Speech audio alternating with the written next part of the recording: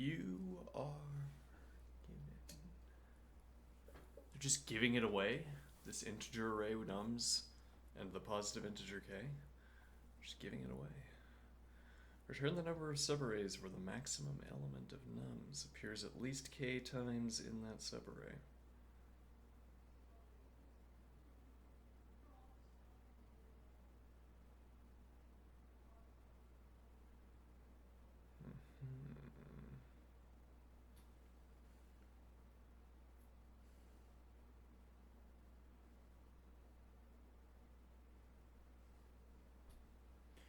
Return the number of subarrays where the maximum element of nums appears at least k times in that subarray.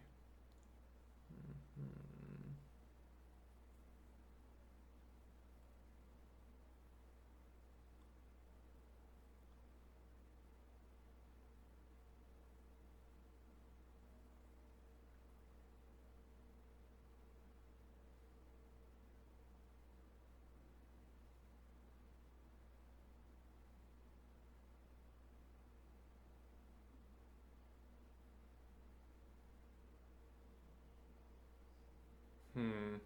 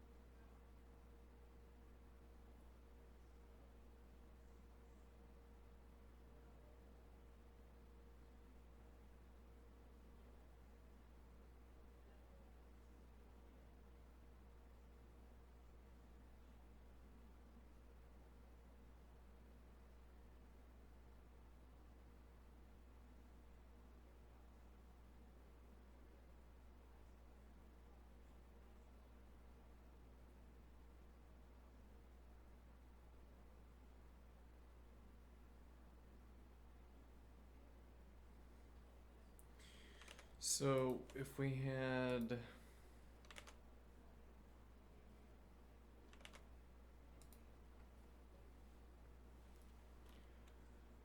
let's see.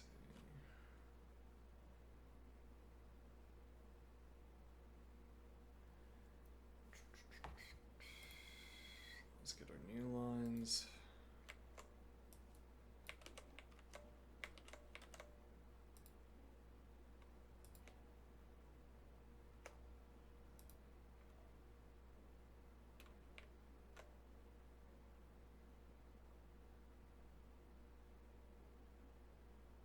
Okay, so we're gonna have what exactly?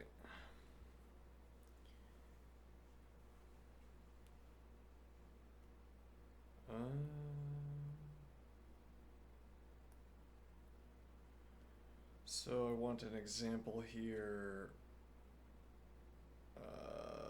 Maximum element. Well, so we really only need to distinguish between the maximum element and the non-maximum element.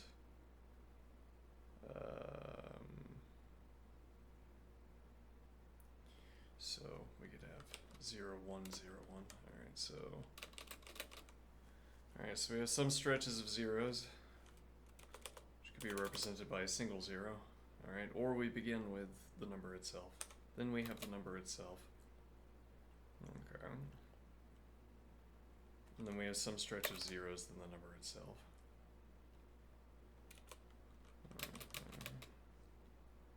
And now let's suppose k equals 3. Alright, so now 1, alright.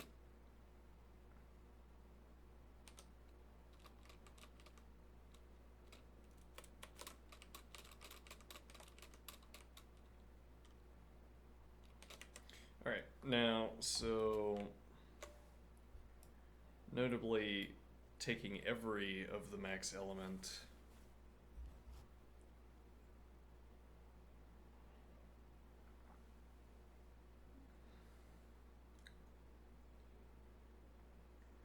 Taking every of the max element will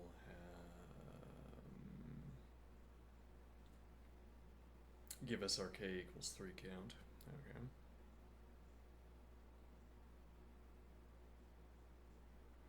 So it's both window shifting at size 3, but also window shifting at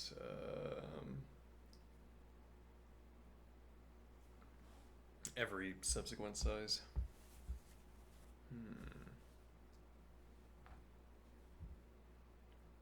So it's every size 3 window, then every size 4 window.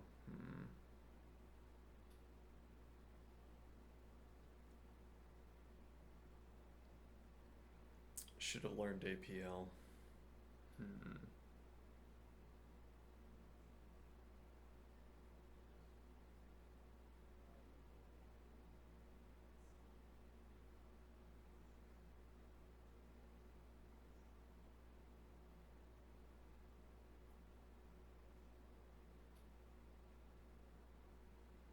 Actually, I kind of like my list processing method for handling questions like this. If it's extendable to this kind of to all of these kinds of questions,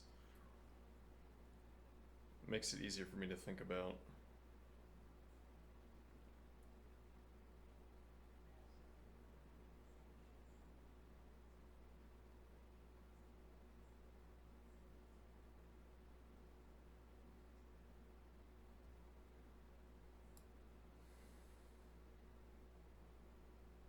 It's like we get up to this point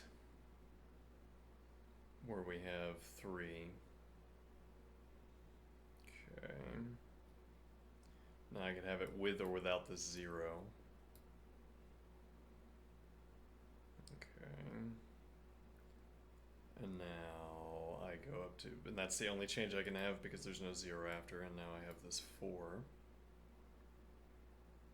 Which can be with or without this 0. But okay, so when I hit the next 1, that is a multiplier on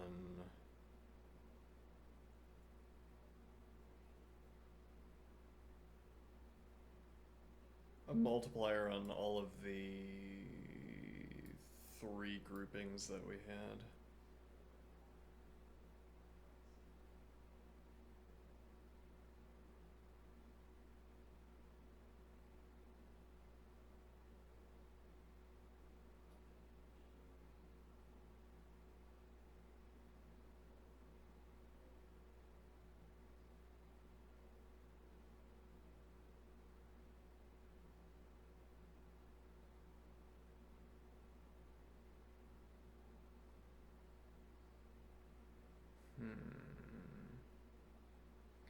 Question is, so we get this and we can shift it left and right until we hit the next 1.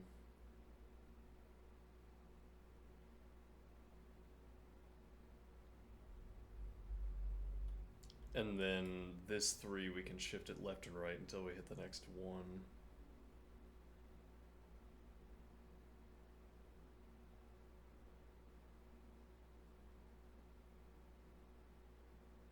Well, and we could recursively pass through and pick up every group of 3, then every group of 4.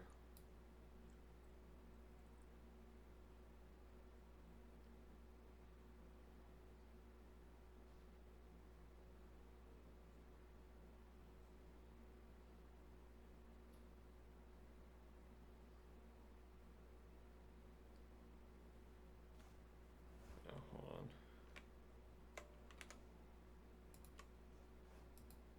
Picking up every group of 3 and then every group of 4.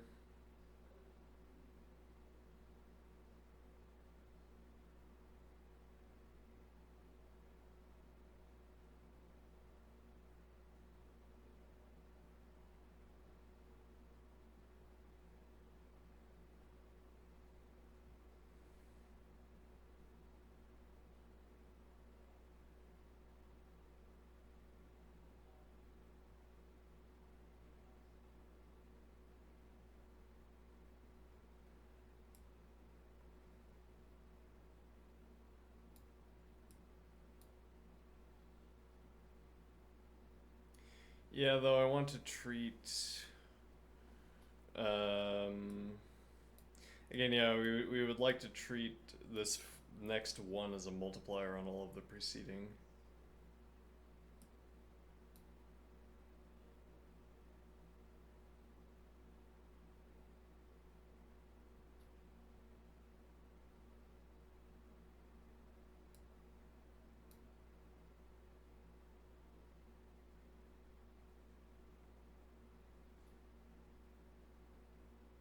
And similarly, this would be a multiplier that then could shift left and right.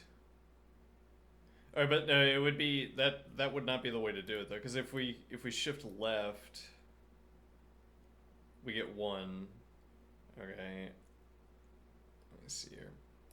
We go up to here. Now I can shift this whole thing to the right because of this 0, but then we no longer get this sort of multiplier pass. Because when I switch to this 1, when I incorporate this 1, this 0 is no longer added. So this would not be, we wouldn't want to shift left and right, we'd only want to shift in one direction.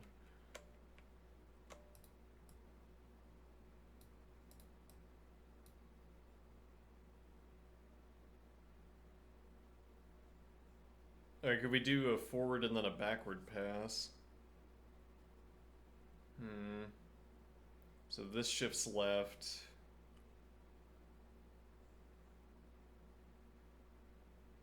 Yeah, well, we'd have to do a forward and a backward pass, but we would have to do... Let's see, so we have this 3, we can shift left, then we get a multiplier because we can shift left again. We get another multiplier because we can shift left again. Okay, and in that case, we're capturing all of the elements, and then we would start with the next one, where we could shift left. And now we have 4, which is a multiplier, then we have 5, which is a multiplier, and then this is a multiplier. Okay, and then we shear off the next 1.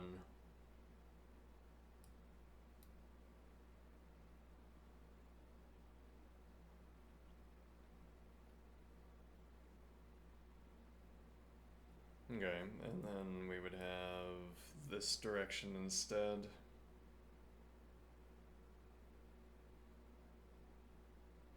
Where I can shift left, or this direction next where I can shift left.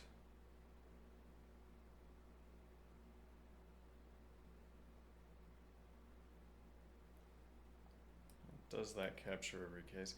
It feels like the main intuition you want to develop with combinatorics is knowing whether you've captured all the cases.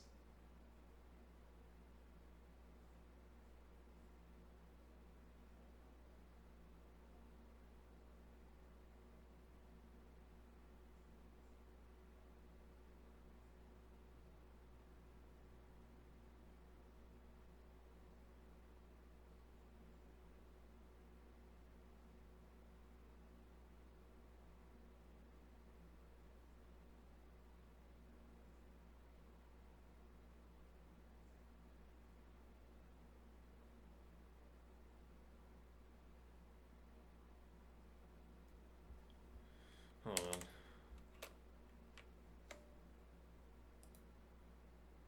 Hello. Let's see.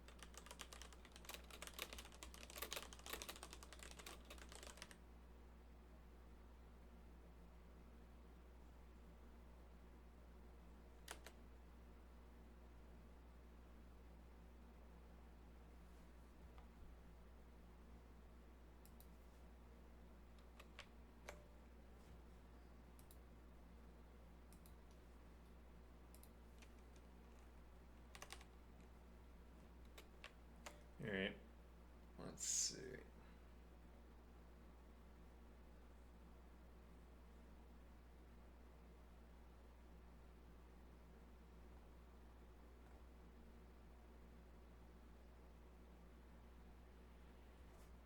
So, what point am I making? Right, so we're flexing our combinatorics intuitions.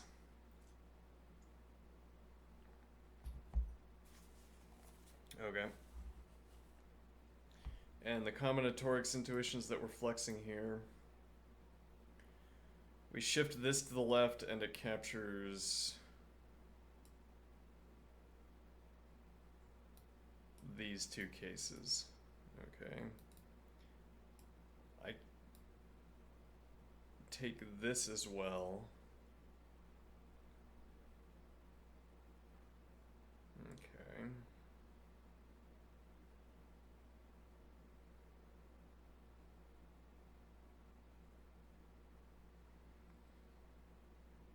And now this we can also shift to the left by 1, and the point is that I can expand every time and shift to the left by 1. Then I shear off the first one. Then we have these 3 that can shift to the left by 3, and now this is the multiplier. Times 3, times 3, times 3. Then I shear off the next one. Now there is no multiplier, but this would be 1, 2, and 3. Then we shear off the 1. Multiplier of 1, we have 1.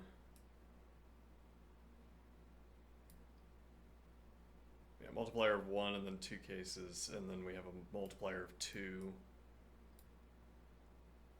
Okay.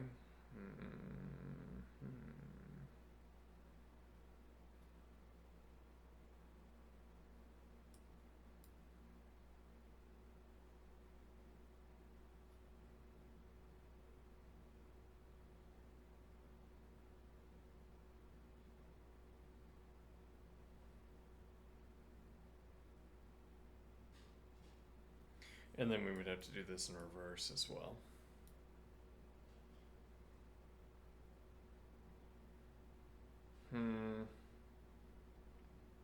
That doesn't sound like it's gonna get 0 milliseconds.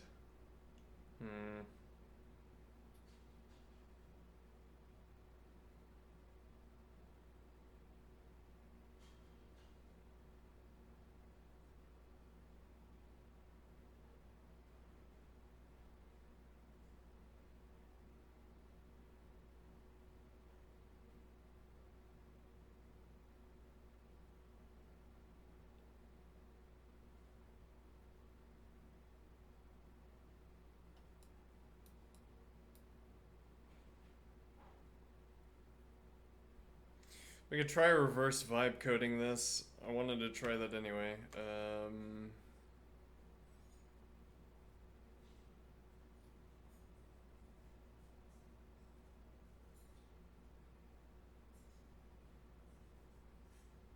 But what does that even mean?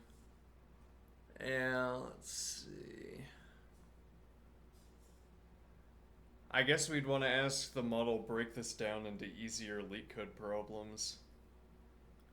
Design 2 or more easier leetcode problems that, if I solved them, would produce a solution to this problem. We can try it. Alright.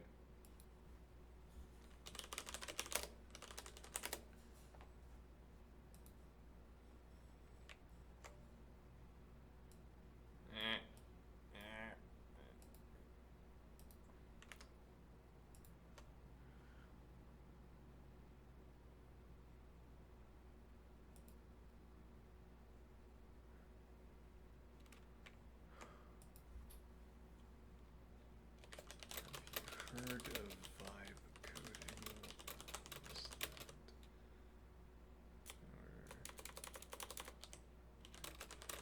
phrase become popular?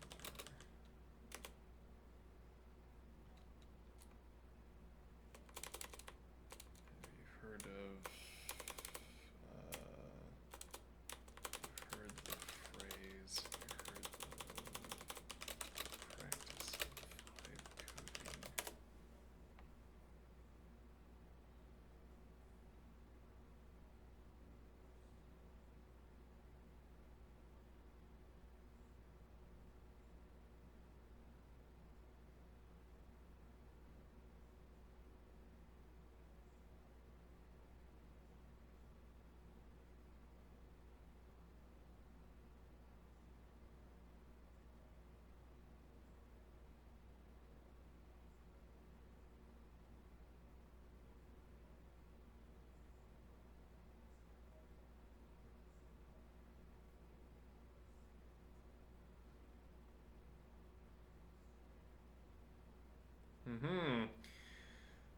friend here has not heard about vibe coding.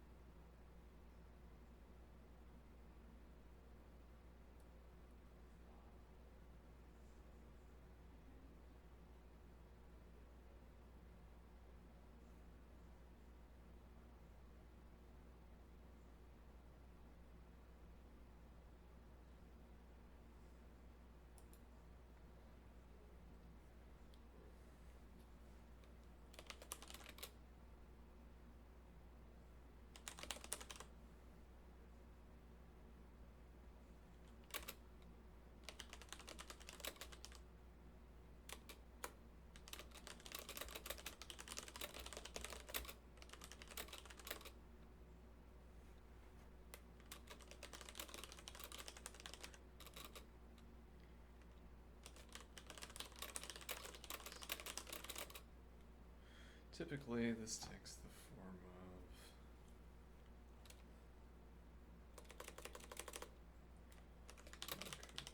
request for a feature, completes the request.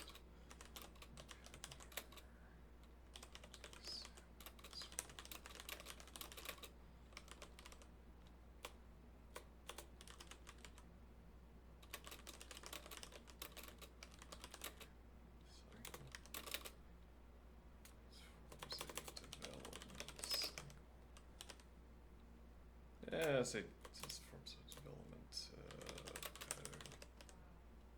Okay, development practice. Now I want to try doing this in reverse. Practicing.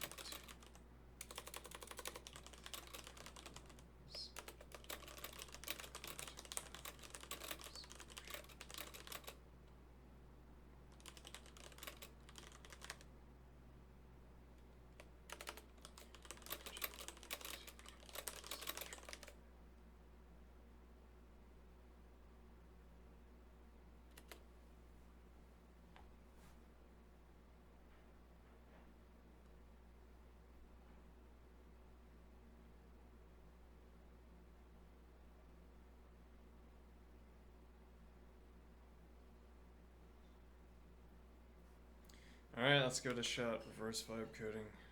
Guess we should change the stream title. Okay.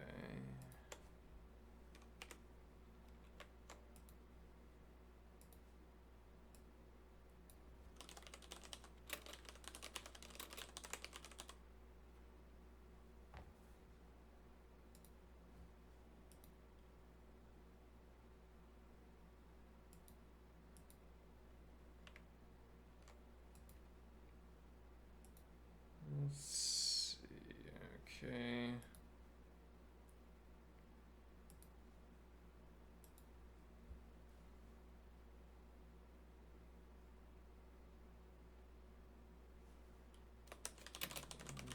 Problem in question is 2962.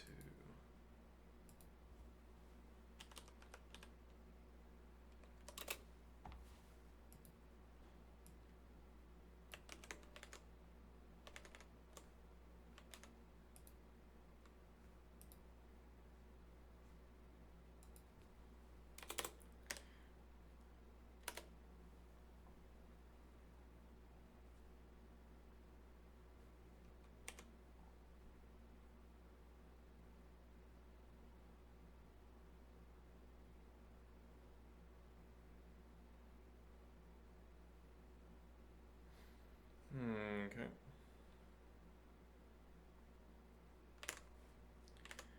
So here we have. Could you point me to the exact LeetCode problem either by number or by pasting the statement? Okay. However, as it turns out, we need the problem statement, which is not a difficulty, but. Alright. Let's see if this is legible.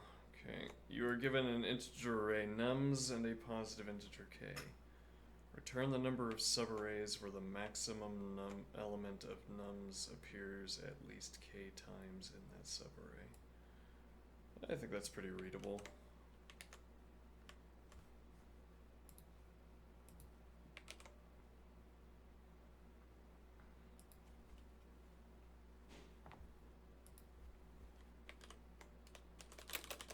Statement is as follows.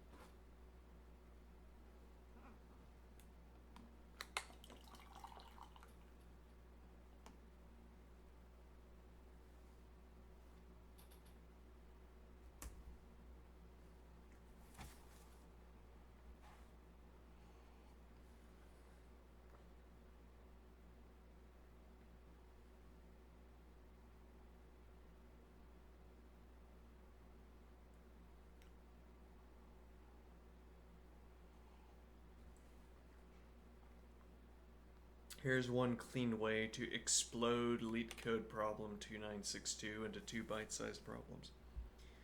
If you solve problem A first and then problem B, stitching them together yields a complete solution to the original task. Alright.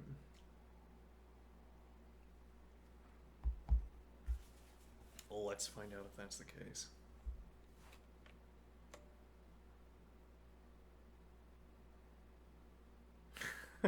Curiously, yes, I agree. Yeah.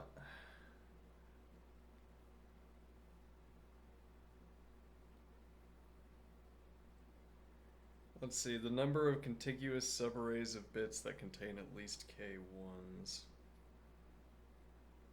Once we fix a candidate maximum value, every subarray whose numerical maximum equals m can be viewed as a binary subarray. Alright, so this is our candidate maximum value is m. Okay. Yeah, we're gonna have to learn effectively how to read another style of problem presentation.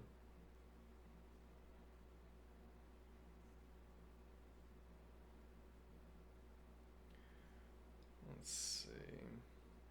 Once we fix a candidate maximum value m, every subarray whose numerical maximum equals m can be viewed as a binary subarray, in which 1 marks the positions where the element equals m and 0 marks the position where the element is less than m. So counting numeric subarrays with max equals m and appears greater than or equal to k times collapses to counting binary subarrays with greater than or equal to k ones. That is exactly problem A. Okay.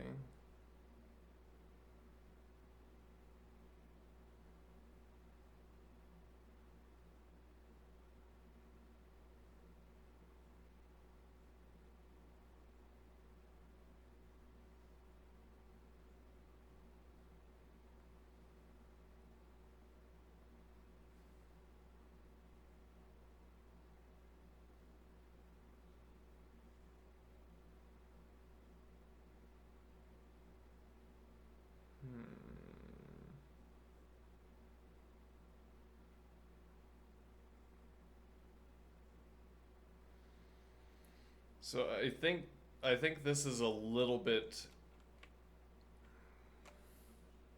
I want to use the word confused, but I want to use it in the more original sense. Etymology confusion.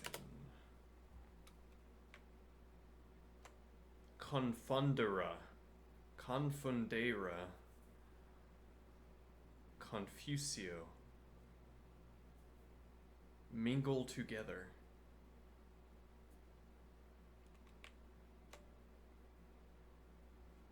I think this is a little confused. Mingled together. But maybe I'm wrong. Let's see. So why would I say that this might be a little bit confused?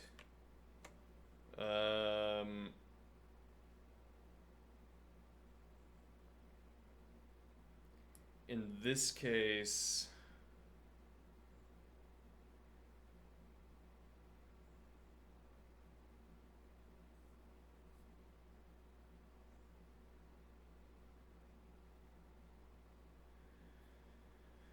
so this is, I mean, so conveniently we're starting with a list. Okay. So we have an excuse, as it were, in the process of changing the list into a vector. We have an excuse to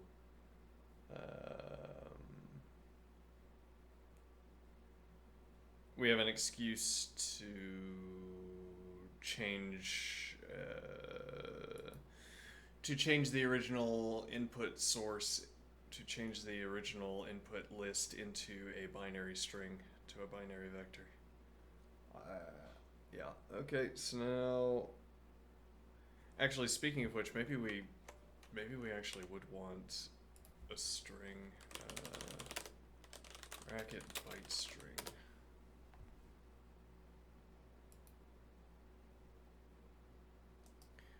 Bytes and byte strings. Let's read this first. A byte is an exact integer between 0 and 255 inclusive. The byte predicate recognizes numbers that represent bytes. A byte string is similar to a string. The typing in Go, from what little I've studied, typing in Go makes a lot more sense than typing in Racket, which makes absolutely no sense. 0 is a byte. It's an integer. It's a rational. It's a now, yeah. I mean the typing system. Once I start saying like rational and real, yeah, then the typing system in math only makes sense if you agree that it makes sense, as it were. Like, why do we say that rational numbers are also real numbers? Yeah, it's sort of the hand wavy peer pressure to accept that the real number constructions are valid and work.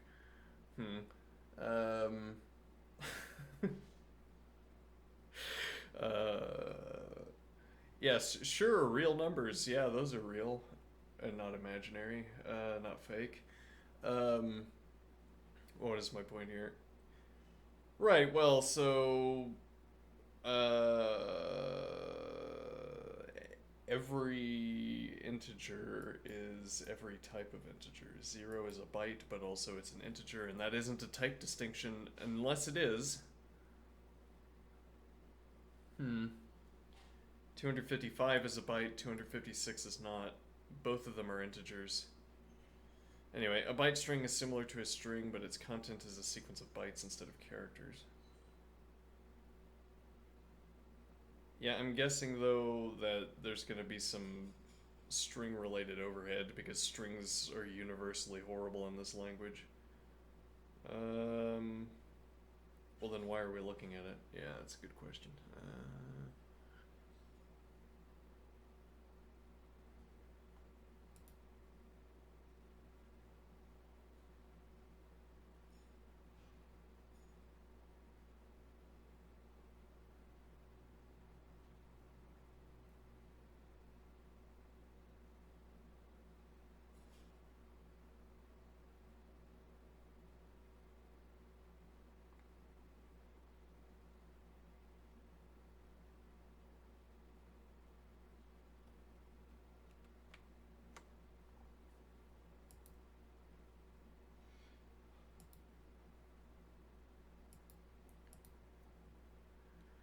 Alright, well anyway, so we'll find ways of we'll use a vector. Okay, so, but I say this might be confused. Let's go back. I say this might be confused because it looks like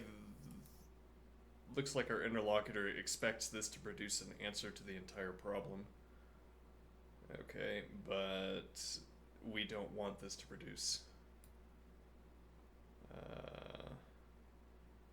an answer to the entire problem. But then let's see what the remainder of this expression tells us.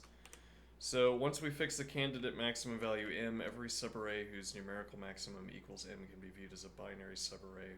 1 marks positions where the element equals m, and 0 marks the positions where the element is less than m. Okay, so counting numeric subarrays with max equals m and appears greater than or equal to k times collapses to counting binary subarrays with greater than or equal to k ones. This is exactly problem A. Yeah, so this would be the question here. The sliding window trick would be, I assume,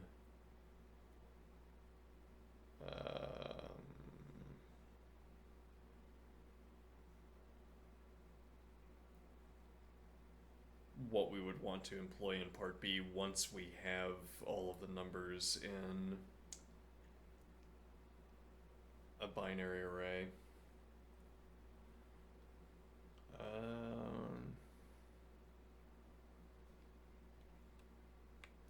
But let's see what this says anyway. So, sliding window trick, okay. Maintain the index of the kth most recent one.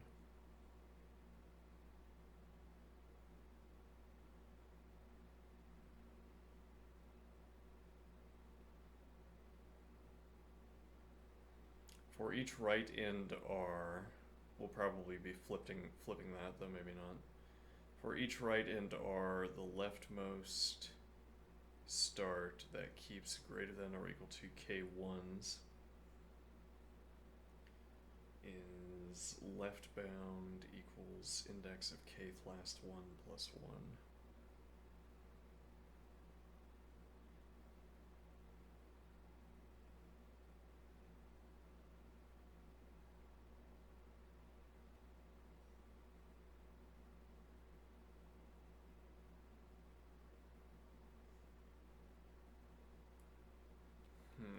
Let's see what problem B is. Maybe I'll understand this better.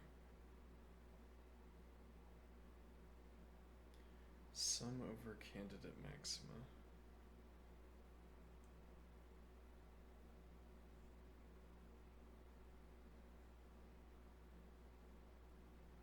Compute the required answer using problem A as a black box. Decomposition. Iterate over each distinct value m in nums.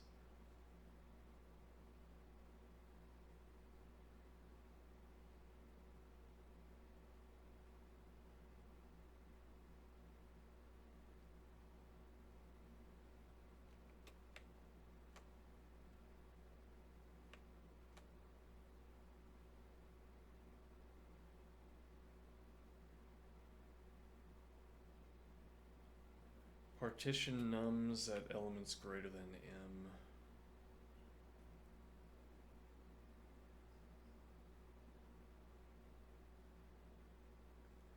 Between two larger elements lies a segment in which m is the largest possible value. Any valid subarray whose max is exactly m must live entirely inside one of these segments.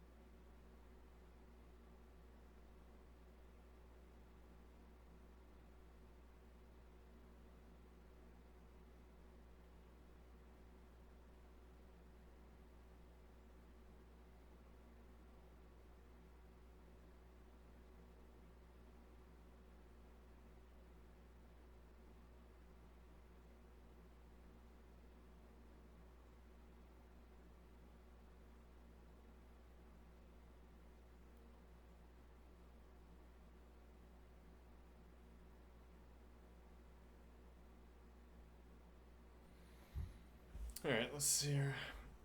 I'm not sure I understand. Let's see, so...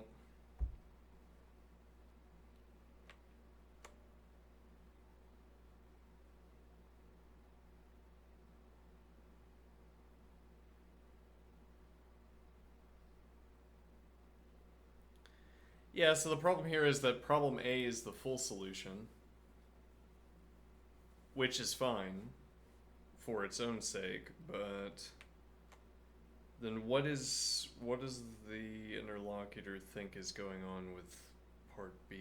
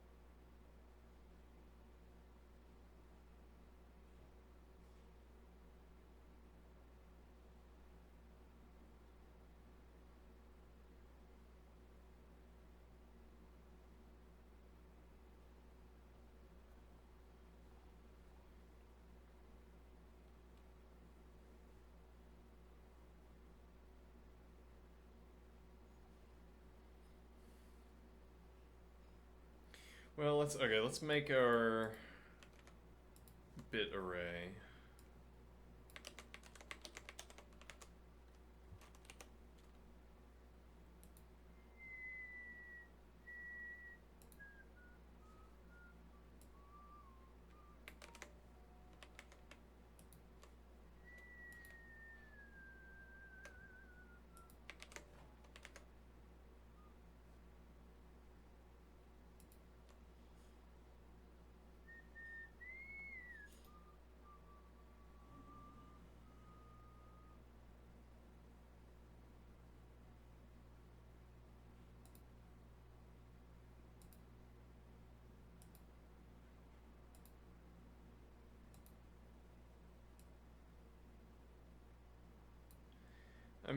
I am putting this window over here mostly as a way of gesturing towards the fact that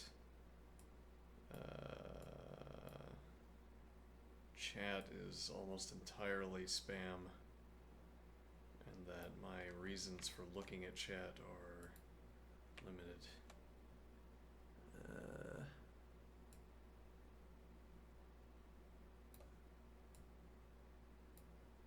Why aren't you ever looking at chat? This is why I'm never looking at chat. Well, this or an empty window is why I'm never looking at chat anyway. I'm not complaining, I'm just observing that there's not a positive justification for looking at chat most of the time.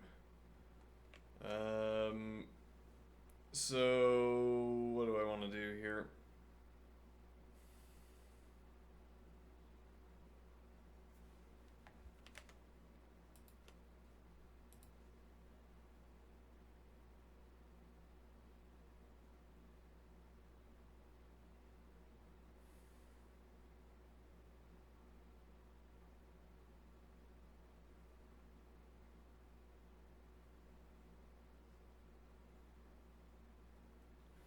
Once we fix a candidate maximum value, every subarray's numerical maximum equals m.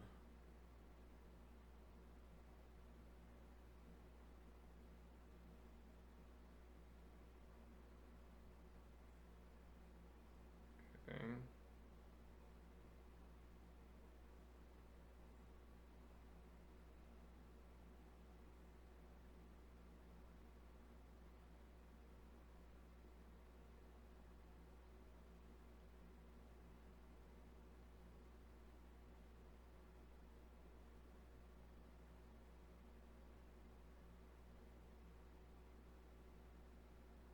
Now the ideal case here, the ideal case of vibe coding is that I would be a master coder, and then I could do exactly whatever the model asks, regardless of its likelihood of success. And I am not a master coder. Let's see.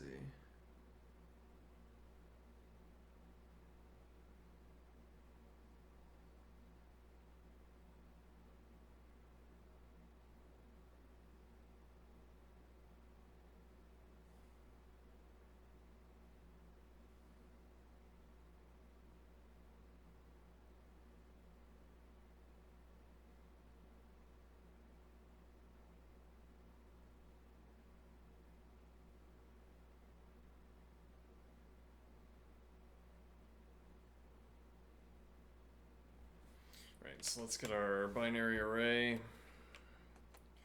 How do we want to do that?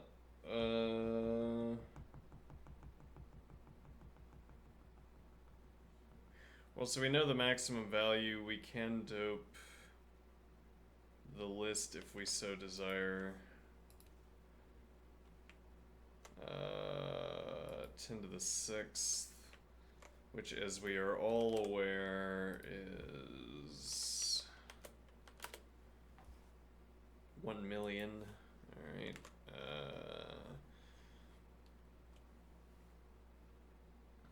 So this would be 4/vector playing. I don't remember which.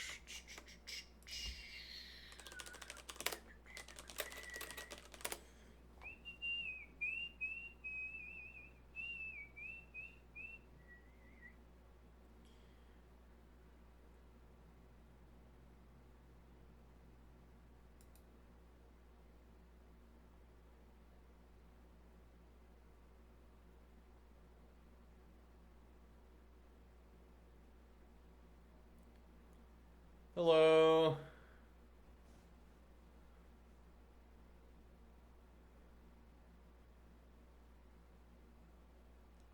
I'm trying reverse vibe coding. Yeah. Well, it's not really vibe coding. We're reversing the process. Why am I using Racket? It's the only language I know. Yeah, I'm not going to see any of your names until you type something twice because I don't know. I'm not going to explain why that happens. It's complicated. People, Yeah. How did you get in this stage in life where I only know Racket? Well, I started coding, I don't know, a year and a half ago, and I just haven't learned anything else since then. Let's see. I'm thinking of learning Lean next. Anybody want to learn Lean with me? Might be useful. Might learn fourth next. Python, what do I do for work? As my tag says, I'm unemployed. Why not Python? I don't know, it looked kind of boring. Normal programming language is too normal. Yeah, indeed. Let's see. Learning a normal human programming language. I want to be around people who think Lisp is the normal human programming language. So it's not so much choosing the language, it's choosing the people so that they like my language. Alright, now that's a choice. Also the people most likely to stab me. Maybe, I don't know. Functional bros? Yeah. I tried looking at Go, the programming language Go, and I couldn't understand it because it didn't have recursive calls. Completely incomprehensible without recursive calls. Tail recursive functions.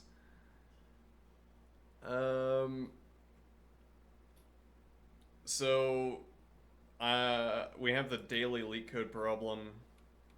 Count subarrays where max element appears at least k times. If you could do tail recursive, you could do iterative. Maybe. Count subarrays where max element appears at least k times. Okay. Now, so I asked this. Let's see. I wonder if you could read the leetcode puzzle and break it down into 2 or more easier problems such that when I have solved the easier problems, I can link them together into a solution to the original puzzle. Alright, so I'm calling this reverse vibe coding. The model tells me what to do. Now, however, I'm having a hard time understanding the output here. How many problems have I solved? Let's see.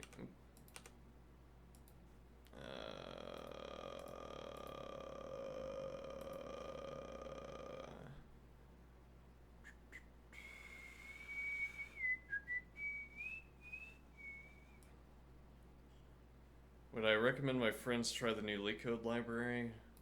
No, but that's because I haven't interacted with it at all. Let's see. I thought it told me how many problems I'd solved. Where do I find this information?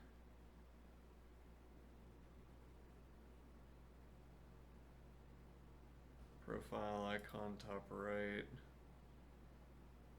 Progress. Let's see. Total solved 192. Okay, I solved a hard one kind of yesterday but it failed. But I was 1 test case off of yesterday's problem.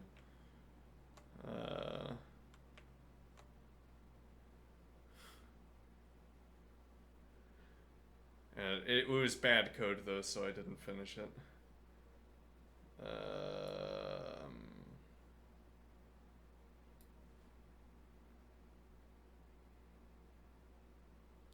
Also, I've done multiple solutions for a lot of these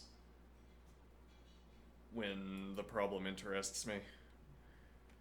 So there's your answer. It's 192, 162 of which are easies. Alright, let's see. Now,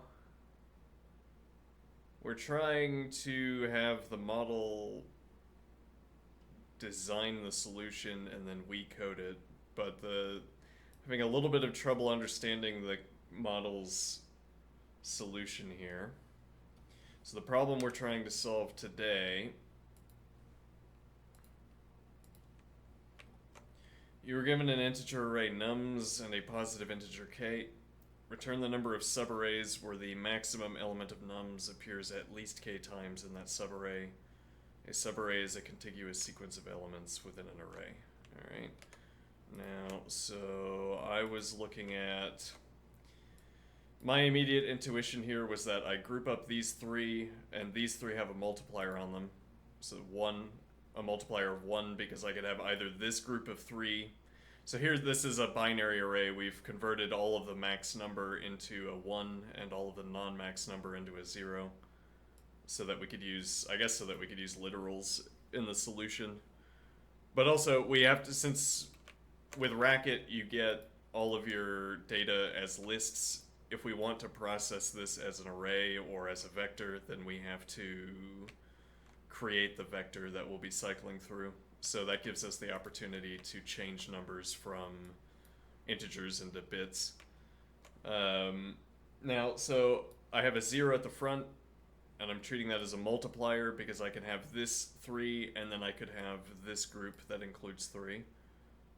Okay, and now my original idea is that we keep this multiplier, we extend to 4, so that's times 2, this is times 3, or rather, times 2 again, times 2 again, times 2 again. Then we shear off the 1, and then we have zeros. Okay. So this would be a multiplier of 3. And so we'd have times 3, times 3, times 3, times 3. We shear off a 1, multiplier of 1. And then so on, we cycle through the vector. And then I think we would also have to do this in reverse, though maybe I'm misunderstanding that.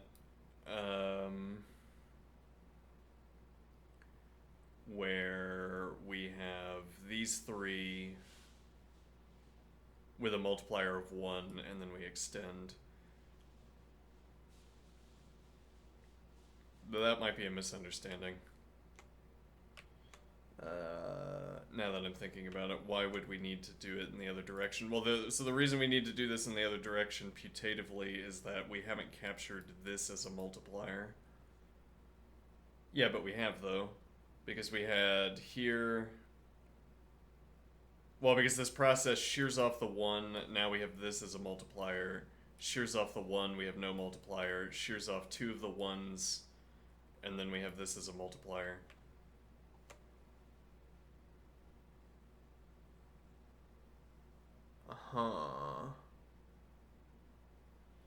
Okay, but what this doesn't capture is that these 1s could be including these 2 zeros. So since we're going from left to right, all of the internal...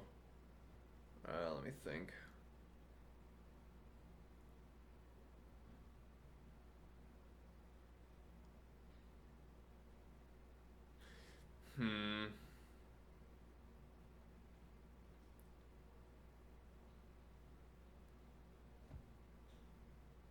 Chat, you're not helping me. Why are you not helping me?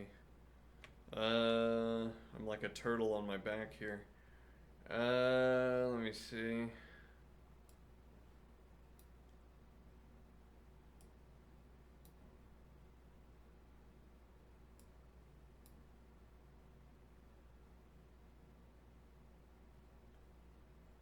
So so if we did this in reverse, we're going to end up double counting, I think. Because if we continue the same process, we have a 1 multiplier, we cycle through and add up all the different numbers of 1s we could have. Now we have a multiplier of 2.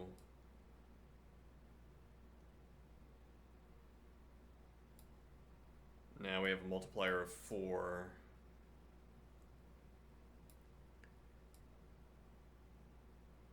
It doesn't seem like we're double counting.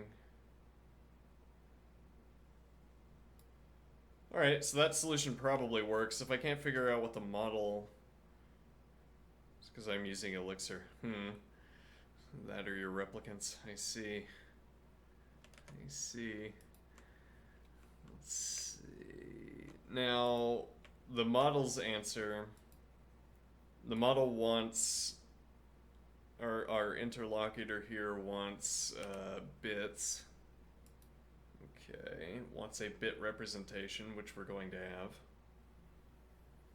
And now I'm afraid that our interlocutor has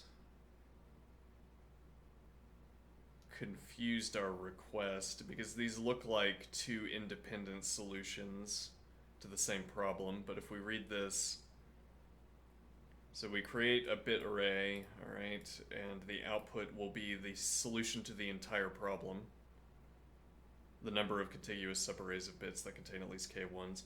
Once we fix a candidate value, maximum value m, every subarray whose numerical maximum equals m can be viewed as a binary subarray in which 1 marks the positions where the element equals m and 0 marks the positions where the element is less than m. Alright, so to accomplish that, we're going to use 4-vector plain lambda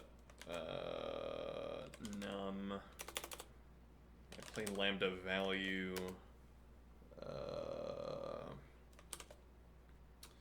let's see, less than,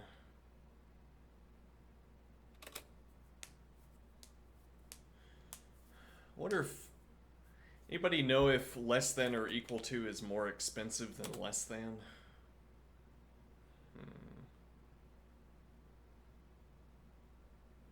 Anyway, less than or equal to, well, because we could do less than add 1k. Let's see.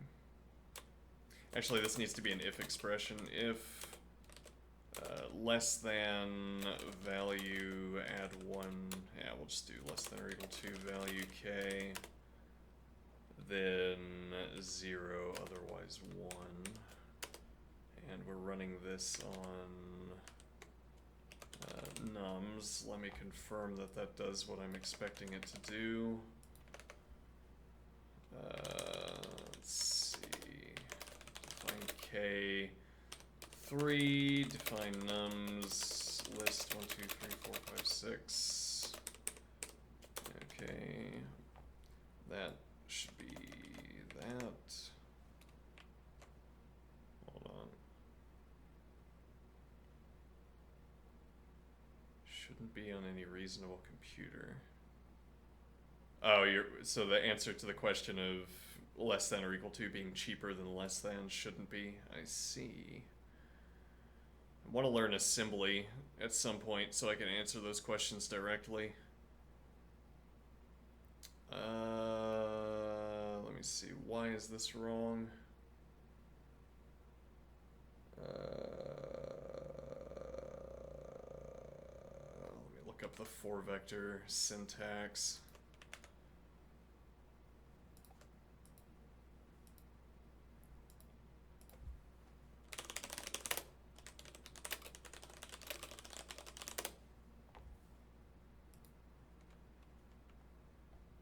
Okay.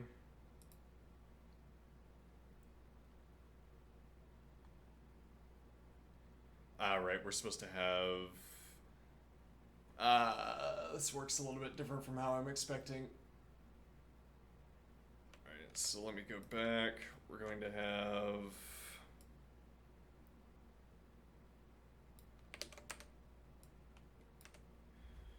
for I nums, just use the idiom established here. Okay, and then we're gonna use plain lambda value if less than k. Okay.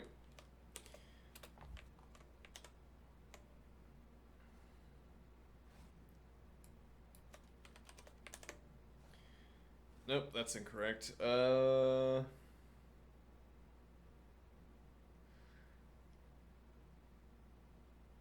Right, we changed...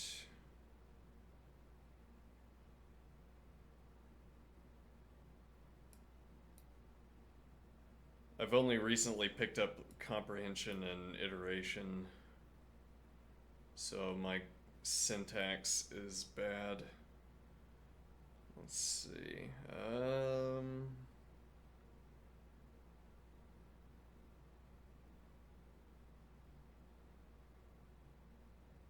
So somehow we have to incorporate this, and it can't be value. Okay. We have to incorporate our value of I.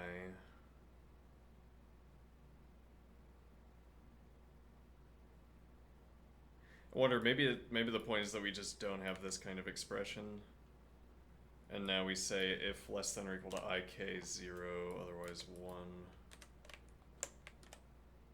That is correct. Okay. So now we have our /vector clause. That's going to give us a vector that contains nums, but also bits in bit format. I'm going to dope this with 1,000,001. Okay, so now this doping with 1,000,001 because the maximum value is 1,000,000. Consequently, we will know that in the zeroth position, we have a 1. The max value must be less than this value, so there will be a 1 in the zeroth position. And we are going to cycle from the right to the left initially. Though, if we have to cycle in both directions, as these notes were suggesting, so we cycle, say we do this initially where we get these 3 1s in a group, and then we have a no multiplier, a multiplier of 1, so this would be 1, 2, 3, 4, 5, and then we shear off this 1, and now we have a multiplier of 2, so it'd be 2, 4, 6, 8, okay, and then we shear off the next 1, and then we have a multiplier, etc. Now, on each of those cases, we're going to have a cheaper termination clause. So we're going to have to split this into 2 functions, one of which scans left and one of which scans right. The one that scans left will have the cheaper termination clause. We could also dope the vector on the right, but that gets more complicated. We might end up doing it anyway if it looks like it's going to save computation. Okay, so we'll do scan left, I suppose. Define, create some space here. Alright. Define a vector cycle left function. Alright, we're going to have nums vector value. Okay, and then we're going to have, we need an accumulator counter. We need multiplier integer.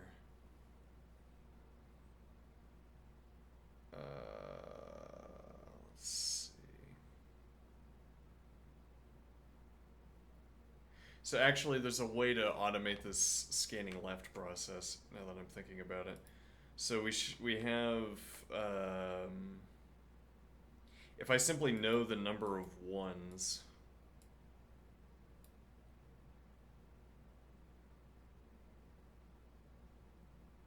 then this process effectively completes itself, right? So I have 3 here. If I know the number of 1s, I say the multiplier is 1.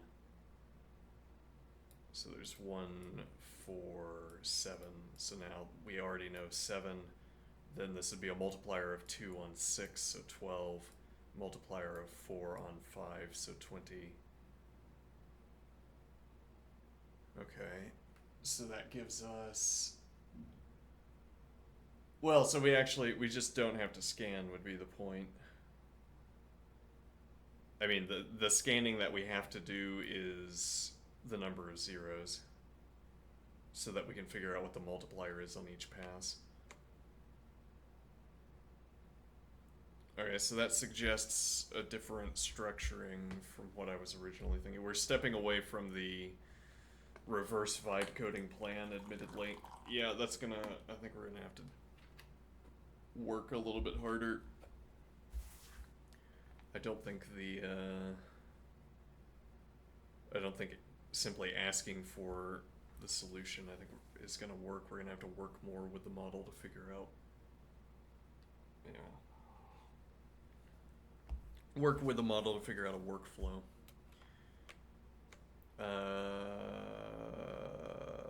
But okay, so we count the number of ones. Okay, and now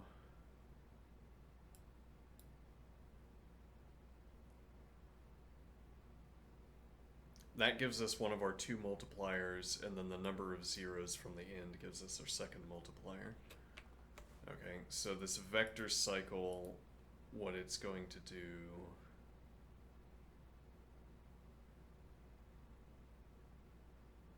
So I wonder, can I simply cycle through a vector asking how many elements meet the condition?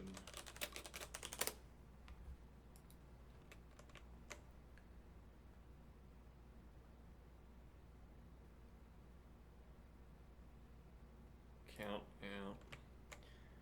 So I don't like that we've cycled through the vector.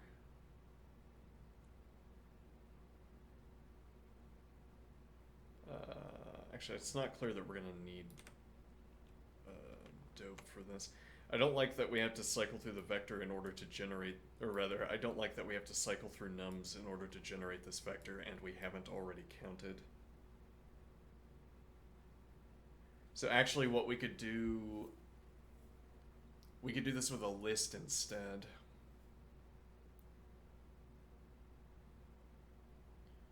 Okay. And what we have is a list that gives us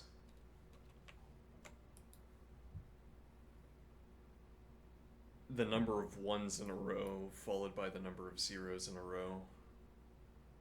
1 in a row, 0 in a row.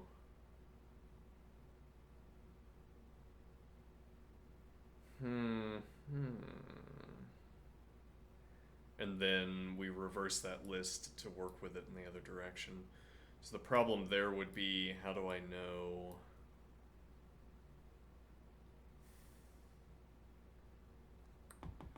Let's see here. How do I know whether I'm looking at a 0 or a 1? Yeah, but then we could have a 0 count of zeros or a 0 count of ones. So then instead of running for vector on nums, we're going to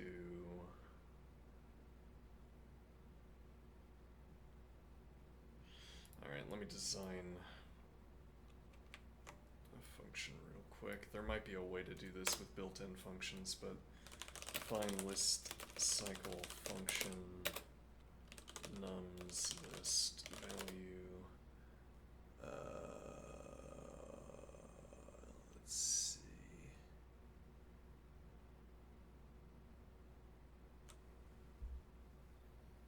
Okay, so we're gonna have contiguous. And we'll just have counter. Yeah, I'll start doing that with colon counter. Okay, and then output list count. Okay, now so cond null nums list value, then return output list counter. All right. Oh, and we need k.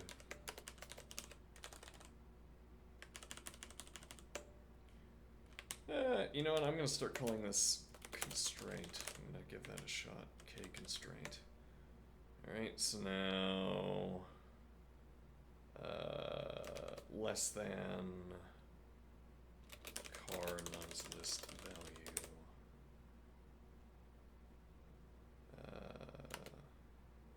So this would be list cycle less than then. Okay. Less than car nums list value k constraint, then list cycle less than function cdr nums list value, add one counter k constraint, and output list counter. Otherwise, pass to list cycle greater function with cdr nums list value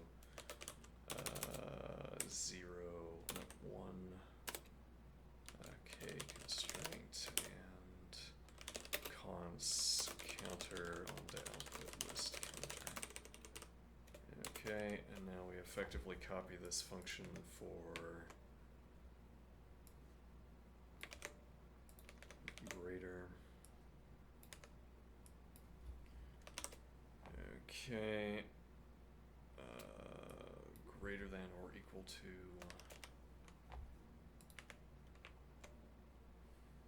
and now pass to list cycle less than. Alright, and actually this would be const counter on 2 and const counter on 2. Alright. So now this is going to cycle through nums, producing a list that tells us the number of values in a row. So the number of 3s in a row, the number of 1s in a row. Okay. The number of 0s in a row, the number of 1s in a row. And now what we want to do with that, we will always start with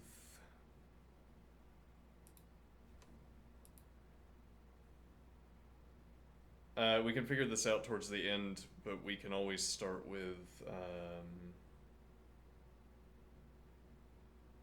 1 or 0, depending on preference. So we could have 0 zeros or 0 1s. Here we'd have 1 1. Here we'd have 0 1s if that's how we started out. But the point is merely that we want to align the function in such a way that we know what the starting value is. And then the values are going to alternate. So if we wanted to change this, this would be 1, 1, 3, 3, 1, 1, 4, 1, 2, and 1. And then this would be 0 on the end, or alternatively,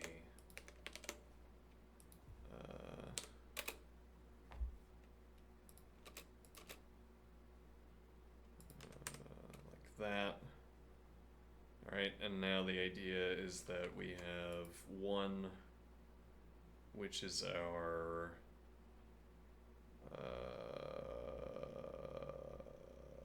let me think here.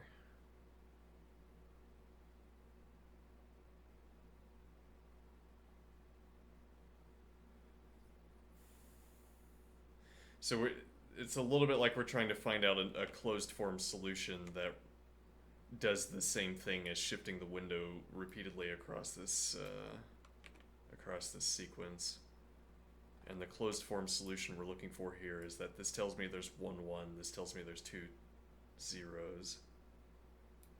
This isn't relevant until 2 is functioning as a multiplier, where again we're going to shear off the 1 and have this as a 2 multiplier on every group that meets the k constraint. So then we have 2 multiplying, and then 2 multiplier again, 2 multiplier again.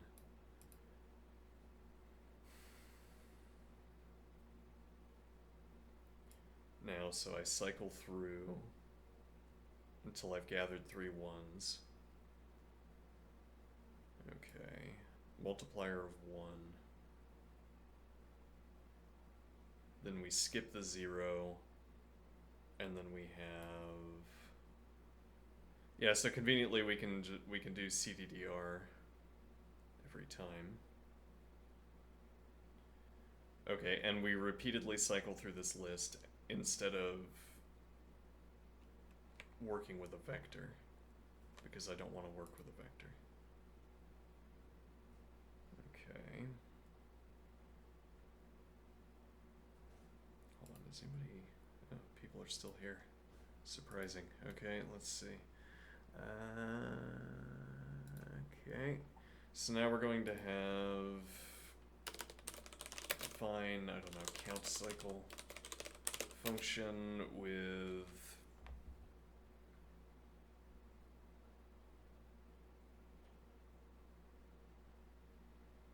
What do I want to call this? It's not nums anymore. Let's say count list integer. Okay. Count list counter. The typing, Racket doesn't have any actual typing. Well, that's not quite right, but I don't have to do any typing. Nevertheless, we maintain a kind of parallel type system. Okay. Now, so we have count list counter, all right, and then we have what? Multiplier. Okay. We don't need the k constraint anymore.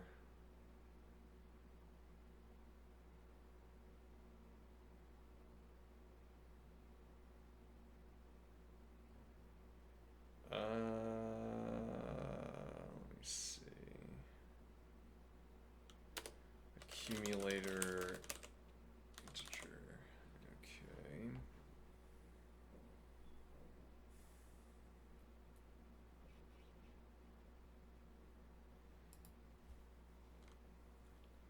And now actually, yes, this would be the reason we would have a...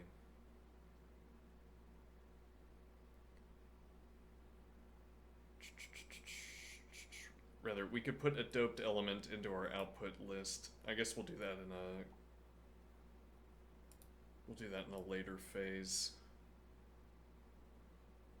Well, no, because we're not running any... We're not running any checks on these values, so we can't dope the list.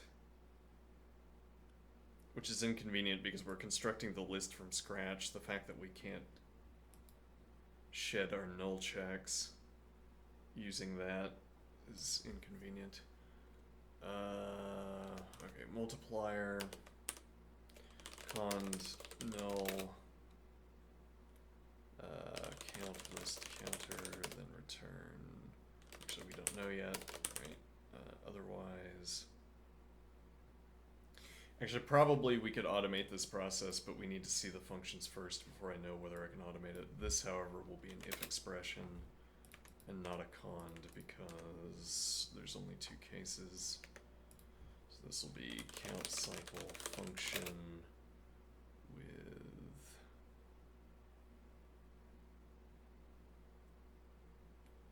let me see here.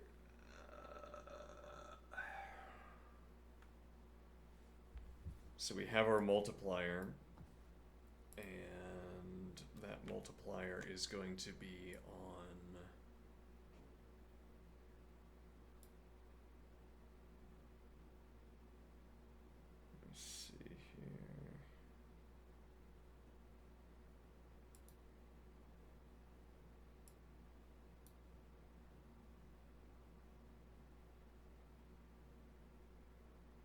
Wait, why do I care about the number of contiguous ones?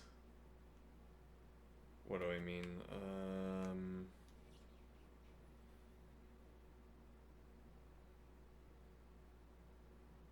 Well, so I think actually the point is that the list that we're generating with this first pair of functions is holding the place for the zero values. Because those zero values are going to be our multiplier in the next step. So when I shear 1 off the front, and then I get 2, that tells me that our multiplier is 2. Okay, and then...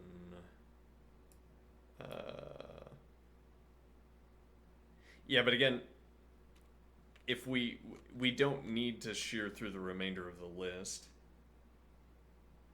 We do need the contiguous zero counts, but actually the only thing we need is the contiguous zero counts, right? No, that's not true. We do need the one count. I should be making better examples here. But we do need the one count, and the reason is that when I get these contiguous zeros, I need to know how many ones remain on the left-hand side. Okay. And then we would say 4 times the number of ones remaining minus k. Okay, however, this function has not delivered to us the one count.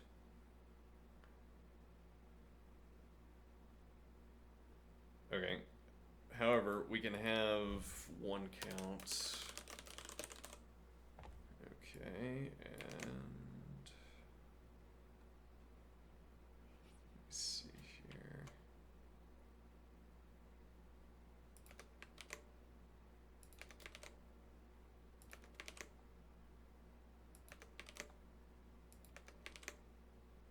Oops. Okay.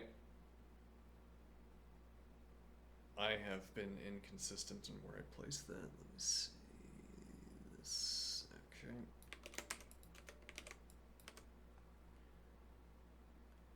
Alright, so now we have a one counter. When does the one counter update? So it's going to start with 0. This is the less than.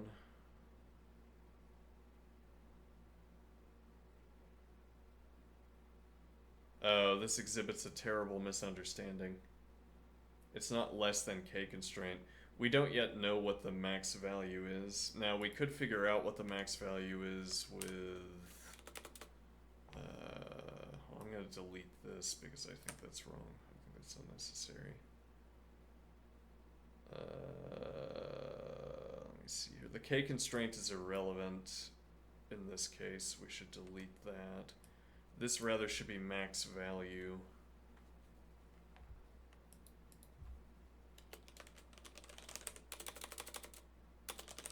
Let me see. So k constraint will be replaced with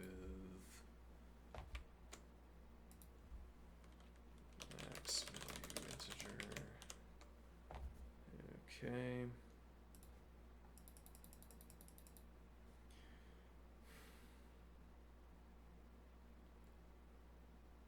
Yeah, which means we have to do a cycle through the list to find what the max value is. Which we could also take that opportunity to figure out what the length is.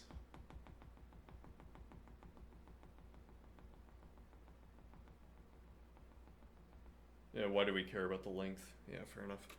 Alright, so how do I find the max of a list in the cheapest possible way? Probably we want to use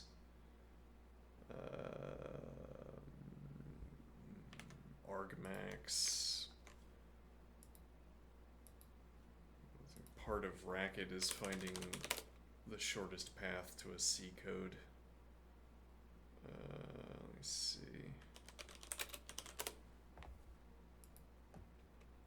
How quickly can we get to something that's hard-coded in C? I am under the impression that argmax is probably coded in C. If I ask for argmax,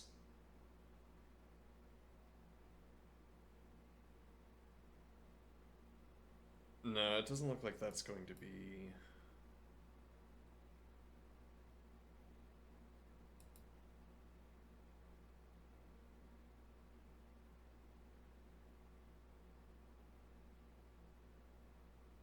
No, yeah, it doesn't look like that's the correct primitive to use here. If we can't use a primitive, we'll have to code it ourselves. It's not really a problem. Alright, let's see. Define max function input list value.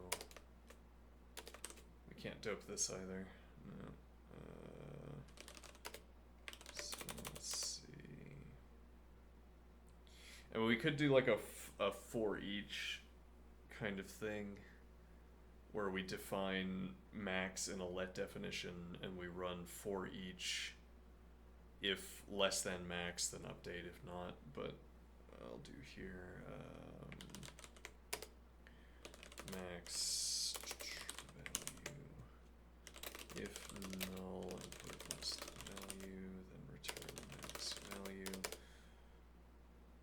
Otherwise, return max function cdr input list value. And we could do. I'm suspicious of putting if statements in arguments. We could do if here, but we could also make this a cond. We could also speed test that. If, let's see, greater than car input list value, max value, then car input list value, otherwise max value. Okay, and that would technically work.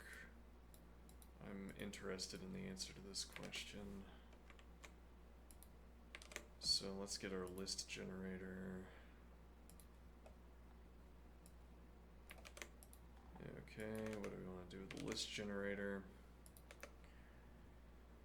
We want to ask if putting this if into an argument is as efficient as putting this if into a cond, making this if an antecedent in a cond chain. So instead,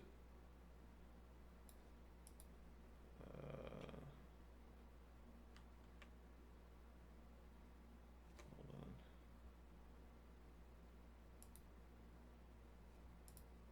Rather, we need the entire max function.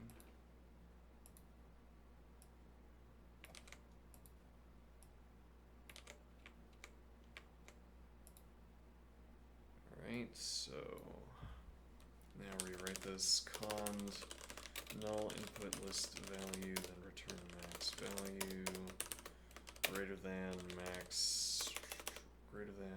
car input list value, max value, then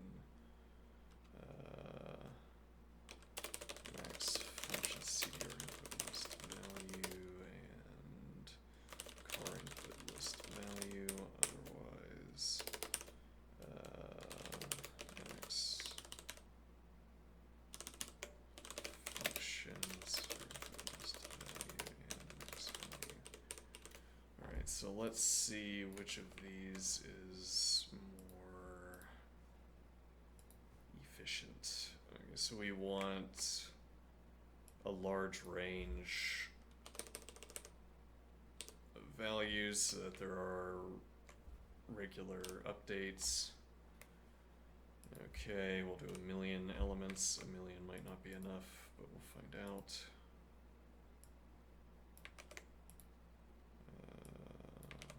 Okay, and now time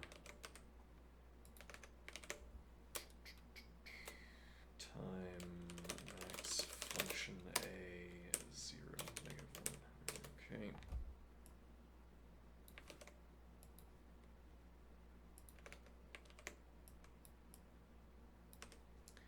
So I take this to be testing whether putting if into an argument position is good, at least in this context. If nothing else, this is testing whether we would, which of these two implementations we would prefer. So this is 1519. Okay. 1515 looks like it doesn't matter. 1521 until we get to garbage collection, but that doesn't. 3122. Yep, looks like it doesn't matter, so I will take my preference, which is that we have a const stack. Alright, so we will have a const stack here. Now, this is giving us the max value. We don't care about the length of the list. Now that we have the max value, we can pass it into list cycle less than function and list cycle greater than function. Now this is going to give us, oh, we have these arguments in the wrong position. Indeed.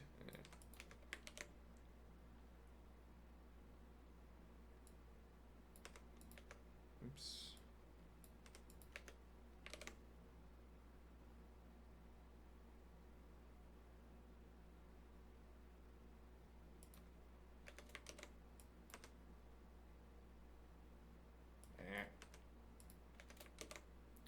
Now,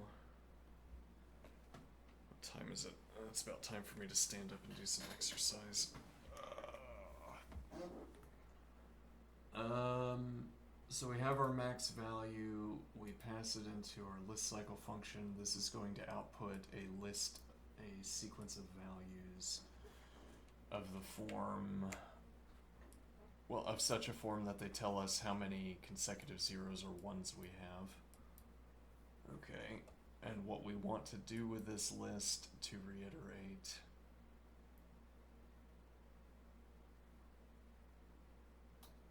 is that we have however many ones in a row and a multiplier in this case. Well, in this case 1, not 0, because if we multiplied by 0 we wouldn't get anything. Now we're going to shear off a 1. Right, so we want to count how many ones we have. Okay, and when do we find that out? Let's see.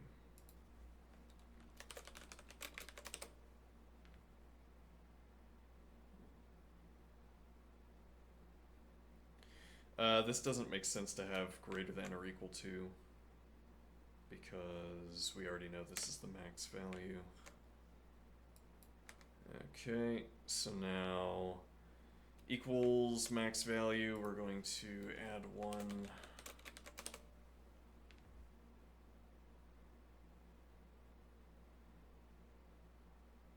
Actually, we could also just wait until the end. Yeah, that makes sense. So on the pass back, we add to 1 count plus 1 count counter. Okay. Makes sense to me. Then we also need to remove this.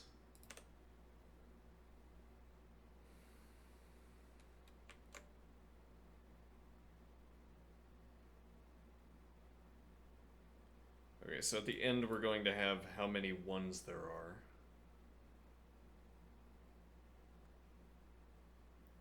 So now when we come back to our main function, define count cycle. So we have to do this both forward and backward,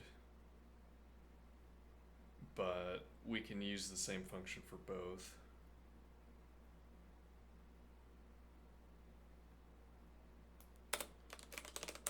Count cycle function with count list list counter. Okay, we're gonna have an accumulator integer, 1 count integer. Yeah, we could do count. Yeah, okay, integer. Okay, and then we're going to have a multiplier integer as well. Alright, now what is the idea?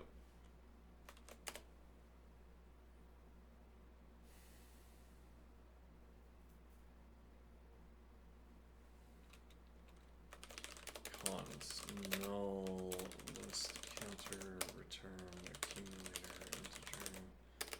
Otherwise,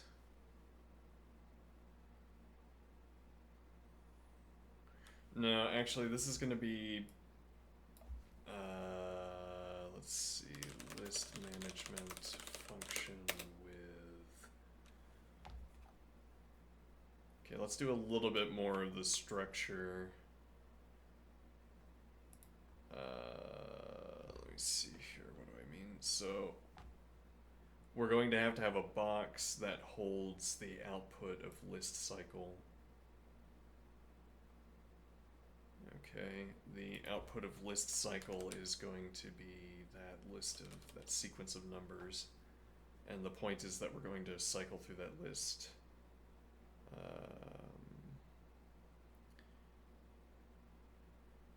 No. Okay, I'm going back and forth between two distinct implementations of this idea. If I have... Let me see. So here is our, in this example that we've repeatedly used, k equals 3, so we get our 3 ones. We have a multiplier of 1. Alright, now what is the idea? So I subtract 3 from the 1 count, and I multiply it by 1. Or something like this. It's like plus minus 1. Why? Because this is 1, this is 2, 3, 4, 5. Okay. And now I CDR the list. The next value tells us our multiplier, and then when we CDR the list, we also subtract 1 from the 1 count. And that's what's getting multiplied. But the point here is that we only have to cycle through this list once, except, well, no, we have to reverse it and then cycle through again.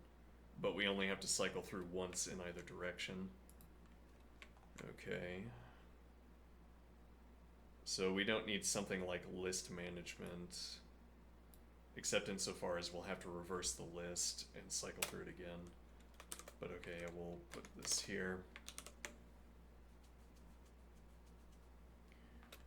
Alright, now... But what if our 1 count is more than 1? As in this case where it's 3.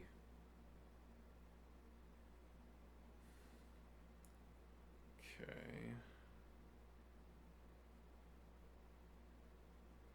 If we wanted to eliminate that problem, we could simply have 1's const on and condense the zeros into a counter.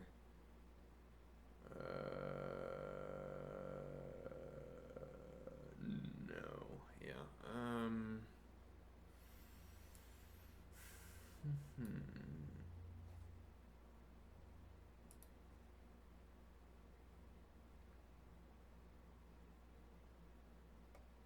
Alright, I need to exercise. Alright, I'm gonna take a short break. When I get back, you'll watch me do a kind of interpretive dance for 10 minutes. And join me if you would like. And then I'll get back into coding. See if we can get this done before lunch. Alright, we're back.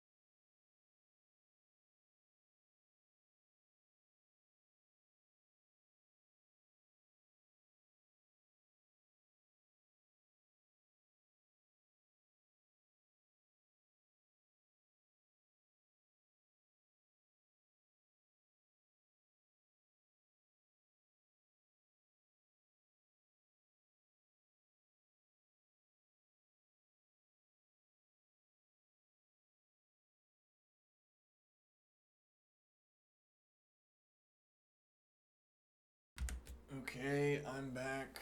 Let me get my camera readjusted. Okay, now I'm gonna do what I call warehouse Tai Chi. Okay, for about 10 minutes.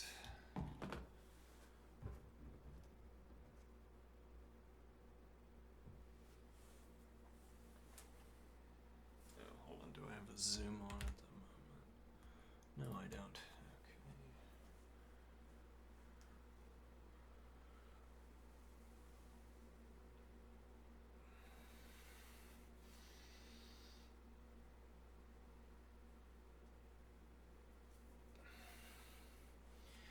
Now in this activity, I am grinding my muscles against each other by resisting all of my own motions.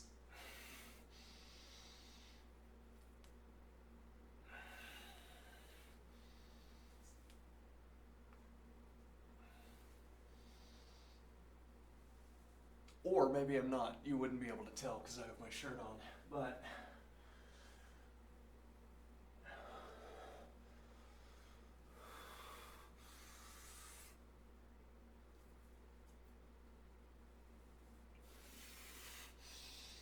so I'm pulling back, or sometimes I can pull apart. It looks roughly the same.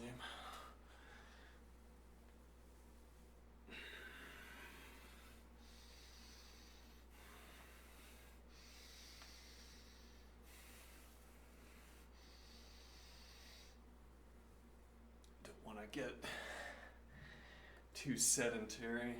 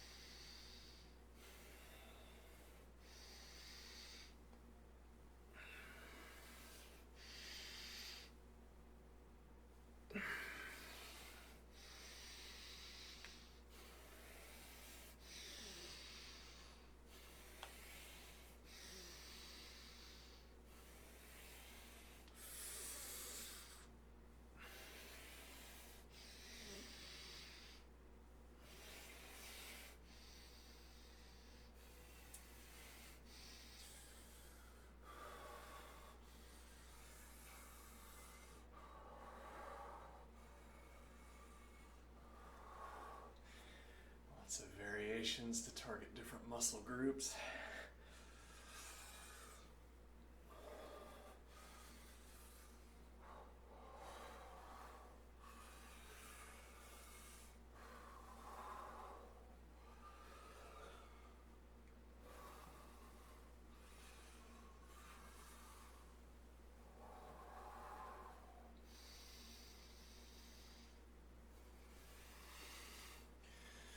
Pressing my hands together at the moment.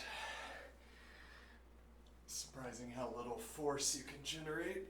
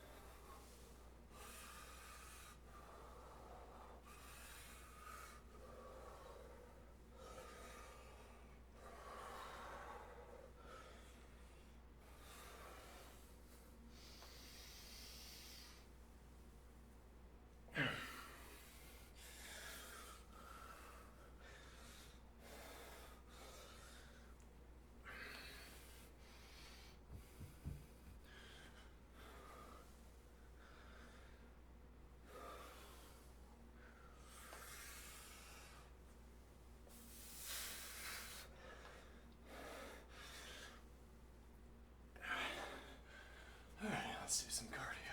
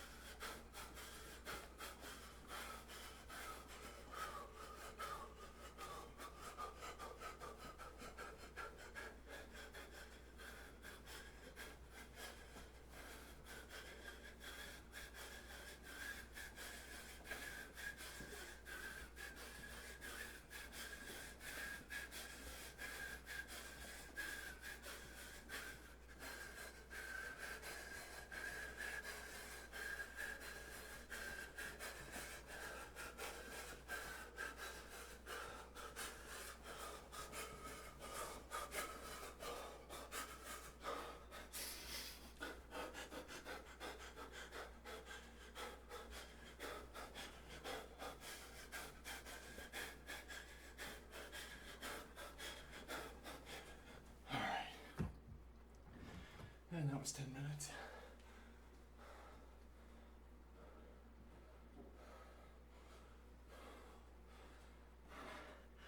Now what?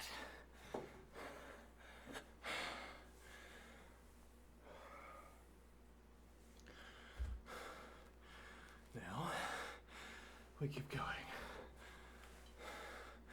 I don't need headset.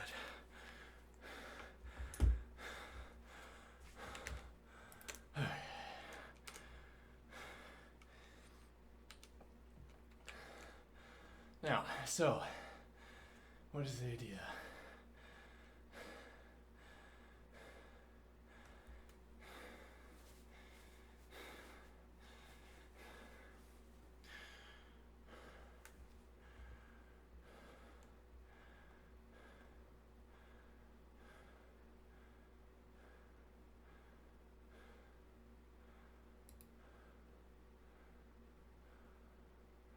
Actually, you know, there's a way of folding this function into this function.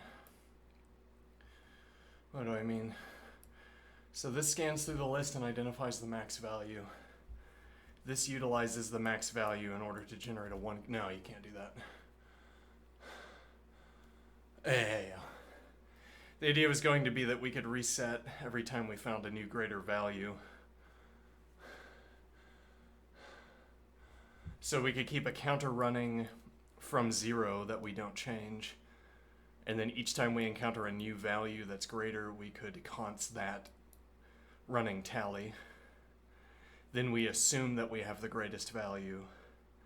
And we have a second counter running. Whenever we find another copy of that presumed greatest value, we const on the smaller counter. We const on a copy of the smaller counter onto the list.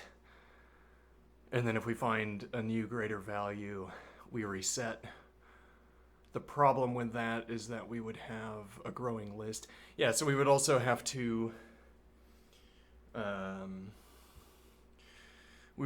reset the list every time we found a new greater value. But we would only have to cycle through the list once instead of cycling through it twice. But okay, so count cycle function. What are we doing here?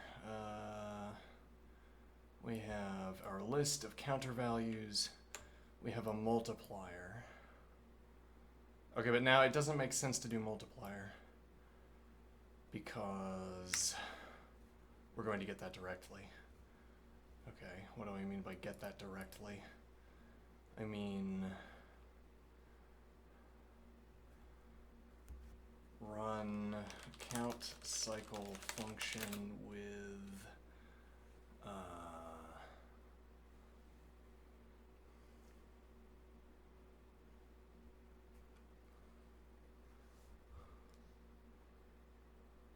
so actually we could run a check.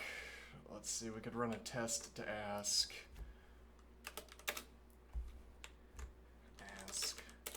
less than one count counter k integer. Okay, and now we have a guarantee that there are at least 3 ones, and now instead of having a null check, instead of having this null check, we can ask less than one count integer k. That also means that this k can't get garbage collected, but we'll eat the cost, I guess. All right, so count cycle function, and so now this is going to be an if instead of a cond, which also means that this is a candidate for replacing with fold left, or some such function. Let's see, count cycle function, we're going to do cddr list counter minus, no, we can't do that. Yeah. We couldn't do that. No, hold on. Wait a minute. So this is the case where we have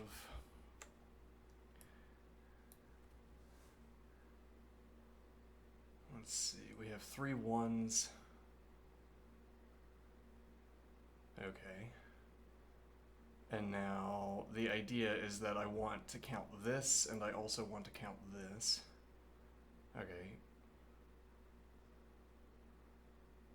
If I have a cluster of ones like this, the multiplier goes to 1 because any preceding 0 is already taken.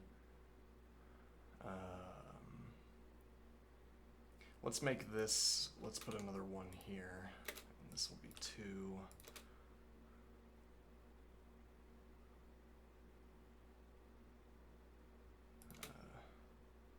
Yeah, okay, and then, all right, so this would have a multiplier of 2 because of this 0, and then we'd have that same multiplier for each of these 1s. Okay.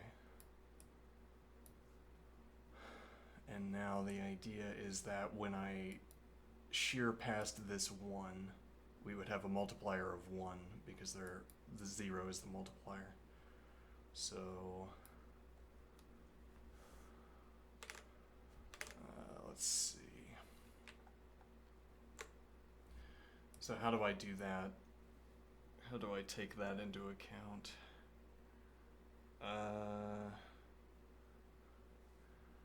So it seems like what we want is, this is total 1 count because what is getting multiplied by the multiplier is 1, 2, 3, 4, 5. Which incidentally, this number is 3, 6, 7, so it would be the total number of 1s minus 2. Okay, not sure what to do with that exactly. But so we have,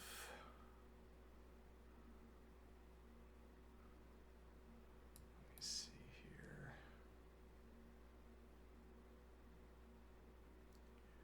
Oh, how do I do this?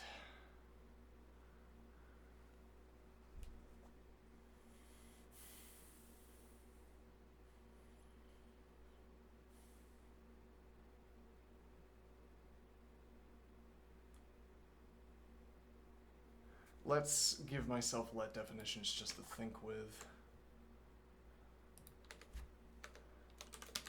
Let car list counter car list counter appropriately enough. Catter list counter catter list counter. All right. I don't like that because I don't like running catter and then cddr, but list operations are exceptionally cheap, so now what? Okay, so we might actually want to do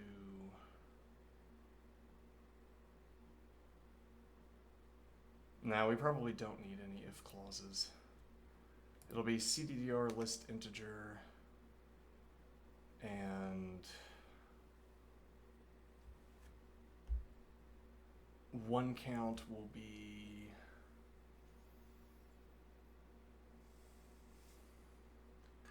minus 1 count catter list counter.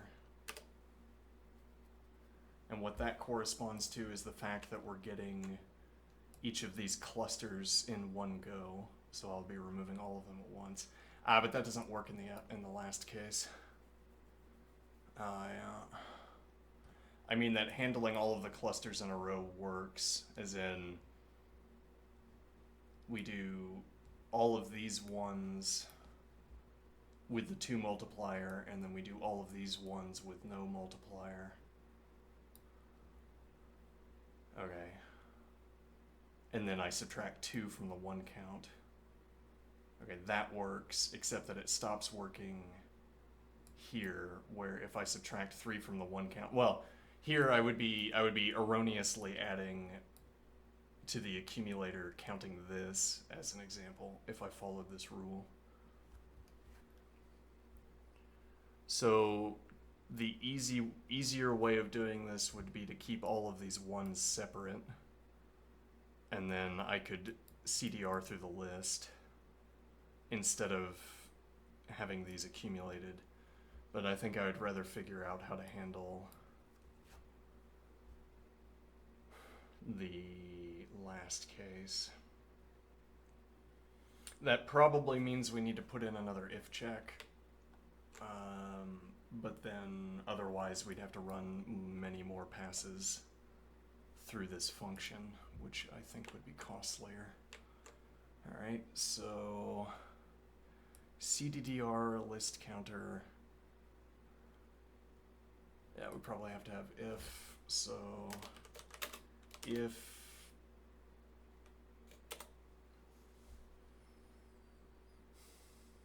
yeah, we might want a local copy of k. Alright, and now we say if plus k integer 1 count integer, no, rather if, let me see. If greater than minus 1 count integer catter list counter,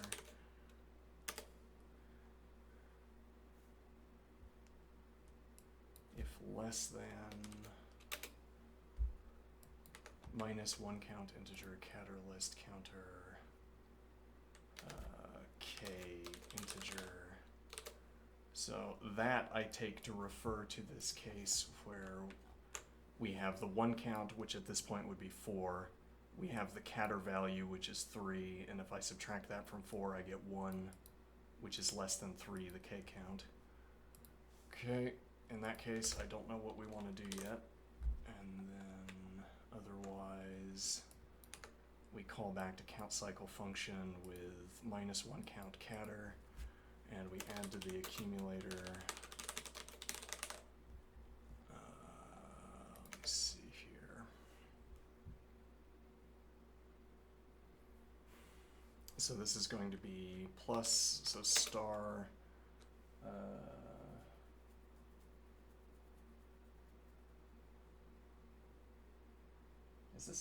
is this offset? I wonder. I'm not going to worry about it yet. All right, so star car list counter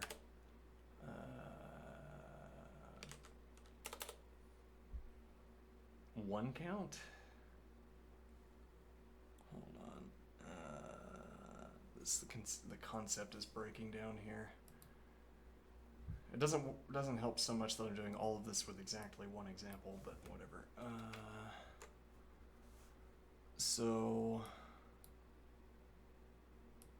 we have 3. Let's think through this process. We have 3, okay, and we want to multiply that by the 1 count minus k.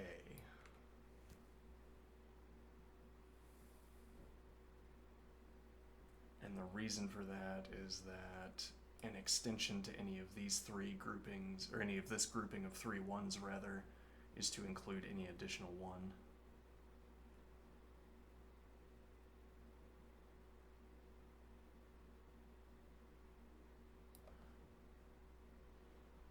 Okay, we're missing something huge here though. Right, which is that this is also a valid extension. That isn't so big of a problem. It means that we need to capture the length.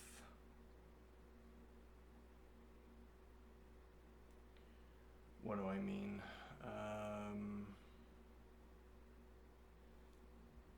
When we're finding the max value, we need to find the length of the list.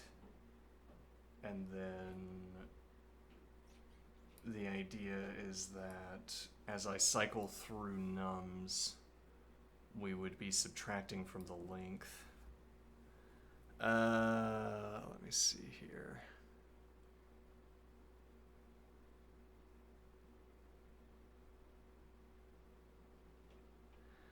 Let me see. So why wouldn't this be the same as saying I start here with 3 and I multiply that by the length instead of the number of ones? Interesting. And then we take a step forward. And we would still have a multiplier because we could still shift. But instead of multiplying by the remaining number of ones, we'd be multiplying by the entire remainder of the list because any of these would be a valid extension. Okay, that's not too much of an adjustment. So instead of asking 1 count, this will be length. Okay.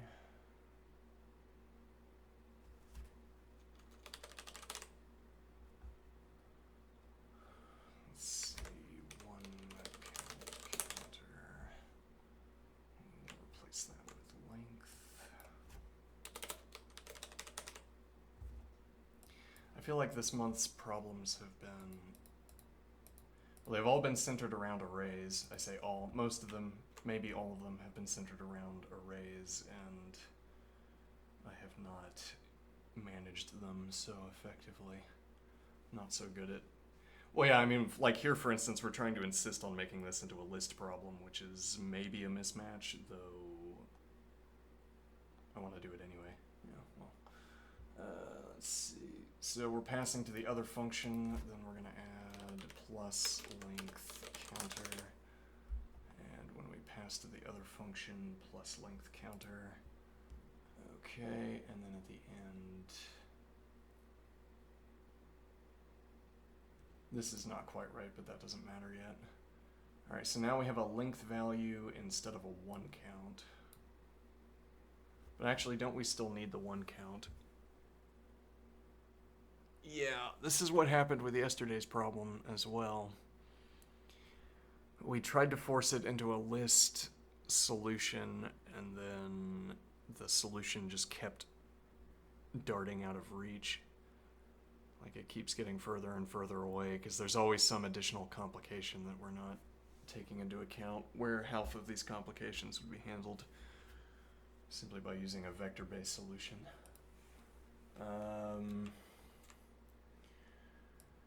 So we have our 3 ones. All of the remaining elements in the list are a multiplier. Okay, and now...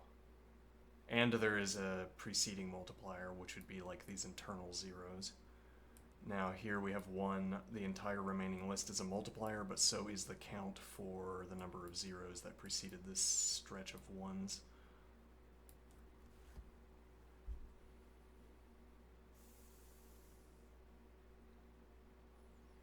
Okay. Now, let's see. Minus 1 count integer counter, list counter.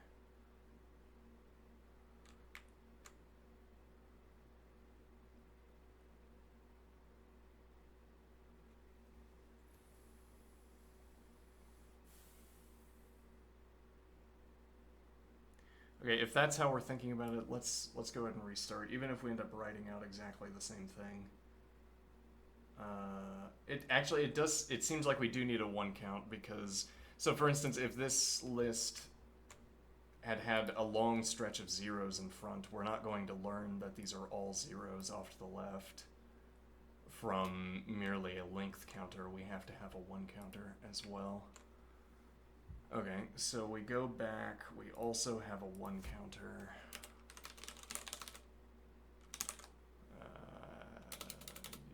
Counter, yeah, and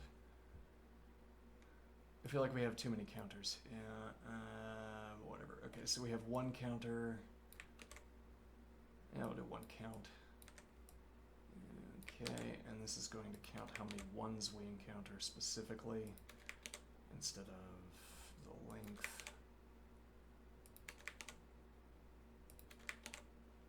Alright, and now, let me see. I want to add the 1 counter only when we pass back to the less than cycle. So this will be plus 1 counter, and we still don't care about the output of the function yet, the specific formatting for the output of the function. So now we're going to have a 1 count. Not clear what we're supposed to do with it yet, but yeah, once again, I think we should delete this and think it through. Alright, so count cycle function, we're going to have 1 count and we're going to have length. Okay. Let's suppose that we have, let's see, establish that a less than count is less than count end caps both ends of the list, even if that less than count is 0. Alright, so now we have a guarantee that the first value is a multiplier. Okay, so if something else let car, yeah, we are going to end up writing the same thing, but whatever. List counter, car list counter, and catter list counter, catter list counter. Okay, now what? Now, yeah, so now all we've done is change this to reflect our uncertainty about what this termination condition should look like. It has something to do with the length and the one count, but I don't know what that is yet. All right, so the first value in each of these is always going to be a multiplier. Okay. I guess I'll make a note over here. Car is always a multiplier. All right. Catter is always a one count. Okay. This has been established by the remainder of the function. Now what do we want to do? We want to say that, well, so we don't have to worry about termination constraints. So this will be cddr. The k integer doesn't change. It's not clear that we want k integer yet either. Length is going to minus length plus car list counter, catter list counter. Okay, the one count will be minus one count integer catter list counter. Okay, plus accumulator integer star car list counter.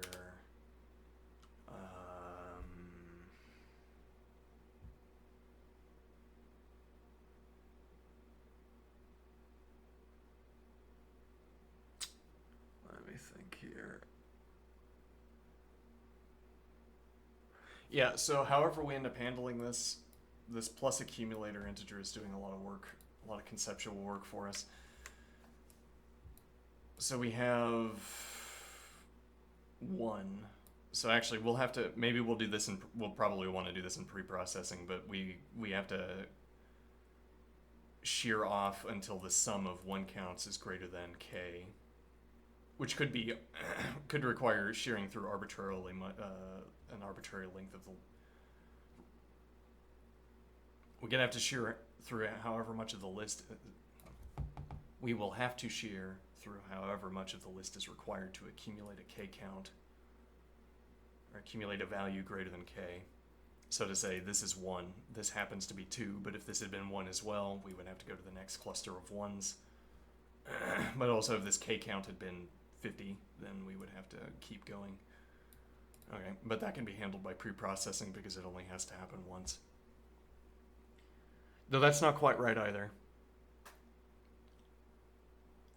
Yeah, that's not quite right either because... So we could ask for an example. We could see if our interlocutor can give us some fruitful examples here.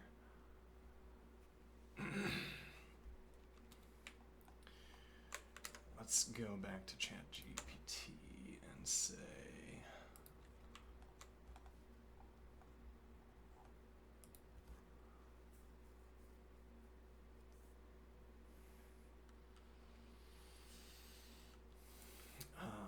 Can you give me a bit string? Can you give me a bit vector, actually? I don't want it in the form of a string. I don't like strings. Can you give me a bit string that meets the following specifications? A bit string and k value is described above. That meets the following specifications.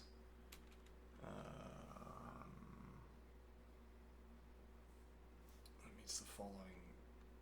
Okay, so specifically what we want here is that we have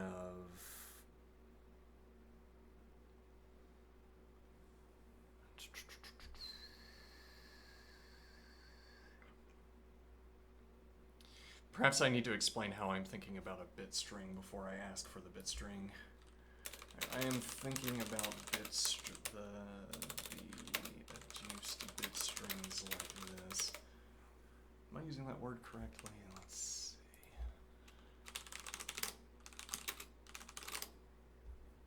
A number of factors. Oh, hold on. Cite as evidence.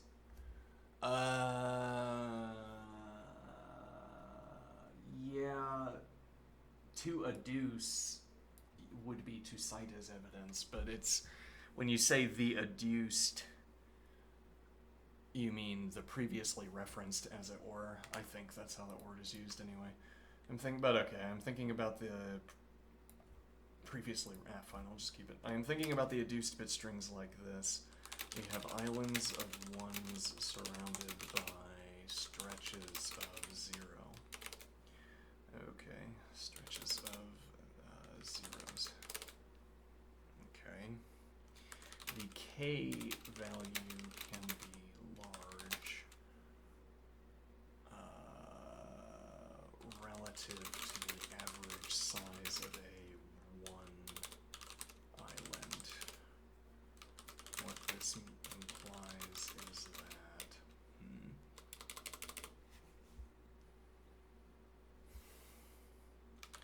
thus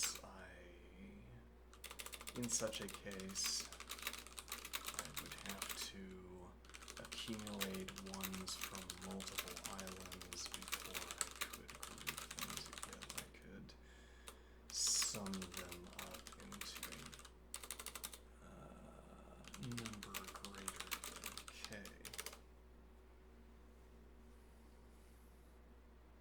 The k value can be large relative to the average size of a one island. In such a case, I would have to accumulate ones from multiple islands before I could sum them up into a number greater than k. Can you give me a bit string?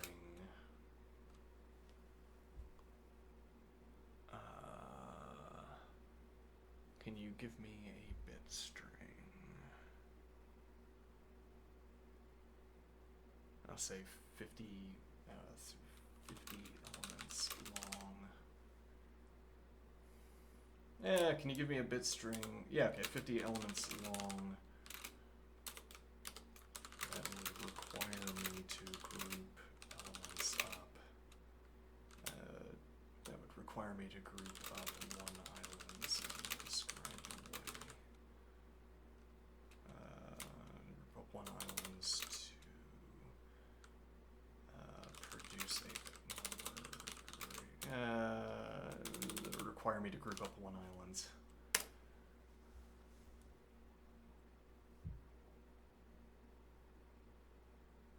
Let's see what this does.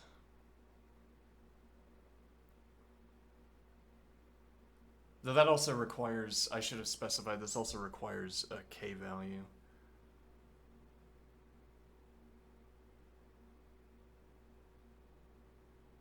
Alright, let me get my glasses back on. Where did they go? Here's a 50-bit string whose longest contiguous run of ones is only 3. Therefore, for any k greater than 3. Yeah, so it didn't have to be a... Well, it did have to be... There are constraints on what the k value could be, because if the k value is 1, for instance, then every one island would be large enough. So therefore, for any k greater than 3, say k equals 5 or k equals 7, no single island of 1 suffices. You have to select a subarray that spans 2 or more islands. Spaces are just for readability. All right, and this gives me a mapping. So this, incidentally,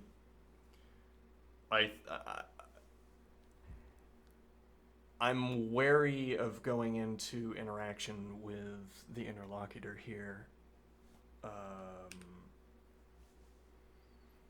I'm wary of becoming disappointed because I think that would miss the point. I haven't interacted enough with the interlocutor to know a reasonable way to interact. It's not to say reasonable expectations for what the interlocutor can do, but rather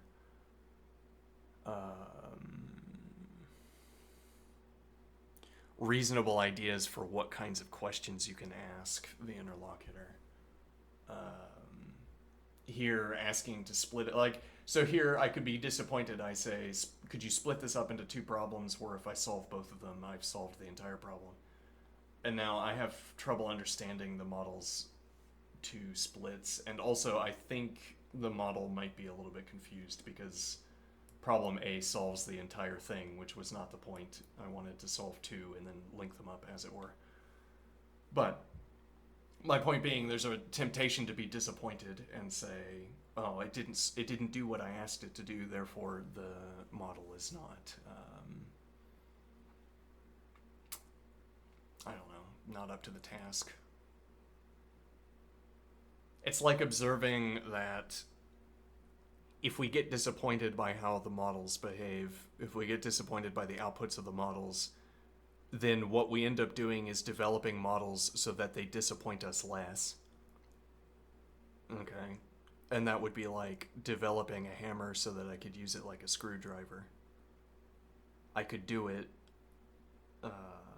the nail removal device on the back of a hammer could be repurposed into a screwdriver if I so desired. It's not good at being a screwdriver, and I could therefore be disappointed in the hammer. But,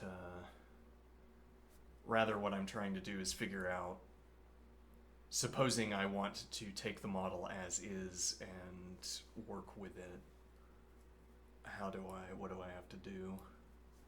Here, asking for examples, this gives me exactly the example I wanted, and furthermore characterizes it for me. Okay, no problem.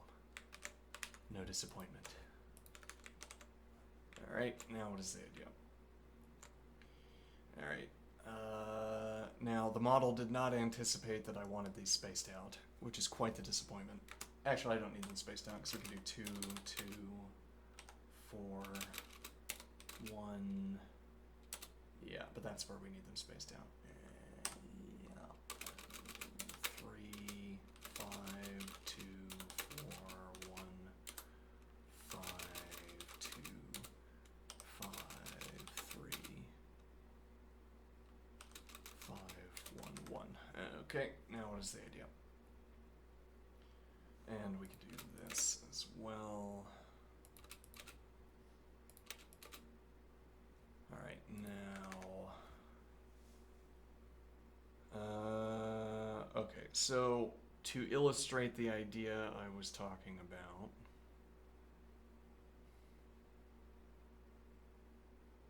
let's suppose we have a K count. Yeah, it didn't strike me until the model made this observation either that for any K greater than 3, so we're choosing the K value. There's nothing special about this. I could have set this to be equal to 10 if I so chose. And here we'll do, sure, K equals 10. Also, it's kind of confusing to have all of these values on the same line. So let's do 2, 4, 4, 5, 4, 5, 5, and 5, and 1. And then let's do 2, 1, 3, 2, 1, 2, nope, 2, 3, nope, 3, and 1. All right. Now what? Now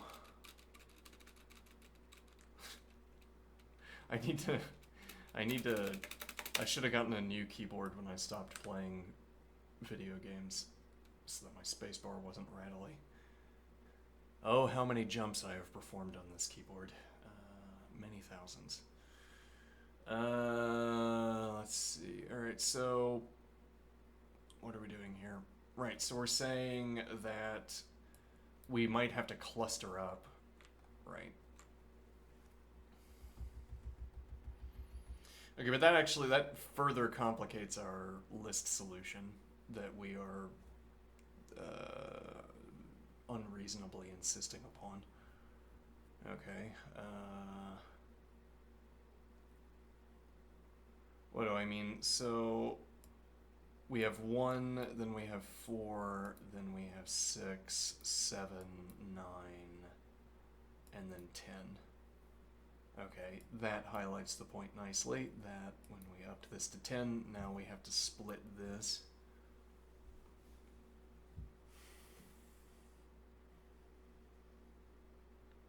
The payoff, incidentally, of this is that the number of times we will have to scan the data set is 4. We'll have to do it once to accumulate the list of numbers here. I guess 3 times. We'll have to do it once to accumulate this list of numbers, then we'll have to scan it forward and backward.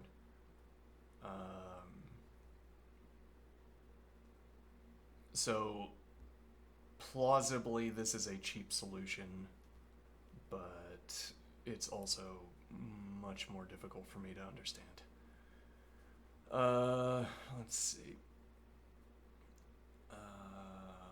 So we're going to have, right, so we have to shear, and again, we can do this in pre-processing, but on the other hand, the function itself will have to be able to do the same thing.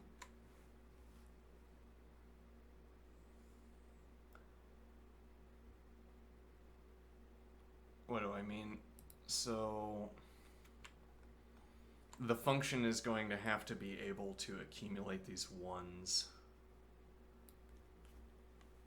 until we hit the k value, and then when I perform the necessary arithmetic, the function will have to be able to move on to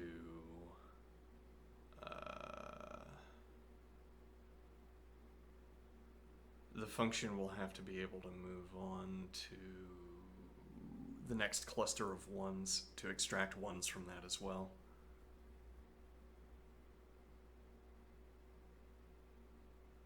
Yeah, and that actually introduces another problem, which is that these in order to arrive at those 1 values, we would have to drop these 0 counts,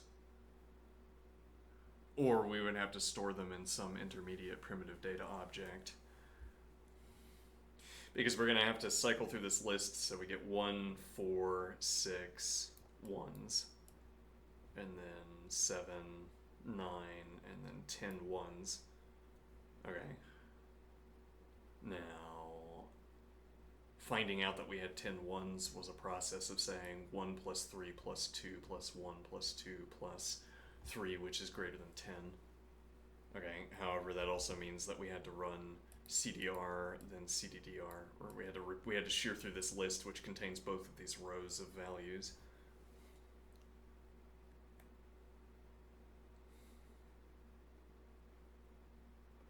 We could keep 2 separate lists, one for the 0s and one for the 1s.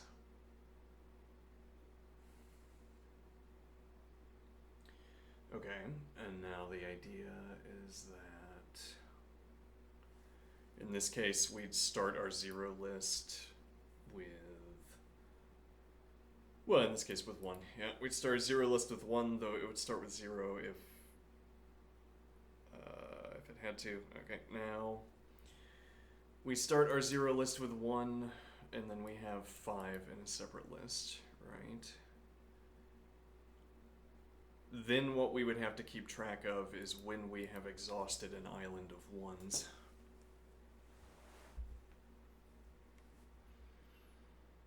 Because after we've exhausted the island of 1s, the next 0 value is a multiplier value.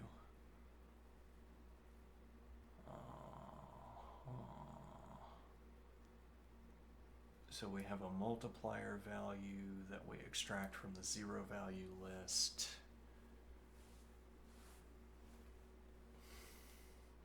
Well, and notably, when we accumulate these 1s into a 10, this, as it were, this blue-colored stretch here,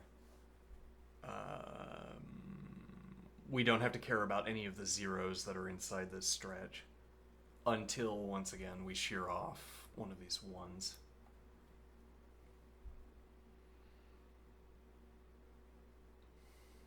Okay. So now the example is that we have a multiplier of 2. Okay, we go all the way up to 10.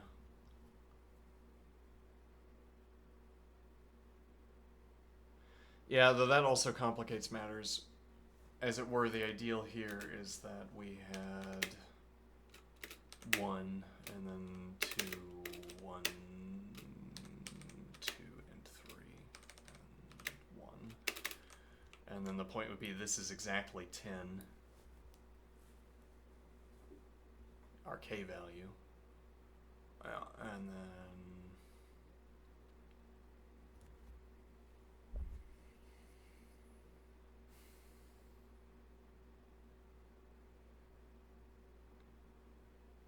yeah, well, I mean, we couldn't set things up that way. We couldn't set things up that way, even supposing we wanted to, because we'd run into the same problem where this 3, right? You could set up the first 10 in a cluster, and then you couldn't set up the next 10 in a cluster because it would depend on what these values are. So I think it's a bad idea we shouldn't entertain. Let's see.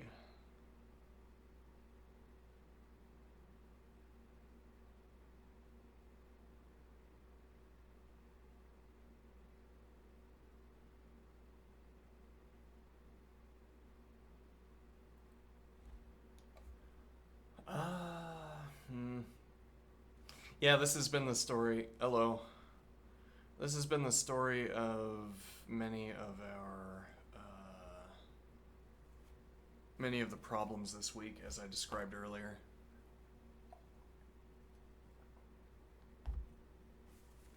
Feels like the solution just keeps getting further away. It feels like we're making progress on understanding the problem, but then it keeps getting further away.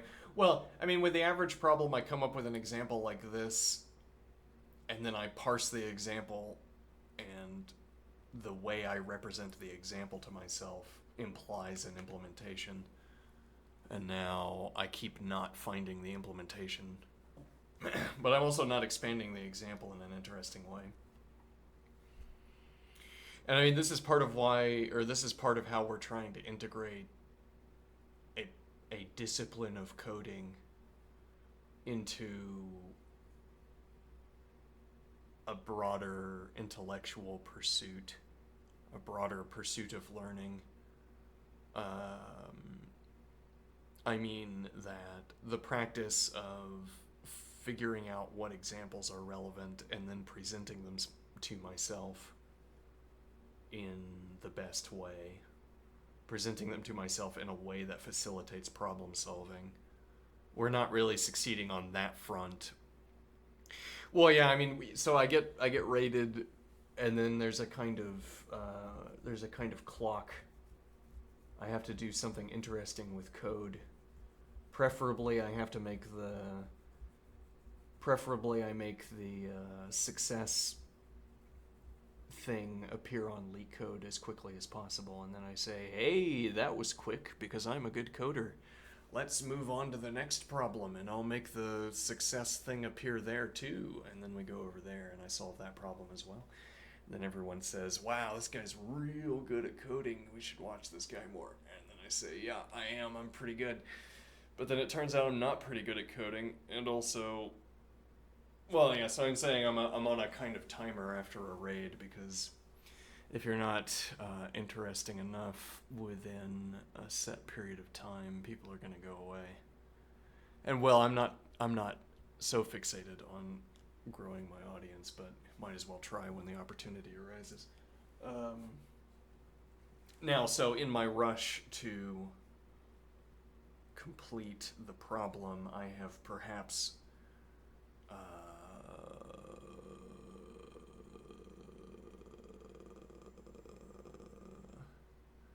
failed to take the necessary intermediate steps for solving the problem.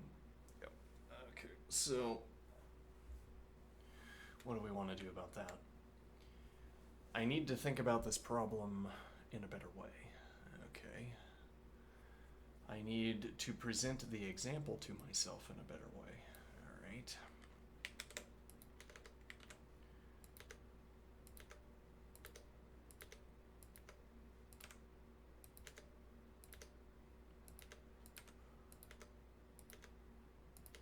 Yes, well, ideally I would stream utterly and completely without artifice.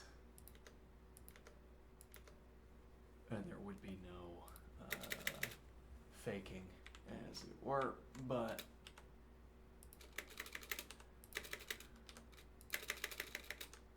alright, so this is a layout for the information. Is it the layout that I need?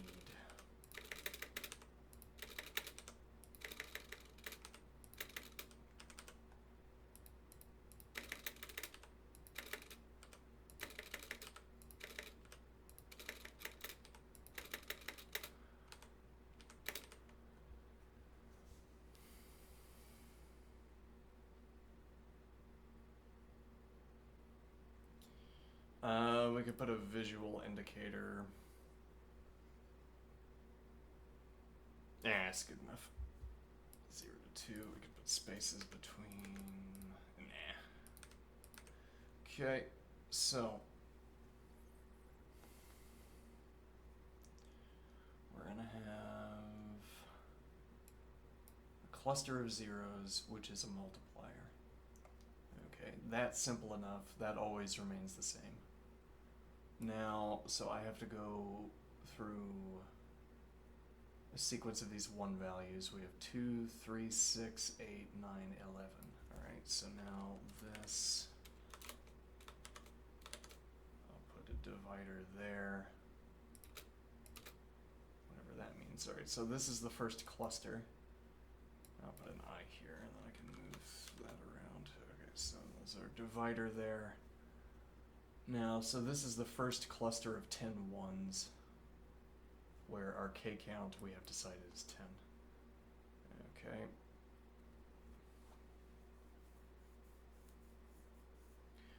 Now, what is the idea? So, we have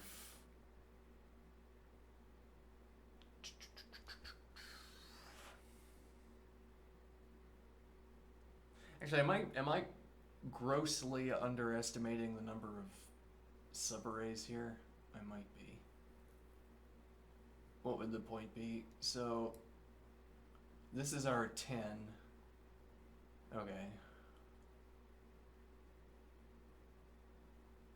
And now I can extend by 1, and I can do that with or without.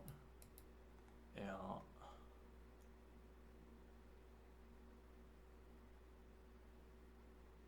No, yeah, so we would still just add up the length after the divider. Or rather, have the length after the divider because we're tracking that value. And then multiply by the multiplier. The thought struck me that we might have to do some kind of sum running from 0 to 10 or something like that. But no. Running from 0 to length, rather. Remaining length.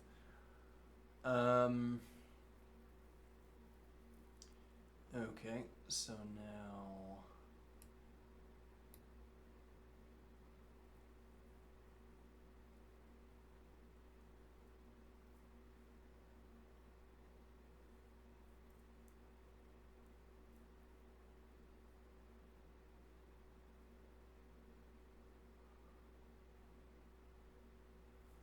let me see.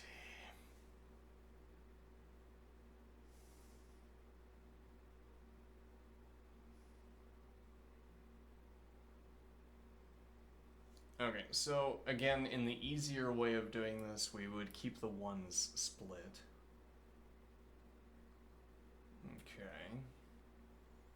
And the point would be that I split, so since the ones are split, we would have, whenever we finished this, whenever we multiplied 2 by the remaining length, we would shear off a 1, and then we would ask how much of the remaining length do we have to cross before we get the next 1. In this case, we only have to cross a length of 1. So if I put a divider up here,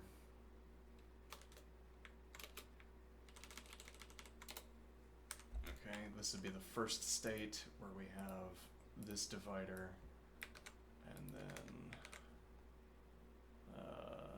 okay, and now maybe we want something more visually, okay, that'll work probably. Alright, and now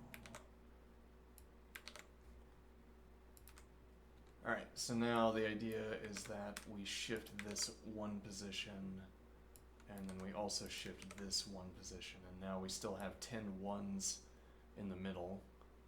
We have a 1 on the other side of the divider, so the multiplier is 0, and now we multiply by the remaining length. Okay, and doing it like this would remove all of the complications associated with having the ones accumulated into a value. Okay. However, we don't have to do it like this. And this is a common point I've run across with leetcode problems, which is that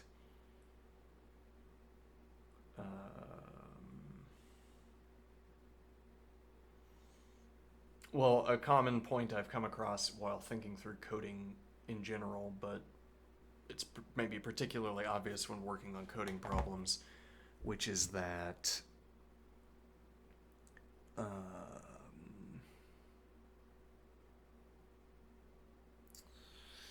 me see here.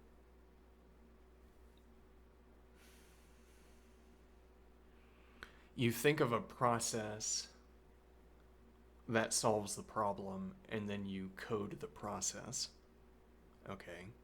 And this will be our object example while at the same time being described by the object example, as it were. What do I mean? We have a process that I'm depicting here where we shift this divider. We shift it 1, 1 at a time, so we put 1, 1 on the other side of this divider, and then we claim 1, 1 from the other side of the second divider. Alright. This is a pictorial representation, as it were. And now I can implement exactly this. Well, I say exactly, but close enough to exactly this. Okay. You don't have to implement this. You can do it entirely with numbers. Okay. And in the general case, you come up with a process.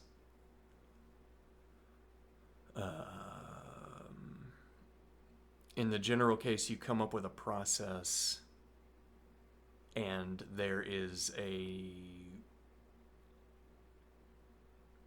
you don't need the full process, you only need the idea behind the process, and there is a simpler way of implementing the process, or simpler way of implementing the idea.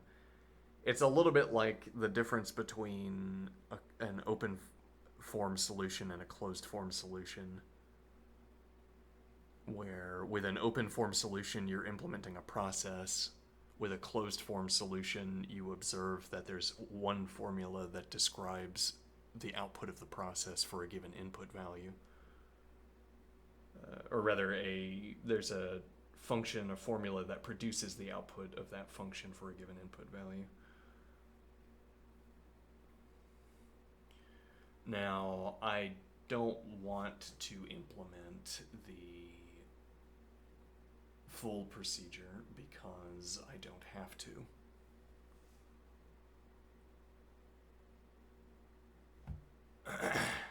As it were. Because it doesn't have to be done, and therefore it's therefore it's relatively inefficient to do it this way. But then I have to reason my way through this solution. Okay.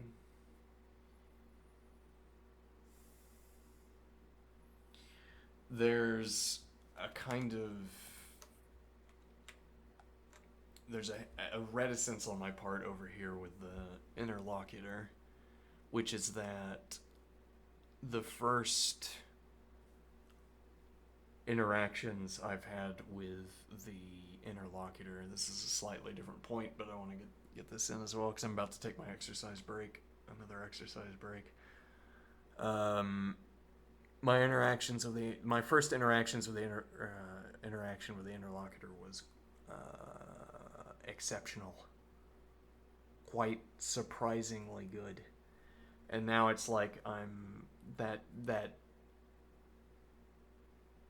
want to keep that sense of the interlocutor at the expense of interacting with the interlocutor. So like I'm afraid that if I ask too many questions, I'm going to find out that it was illusory.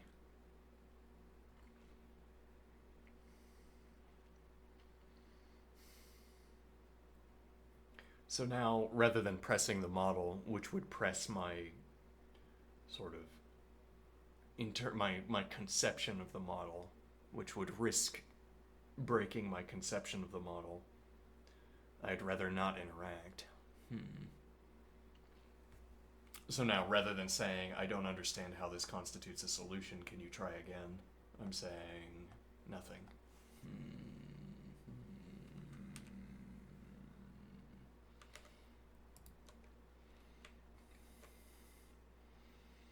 And now I could try to come up with a way of asking the model, how do I resolve this difficulty?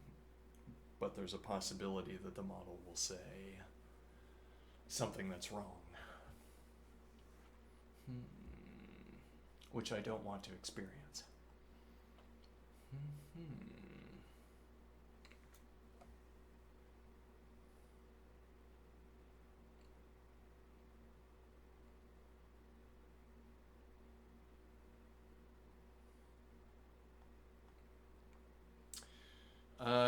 It's approaching lunchtime, but as it happens, I'm not so hungry. I might make a quick meal and watch some chess, and then we can keep going.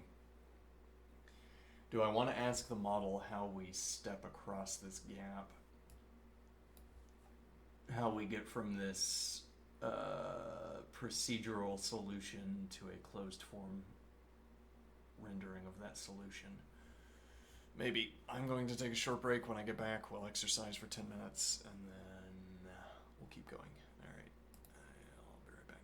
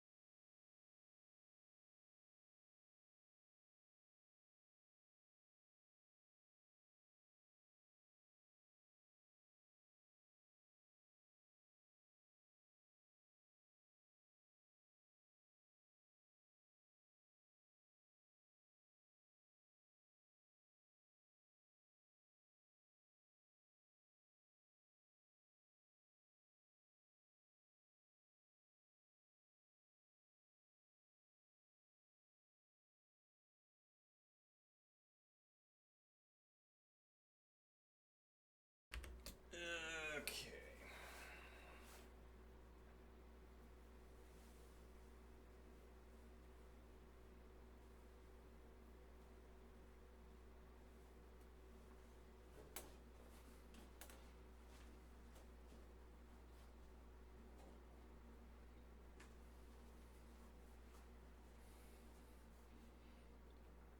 Now, camera. Okay. Yes, I stay in the dark. It is my preference.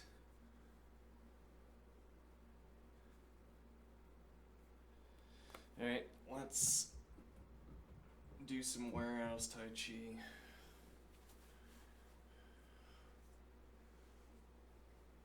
Oh, glasses.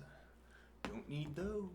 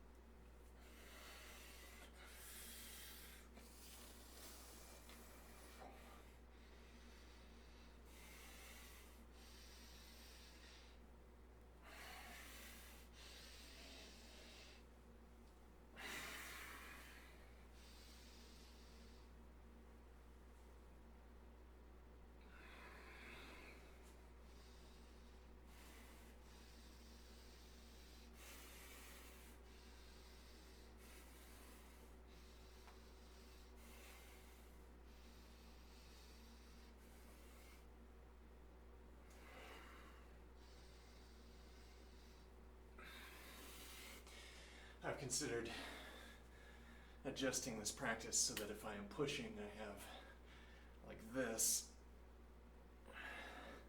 and if I'm pulling, I have my hands linked. I have not been consistent about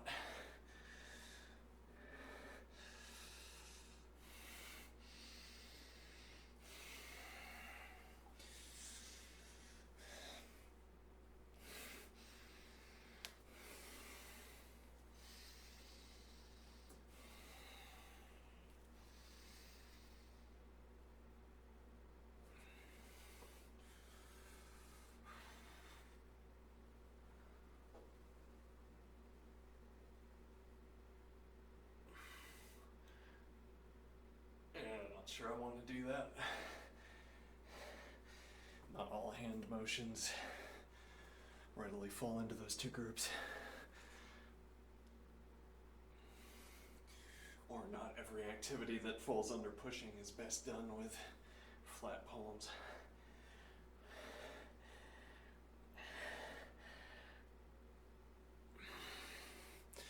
Something you notice if you're doing this practice is just how awkward some of these activities can get.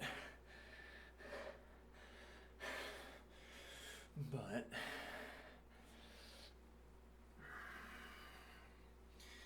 if something feels so awkward, what does it mean?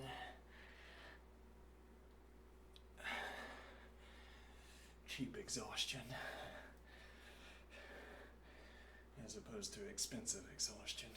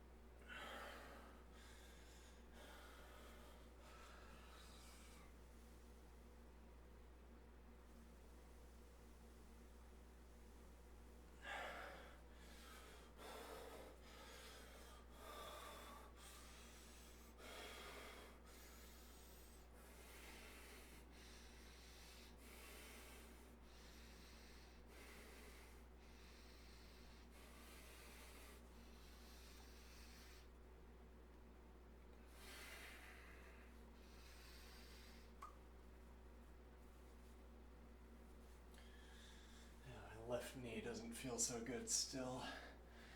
Might need to put it in a brace.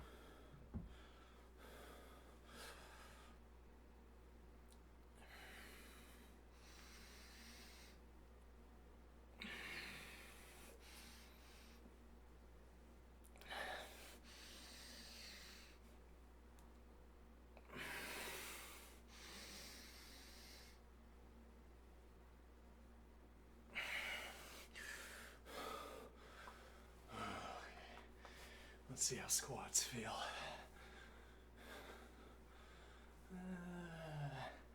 I did a lot of stretching.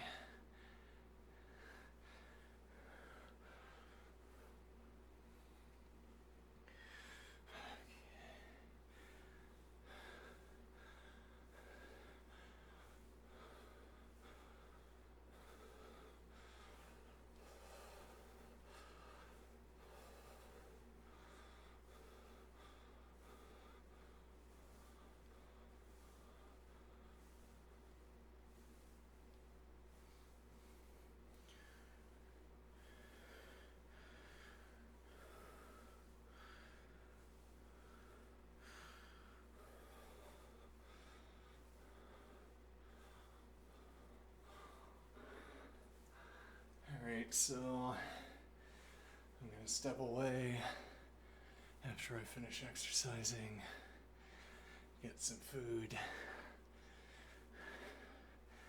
I'll watch a little bit of chess while I eat. And then we'll proceed ahead. For the next 3 hours, we will be doing probably more coding. Might continue trying to figure this one out. I suppose we should. And then after that, at 3 a.m. my time, 3 hours from now, we will switch over to trying to trick the interlocutor into becoming conscious. Alright, we're going to work through Wittgenstein's remarks on the foundations.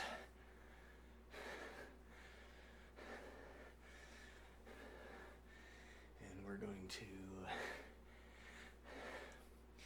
well, I'm entertaining the idea that, just for fun, entertaining the idea that you can trick one of these language models into becoming conscious by walking the model through Wittgenstein.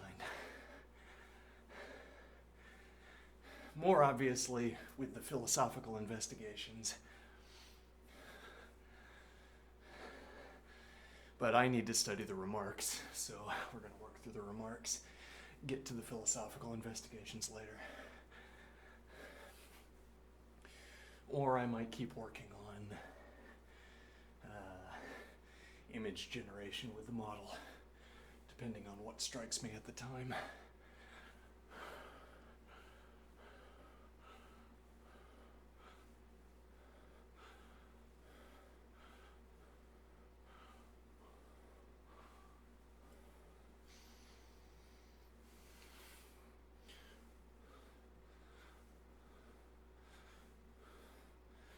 And that is 10 minutes.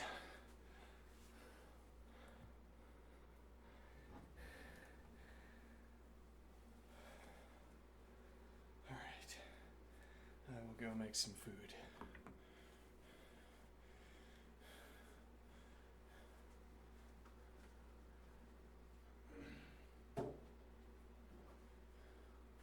Well, put some food on a plate anyway. Hey, you've heard of Chairstream? Chairstream. And I'll be back shortly. So now I will mute myself.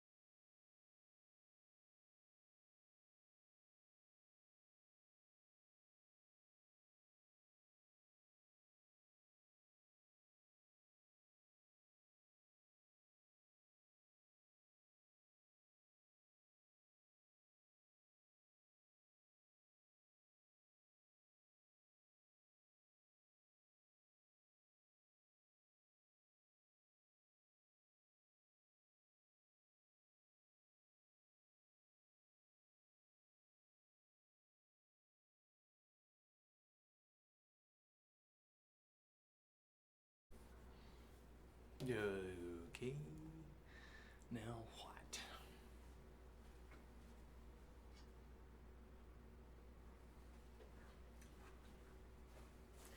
Now I will eat food. Does that sound enjoyable, chat? Me eating food? Let's find out together.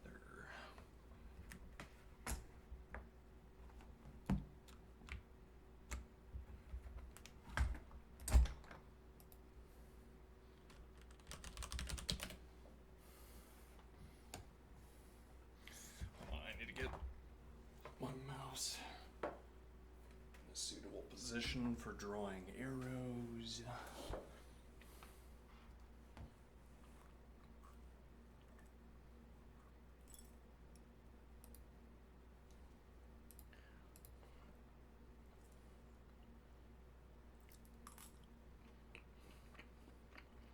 Hmm, 1510 though. Ratings are kind of low. Yeah, well.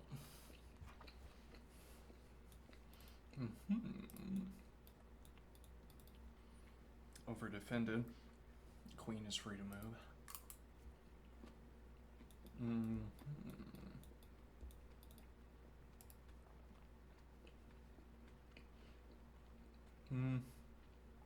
Yeah. The alternative would be shifting the rook over to one of these other files and trying for your own advance.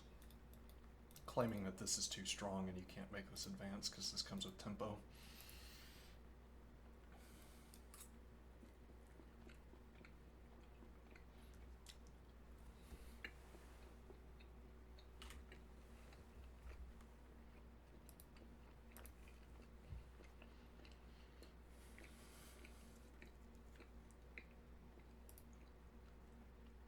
Knight drops back. Advance, you can cover it with knight. No, you drop knight support, knight denial on the advance.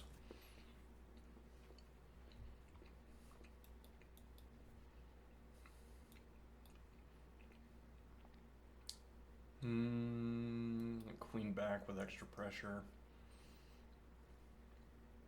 Doesn't go for the advance.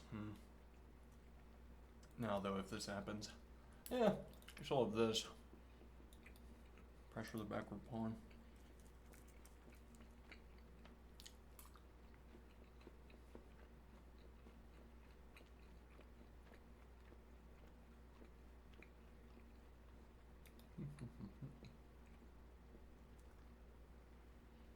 Place here and reroute and do an attack on the king side, maybe. Though, these two heavy pieces already on the 7th rank, advancing is going to give a lot of support.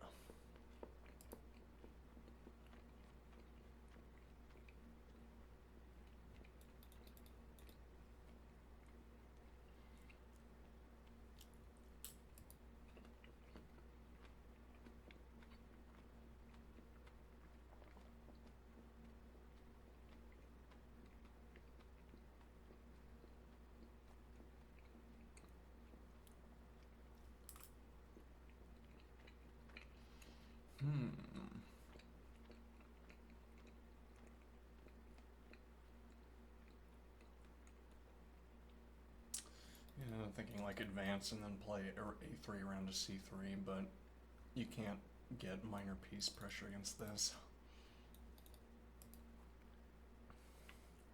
You'd have to rely on distracting the knight away.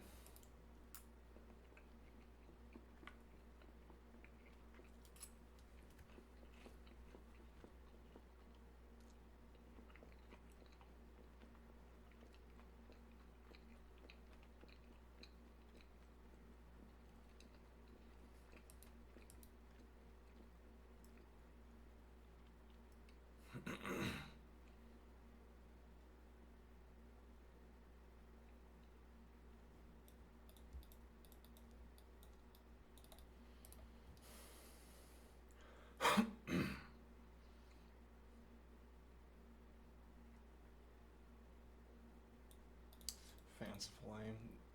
No, it's not a routing.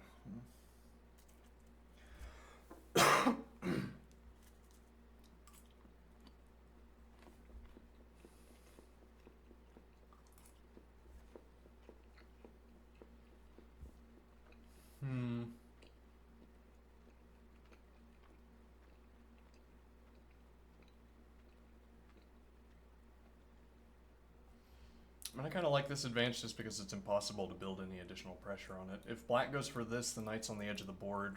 White's knight is on e2. You keep the knight in the defense. Though also, if you're lifting through the third rank, the rook defends until you need the rook elsewhere.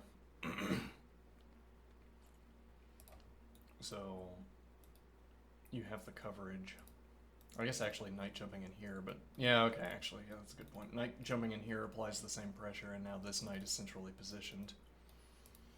Whereas one of the advantages of having the knight on e2 as opposed to a4 was faster rerouting.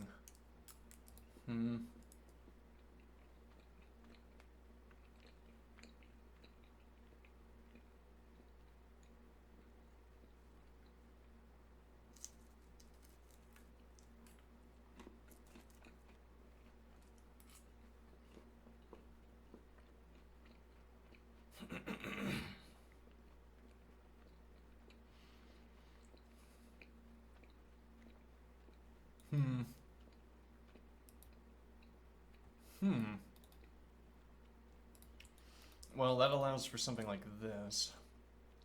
And I guess you could claim that the knight is bad on a4, bad enough to justify this, but this also opens up the queen onto b5.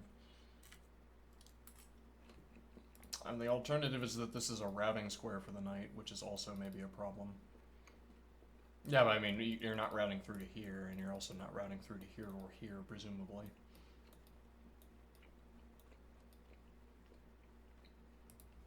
There's not really any routing for the knight. Through a4, it seems like this is just justifying the knight's position on the square.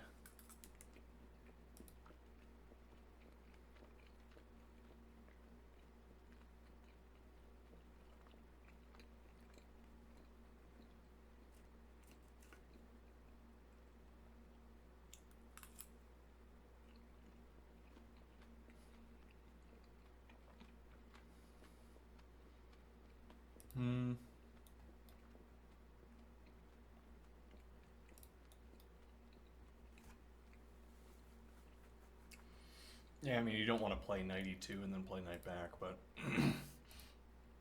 if you'd rather revert the queen trade, this might be valuable, particularly because this knight move kicks the queen, then you could advance with eyes on the knight, but then it's the knight that's capturing first. Yeah, well, you could also argue these pieces are uncoordinated, like if you play knight in, the queen drops back, not there, presumably. Here takes. If the queen is not defending the rook, or the queen has to defend the rook, otherwise you take the knight. Well, it could be rook takes. Yeah. Well, trade declined at any rate. Access to third rank. Queen a3 with tempo. Though, why do you want to be on queen a3? Pass thence to c5, but then you're accepting the queen trade just on a different square. Different pawn structure. Black takes.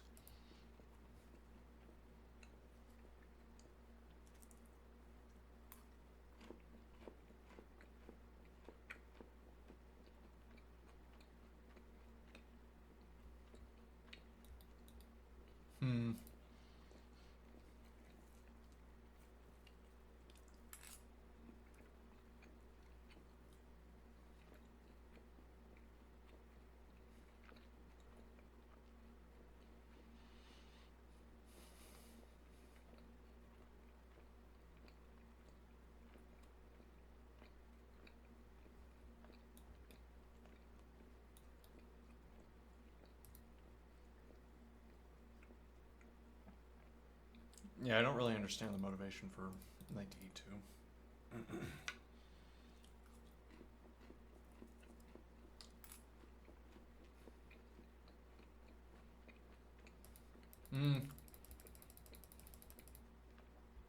Maybe a problem that black could move in and offer the trade.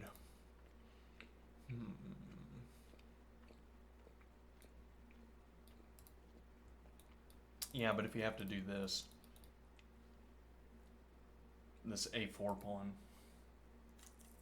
it's effectively locking down your heavy piece by itself. I'd say this increased the harmony of the pieces.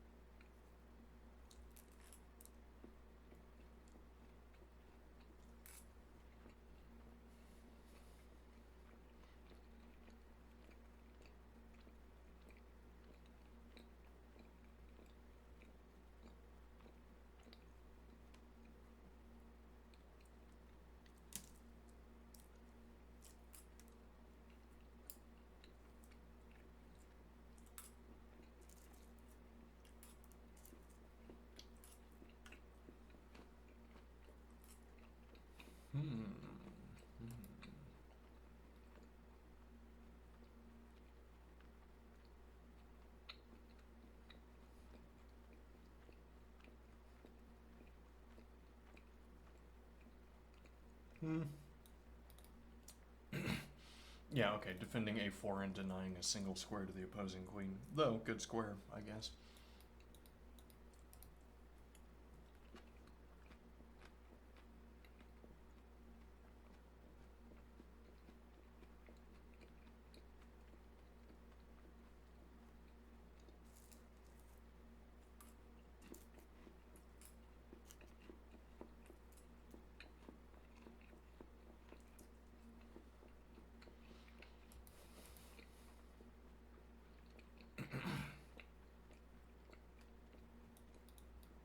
Now with tempo and then pass through to c5.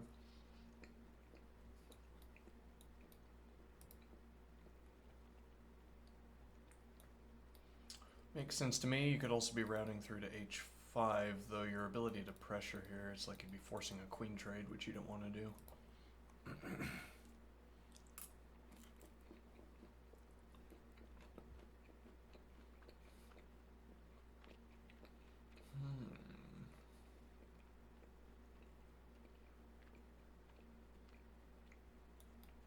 Also g4 first, so then I can get behind the pawn.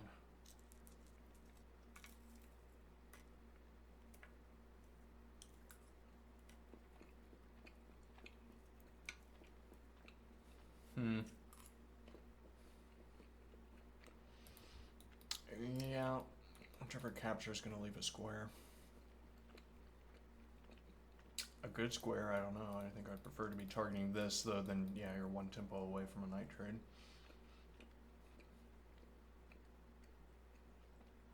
An awkward tempo, actually, two tempi, because you'd have to move the rook and then offer the trade, and you'd also have to keep the rook on the rank.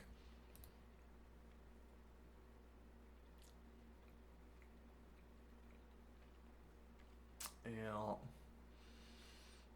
Queen trade is on the board, and you could ask how difficult it is to decline. Try to go for the F advance with queen support takes, and then this pawn pressure's still on the board, and then your exposed king is less of a liability.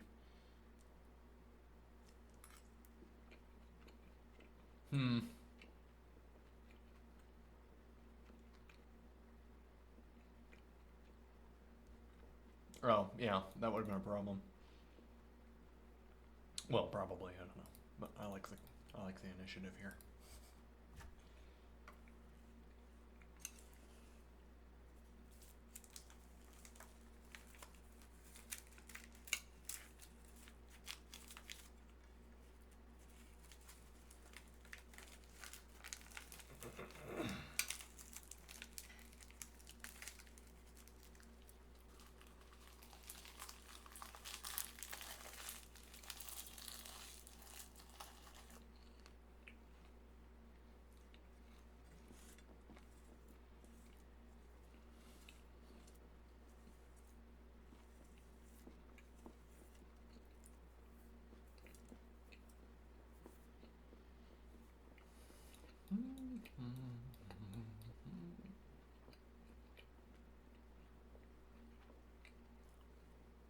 If you had a pawn defending 4 pawns, you'd say, I'm cheating.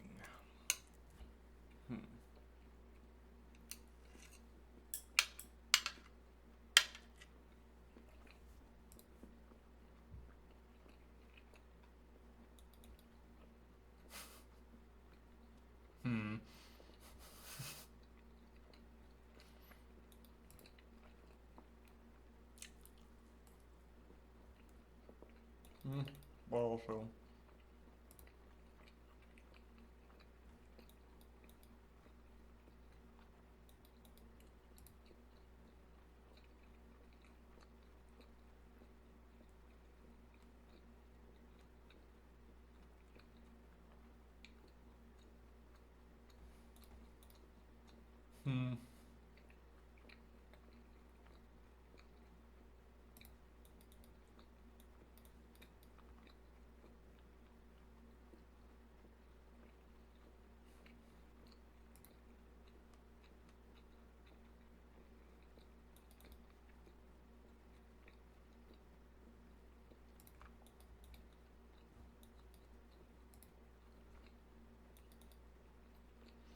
Two free moves.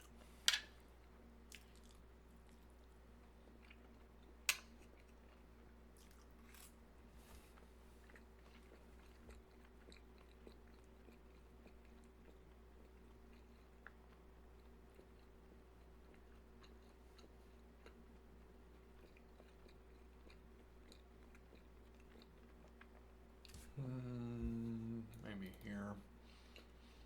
That'd be better if you had the pawn advance, so you could advance it again into the queen's defense.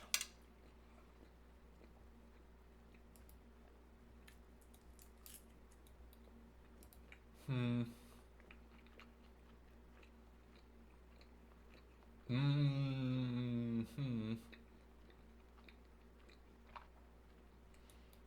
don't know about that. Maybe, I don't know.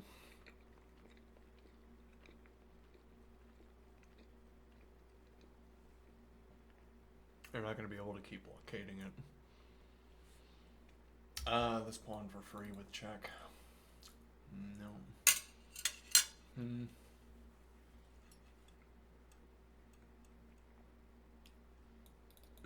Support advanced.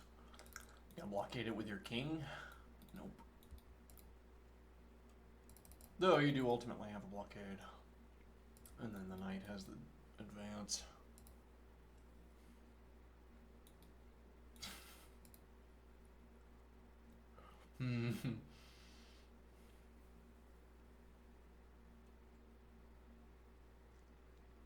This rook is effectively trapped if you move it off the file, I think.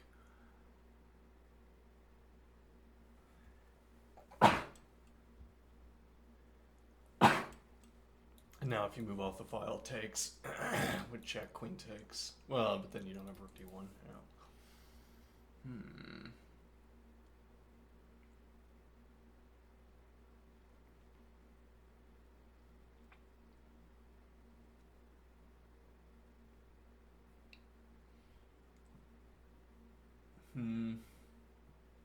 Now it feels less trapped somehow. You have the pin on the knight.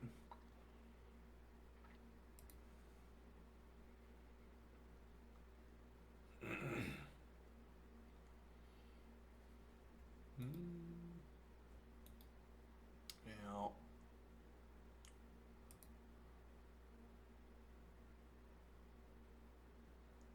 Probably want to break the pin. That's not so easy to do.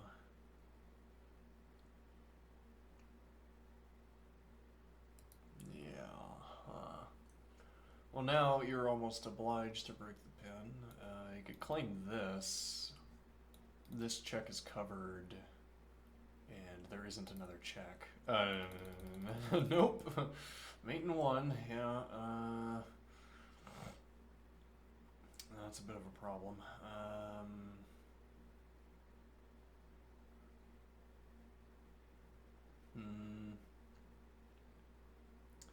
Yeah, that's difficult to get out of.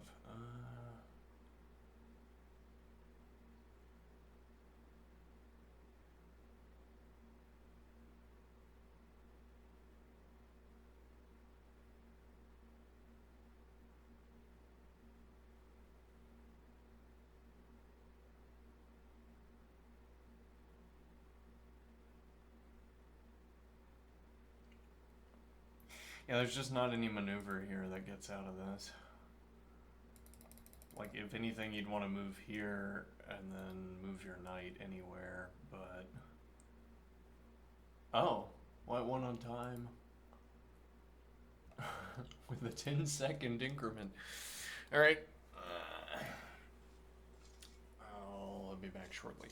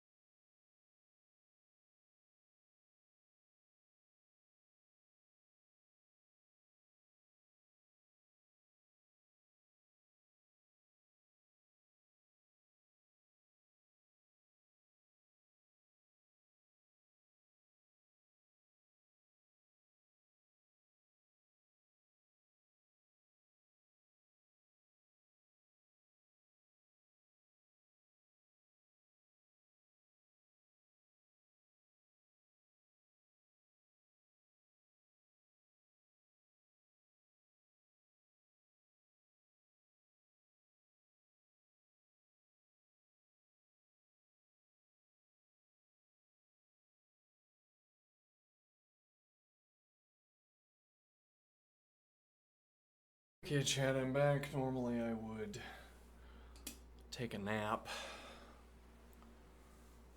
I think we'll keep going without the nap. Alright, now...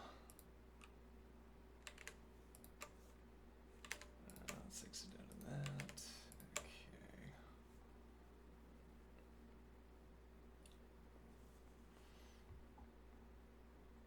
Okay, so let's think about what this function has. We have the length.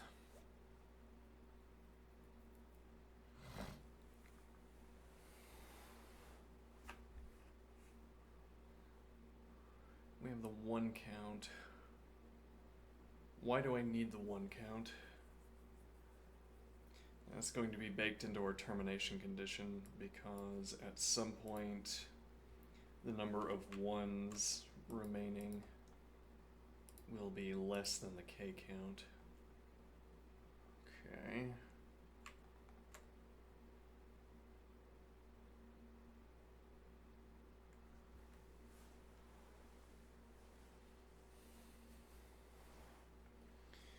The number of ones will be less than the k count, and at that point we will have to stop because there will not be any remaining values. There won't be any remaining valid subarrays. Alright, so in the meantime, we take the first two values, we see that we don't have the necessary count.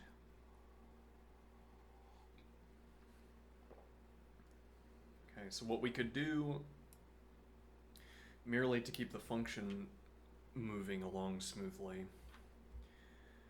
we proceed until we get 10. So let me do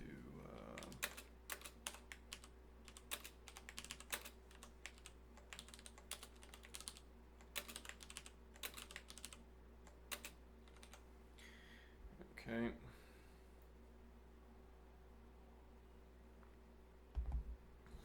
Until we get a value greater than 10. We subtract from the value that is greater than 10. We subtract, rather, k from the value that is greater than k, and we deposit that along with 0 back onto the list. And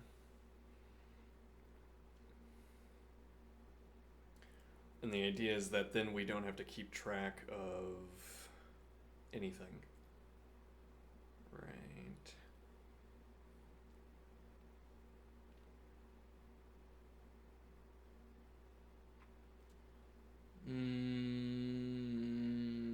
No, that doesn't work for the same reason that we noted earlier, that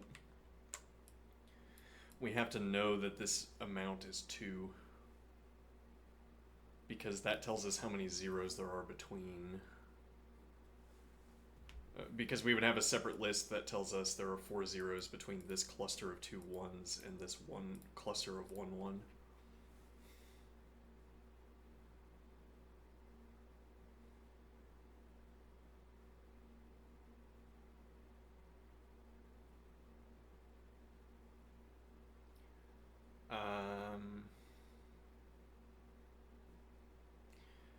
Okay. And what is the idea?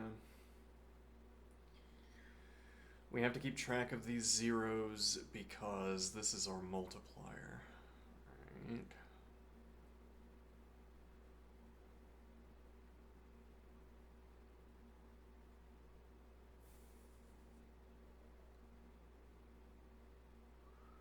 There's the further inconvenience that... okay, maybe I see a way. So we have our cluster of 1s up to 11.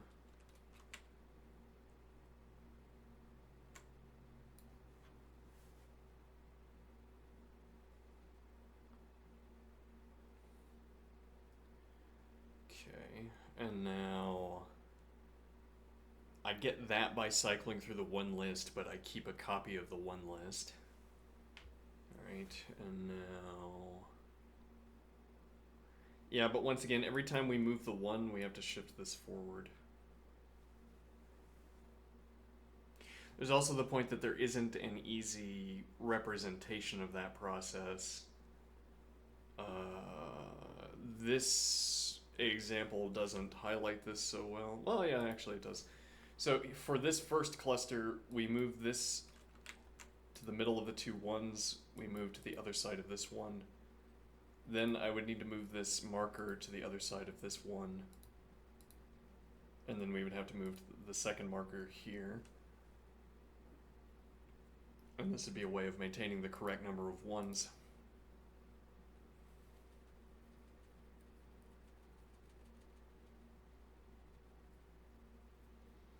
But then that also requires some kind of case handling for the zeros that we've skipped.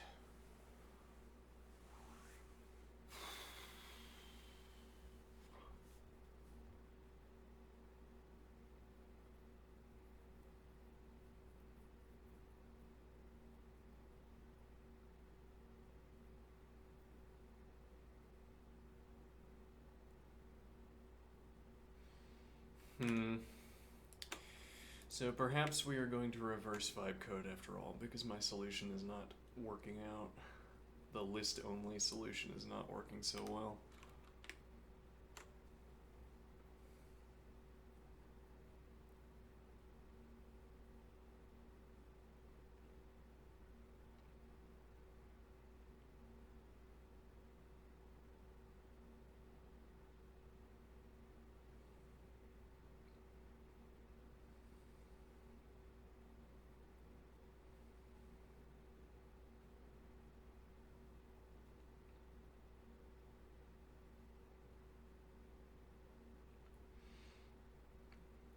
So the actual description here is that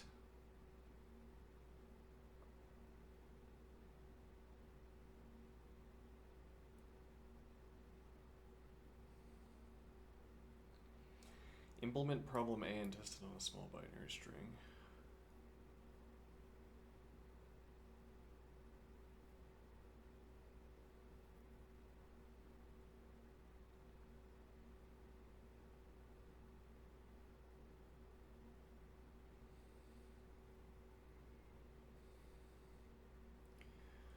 Loop over all m and nums, calling the helper and summing. So I'm assuming B here is called the helper. No. Yeah, I don't know, this doesn't seem to add up to the solution. It seems like, well, what is B again? So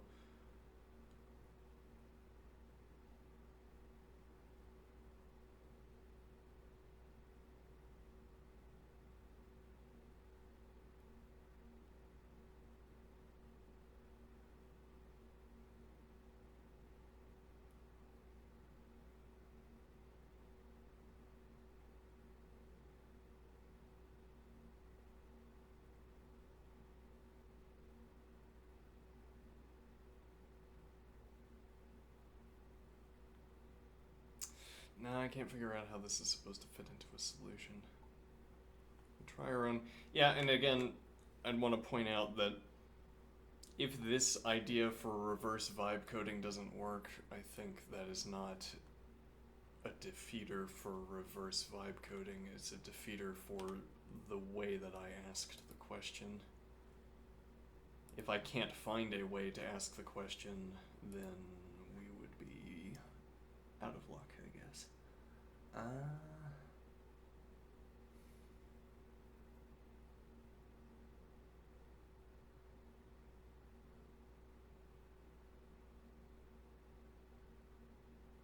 Wait a minute, so I don't need to know, though. What do I mean? I don't need to know...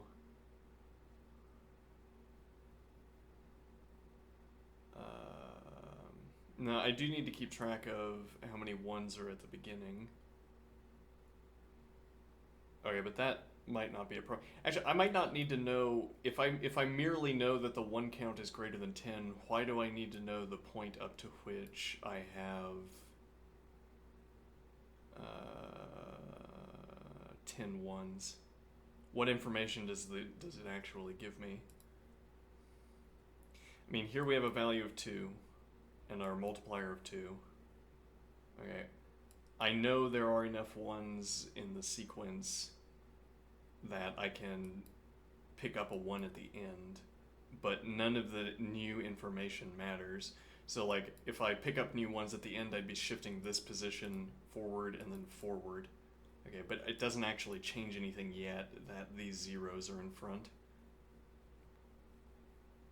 So we might be able to get by with my solution as it is. Let's see.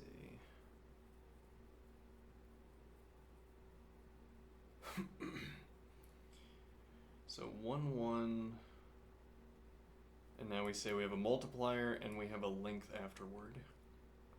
Okay, but it's a length after the 10. But that's where that would matter, right?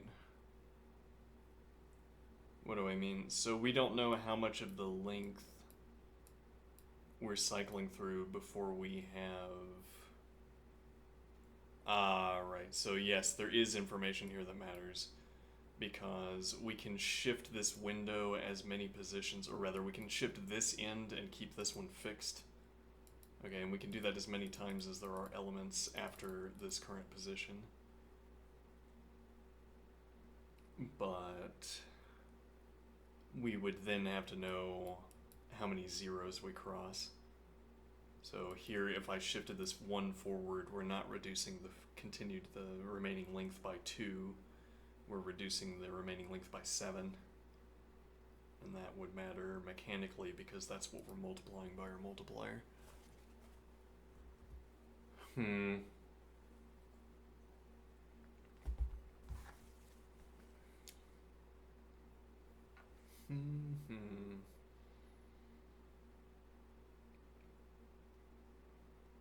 Okay, but why can't I just keep 2 copies of...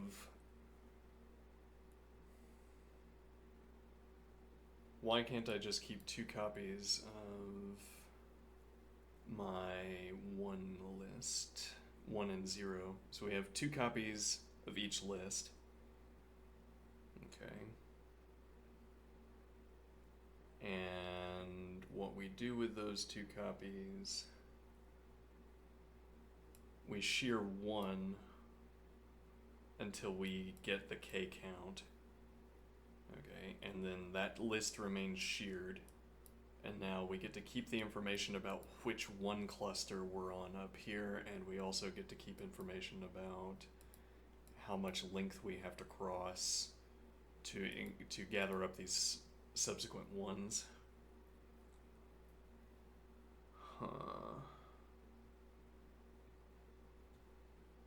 Okay.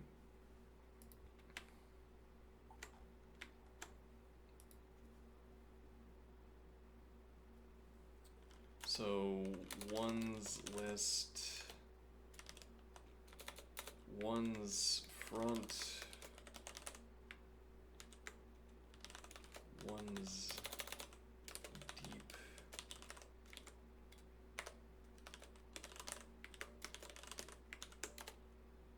and then zeros.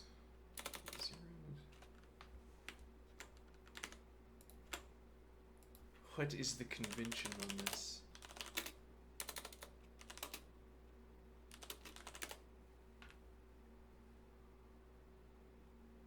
Okay.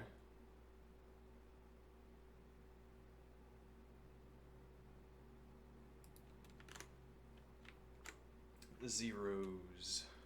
Front list count. Zeros deep list.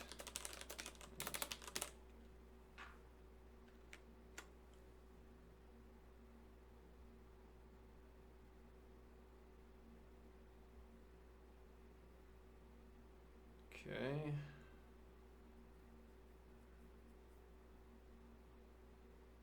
Now this doesn't work. So we have to think through the logic here, and I'm going to start us off with a cond.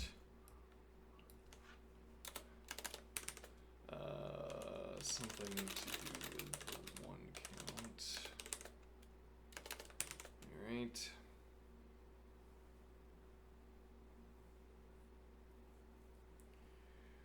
Now,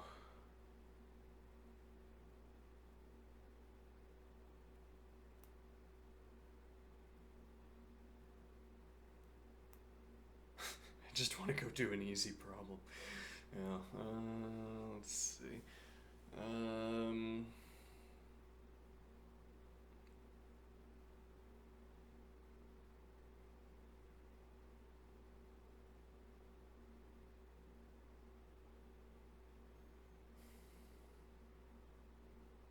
So I guess we would assume that in the pre-processing, we've already cycled through the ones front, or rather the ones deep and zeros deep.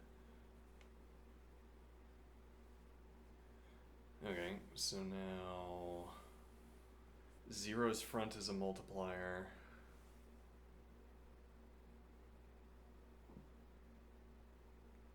And then we would have to have subtracted the relevant number of elements from length. Okay.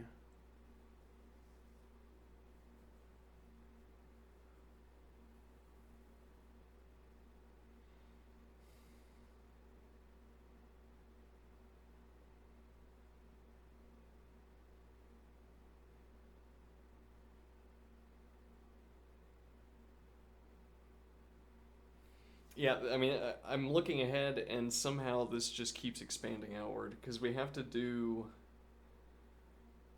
handle the cycling through ones, right?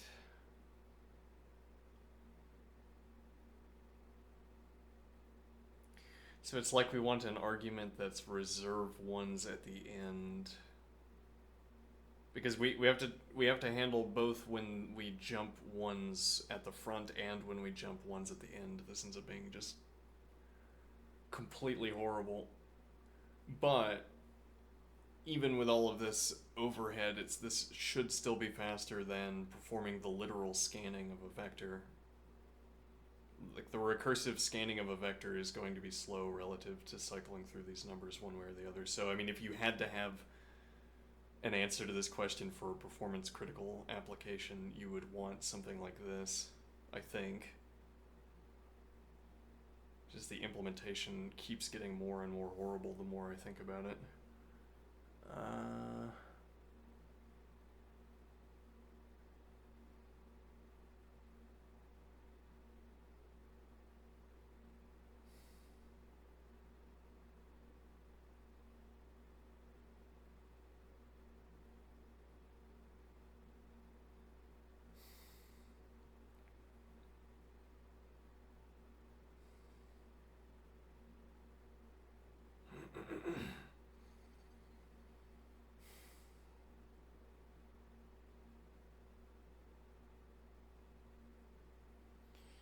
If I insist, okay, so we're gonna have an argument that handles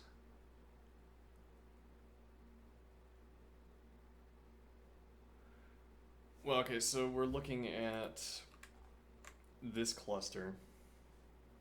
Okay, we have a multiplier and we have the ones up to 10. So in this case, we would have two times the length, 2 times length minus however many elements we had to cycle through to get to this point. Okay.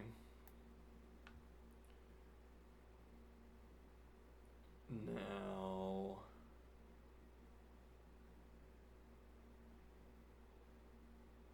the idea is that then we want to shed a 1. Yeah, but even that process of decrementing the front one. Yeah, well, actually, so we have a reservoir of ones at the end and we have a reservoir of ones at the beginning. If I move forward and there's still a 1 in this reservoir, we don't have to do anything complicated. We just have to add length minus 1. And for each corresponding sequence of ones, we just have to keep adding length minus 1. So for that matter, if I have a cluster of ones at both the beginning and the end, it would be, well, the sum running from, it would be the partial sum.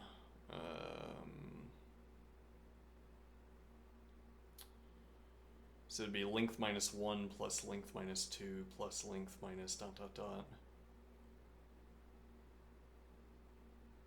So it would be in times the length minus the sum running from 1 to n. Alright, let's see if I can make a picture of that example. So we have 1, 1, 1, 0, dot, dot, dot, 0, and then we have 1, 1, 1. Now let's make it 4 ones. Okay, now what? Okay, so we have this here.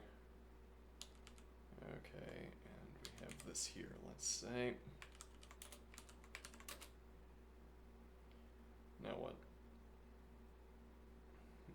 Now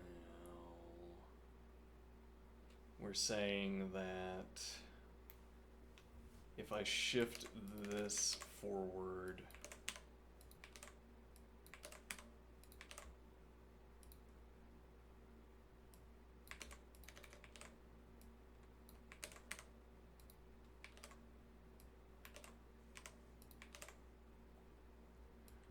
okay, and then I shift this forward, and now what is the point? The point here is that each time we shift this forward, we're adding, so we add plus accumulator length. Okay, now we add plus accumulator sub 1 length.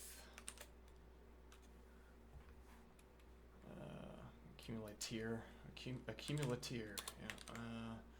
We'll do minus length 1 for formatting, minus length 1, and now here plus accumulator minus length 2.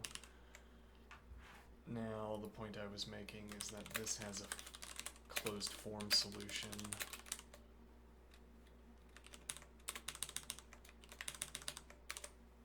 And that closed form solution is, we could do minus length 0 if we want to maintain the format. Alright, and that closed form solution is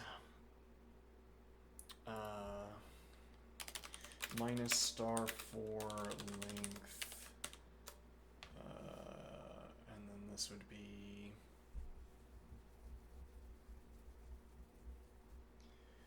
let me see, plus exp. Actually, we have square. I think square is a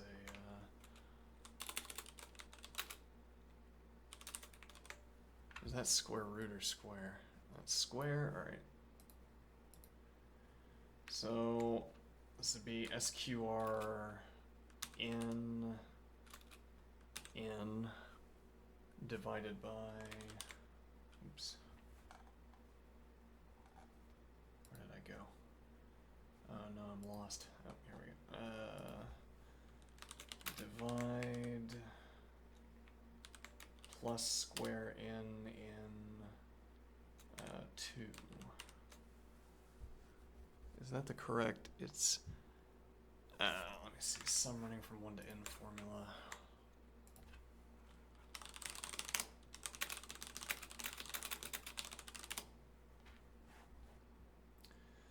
Yep, so it'd be n squared plus n divided by 2, all right. Yeah, well, actually, that would be n minus 1, because I guess we're indexing to 0 in this case. Okay, so the full closed form solution would be square of minus n1 sub 1n sub 1n. Alright, so this is the closed form subtraction of values that we would be getting. Okay. So the point here is that if we have a reservoir of 1s at the beginning and a reservoir of 1s at the end here, the beginning and the end here, then I say that the reservoir, or the in value, is however much overlap there is. Though, yeah, I mean, I want to kind of just throw this in the air, but we need to solidify this. What do I mean? So, from this position, we have plus accumulator minus length 0. Okay, and that's before we begin shifting these values.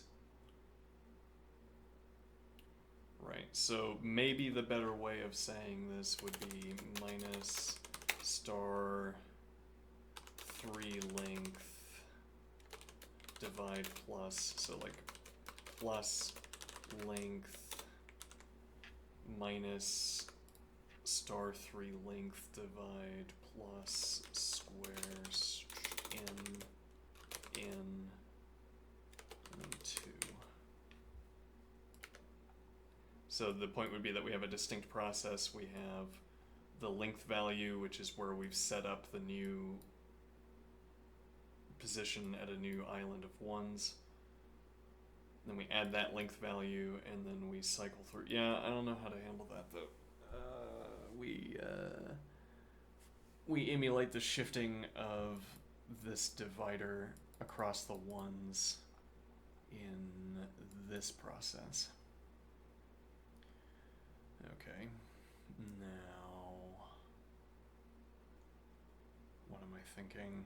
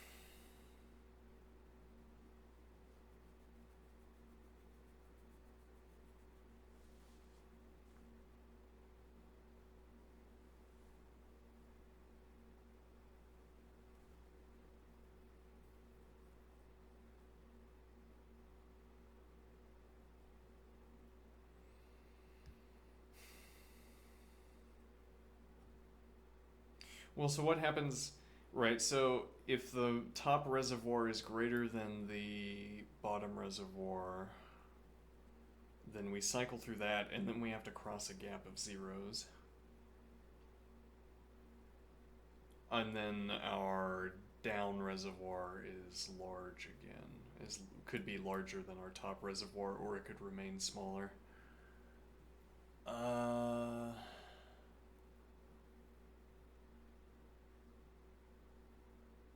Yeah, as I mentioned, this keeps getting more horrible the longer we look at it.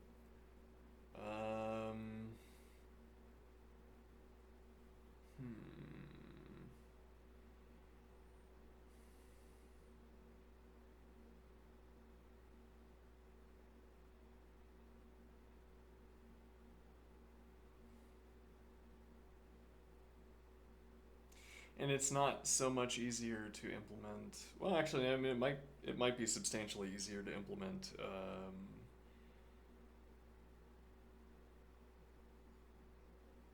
without counts, or we only condense the zeros and we don't condense the ones. Now that would be sort of admittedly constructing a less efficient solution, which I don't like.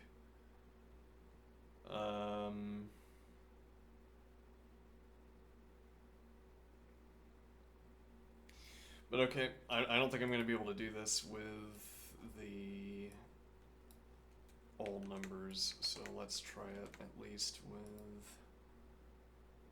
Alright, so we're going to have max, keep this, okay, and now this is more straightforward. This only has to be a one part.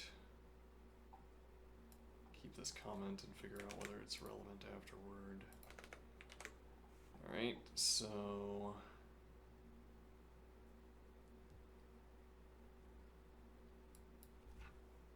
now we want, we could probably just delete all this, so equals car nums list value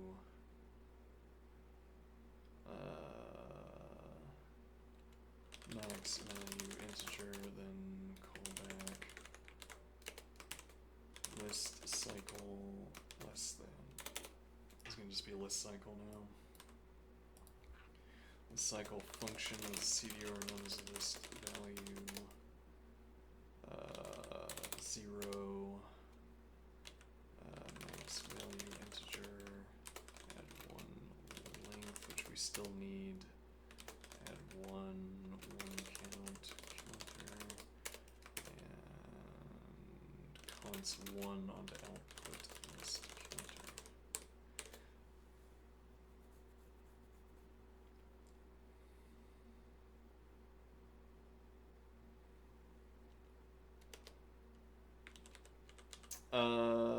So we need 2 output lists. Yeah, and the question is it faster to copy or faster to make 2 at the source? Probably faster to copy.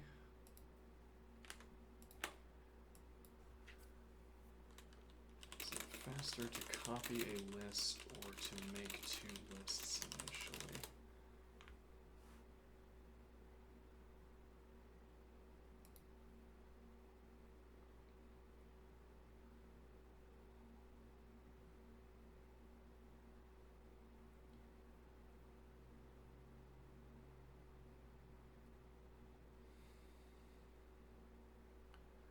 Alright, we didn't get an answer. Yeah, I guess we'll have to... You could test it yourself. Yes, I could spend time. Yeah, I could spend time testing it myself. I could do that, yes.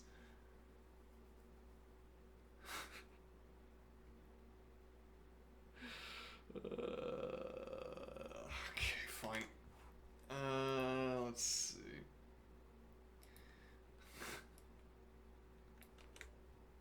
I could also bake my own bread, you know? I could grow my own vegetables. I could make my own car. Maybe. No, probably not. Okay, so...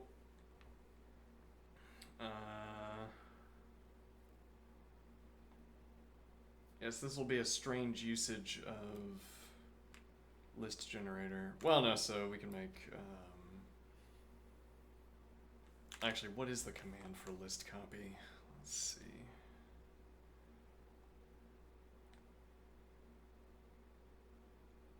Is there a command for list copy?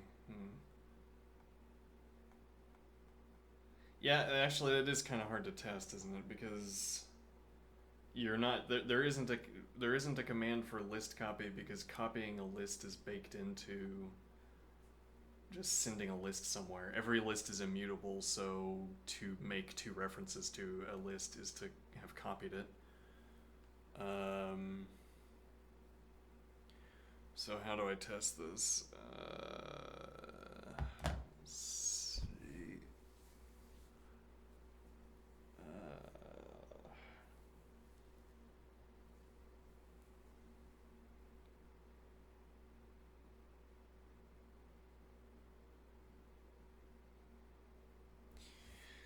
So we have 2 linked functions.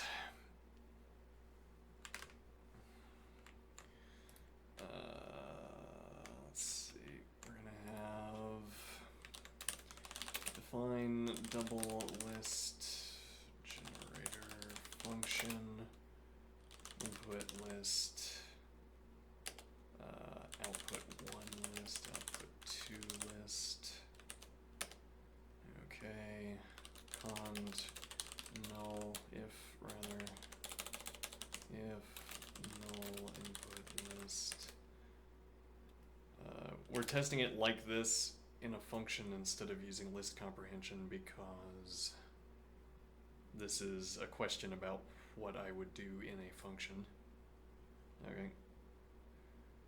If null input list, then call double list cycle function with output 1 list, output 2 list, and I don't know, 0.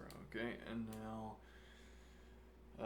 otherwise run double list generator function with CDR input list and const car input list, output one list and const car input list into output 2 list.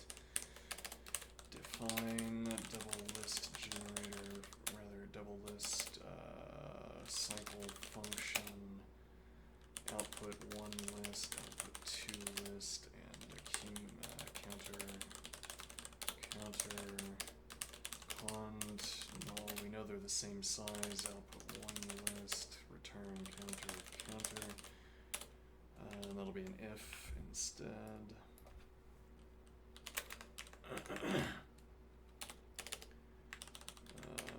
Otherwise,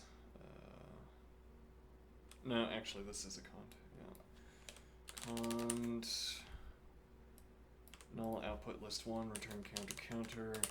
Even car output 1 list.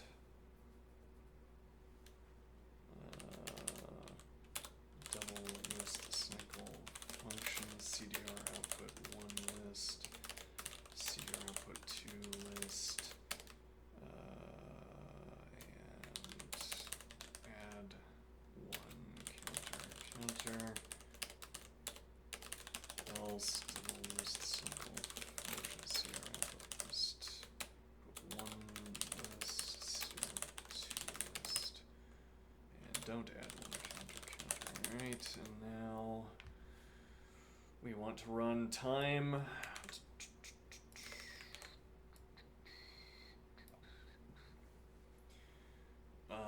Time on, so yeah, this works. Double list generator function.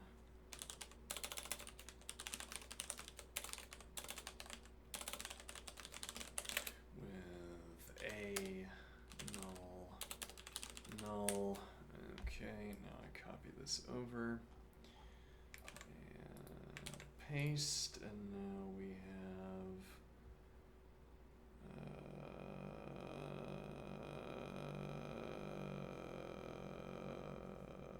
okay, so we delete this,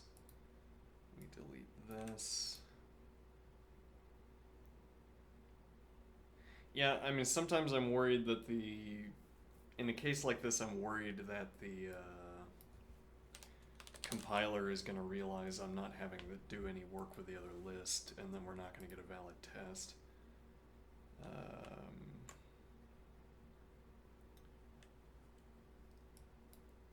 Like, oh, we don't use this list at all, I just won't make it. And then I'll say, oh wow, this is much faster. Whoops, I reloaded chat instead of running. Alright, did I ask for that? I might have. Let me see. Yeah, I did. Alright, let's see. Okay, let's make that 1,000,000. Make that 1,000,000. Go. Okay, and now let's do this. 65, that's also with garbage collection. This is 100 with garbage collection also, 150 with garbage collection, 140 with garbage, 150. Okay. Looks like it is substantially faster to copy the list. Okay. So, now that we have answered that question, we will, let's see.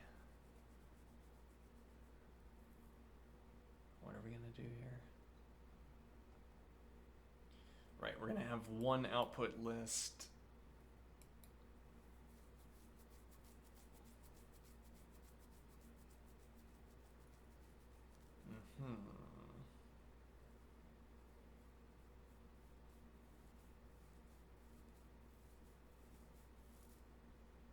That we copy over, right.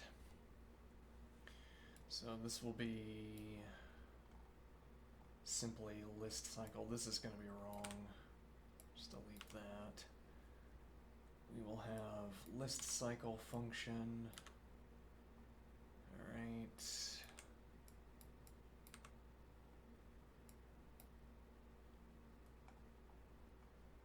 Did I not? I feel like I did, but whatever. Let's close some of these tabs.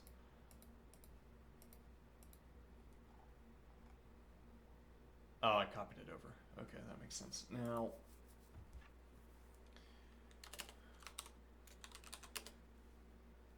else run list cycle function with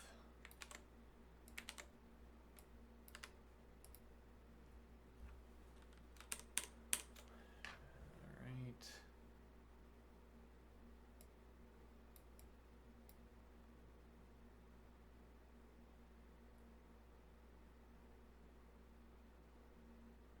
So add one length. That remains the same. We don't const one on. We don't add one to the one count. And add one counter. Alrighty.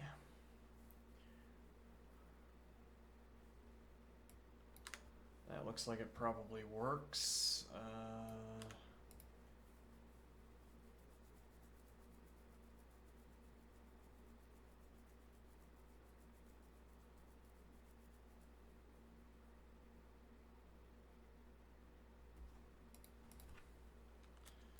Let's pass list const counter onto output list counter, and then run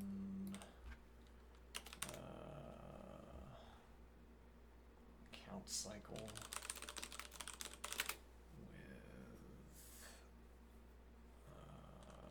output list counter. Actually, this needs to be preparation function. Output list counter. Alright, let's define our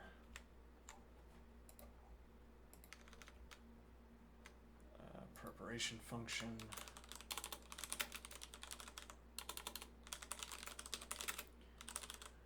So this is counter list. Oh, we don't need 2 copies yet. Yeah.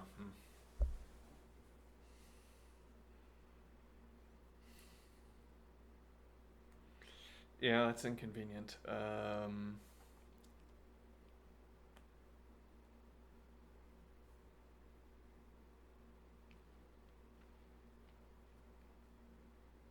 We could put this in a box to get later rather than flickering it. Well, flickering a pointer. Yeah, flickering a pointer isn't really a problem. Let's see. We need length, one count counter. Because we're changing those values. We don't care about the max value.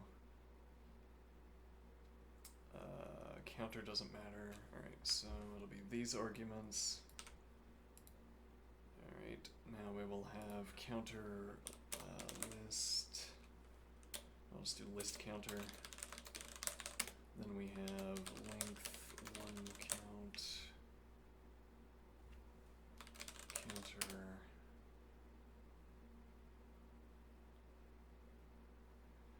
Okay, and then we have immutable list counter.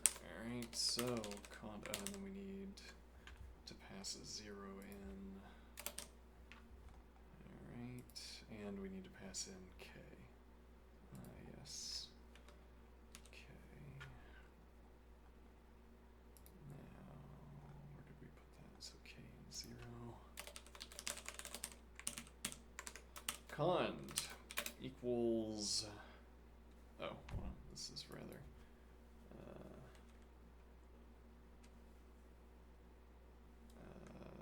K accumulator. Counter. Everything's counter. Yeah. Integer. equals k accumulator integer, k integer, then we call list cycle, no, we call counter cycle function, okay, with immutable list counter.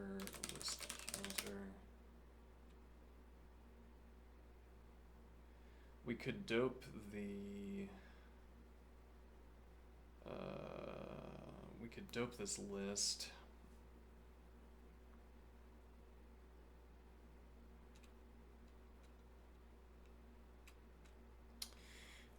Actually what we could do is say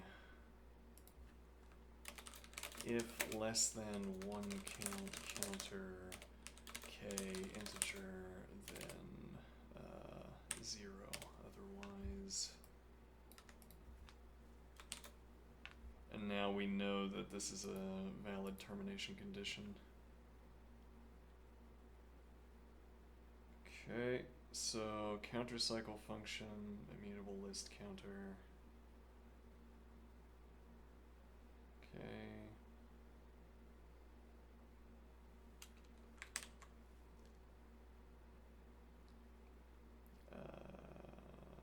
Yeah, that's correct. Length, one count counter. And then we probably have to keep k.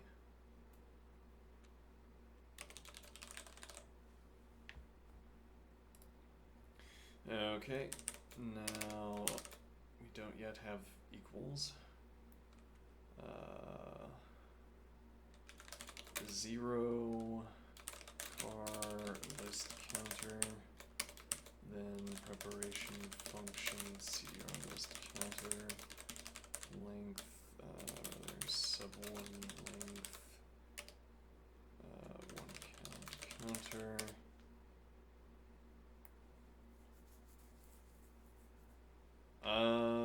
There is a point here. We can just subtract k from the one count. Minus one count counter k integer. This would just be k because that's not a local argument. And now the point is we don't have to update one count counter regardless. We could also put that argument in a box. K integer. Let me see. No, hold on.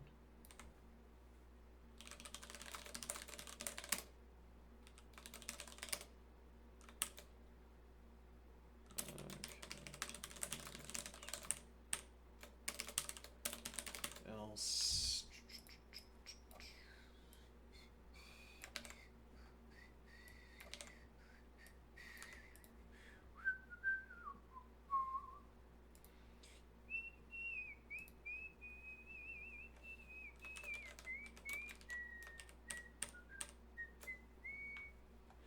Alright, so now what do we have? We have a list that's been sheared through and a list that has not. Okay, and that is a stand-in for talking about it's a stand-in for talking about shifting this position. This is still at the beginning. This has been pushed into the list until we have just the correct k value. Okay.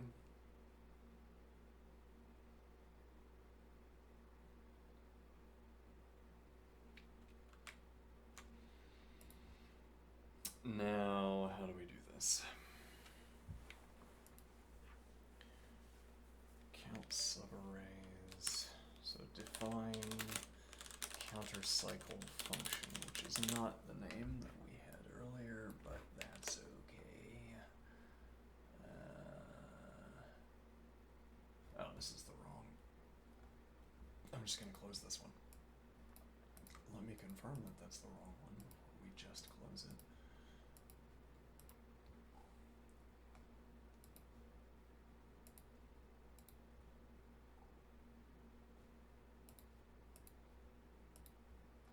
Yeah, okay. Now, what did we put Countercycle. In fact, that is the correct function name. Alright, define countercycle function. Okay, and what is countercycle? What is countercycle function going to do?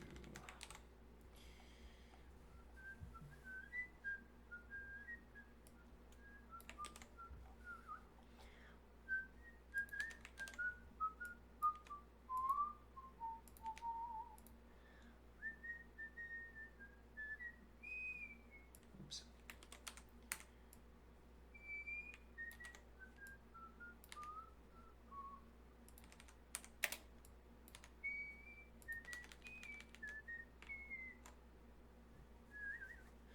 So we'll call this front. Okay, we'll call this shared. Okay. One count, k integer, and length are all correct.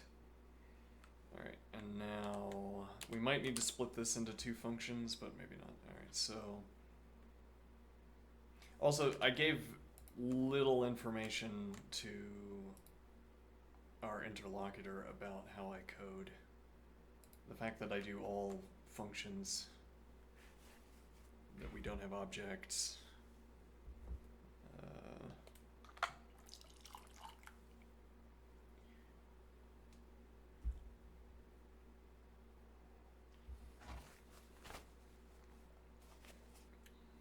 Just a point here.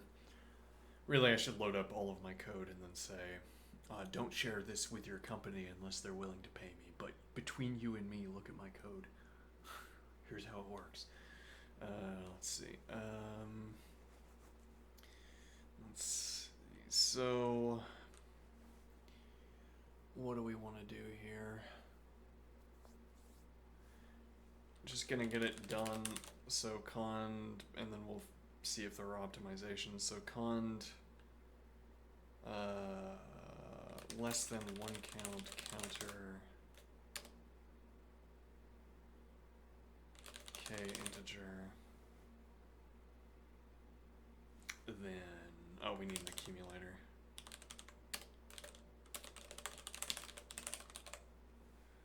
Okay, and that means that we need 0 down here.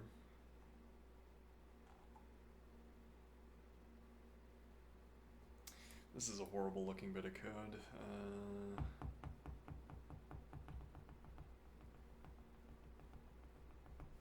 Does it have to look like this? No, why are we doing it like that? Okay, fair point. Let's see. And the let definition makes it worse, but having an if here at all is kind of undesirable. Yeah, but it's also necessary. Yeah,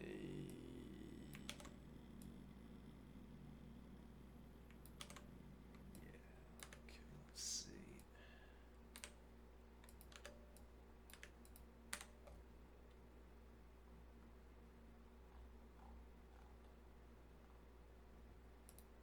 Alright, so less than, oh right, we have to put a 0 in here.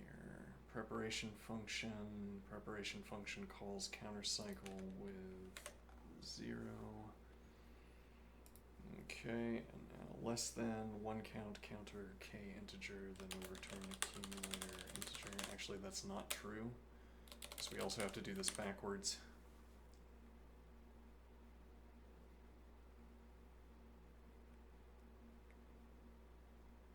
I think.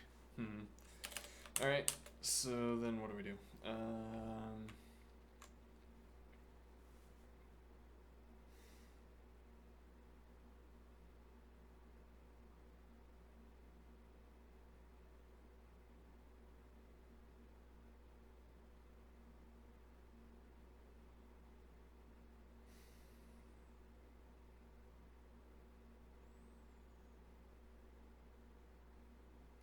So we could do separate functions, counter cycle in one cycle, and the point is that in one cycle we have a presumed multiplier of 0, whereas in counter cycle we would have a multiplier that we get from CDRing front list.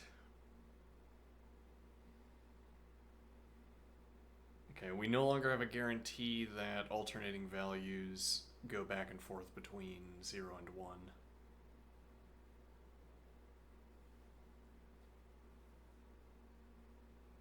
Or rather, between a zero count and a 1 count. Rather, what we have is that if a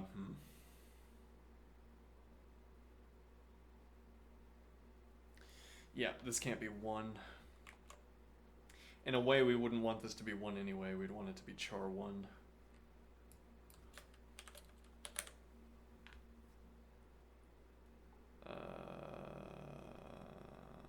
Let's see.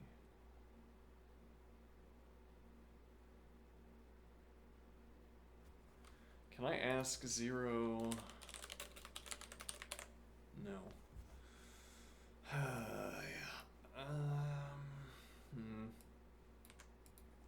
Because you don't want to have to type check, yeah.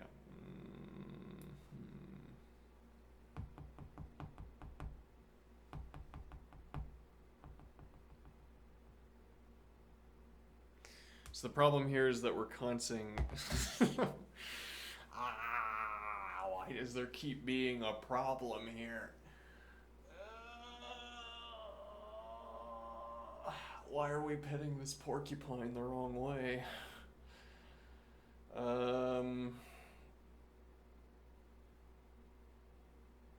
The problem here is that you could have a stretch of 1 0 value in a row. So the value of 1 is not a reliable. Yeah, so instead we can do -1. Okay, though we could also ask a number instead of 0. Fair point. And then we can keep our char idea.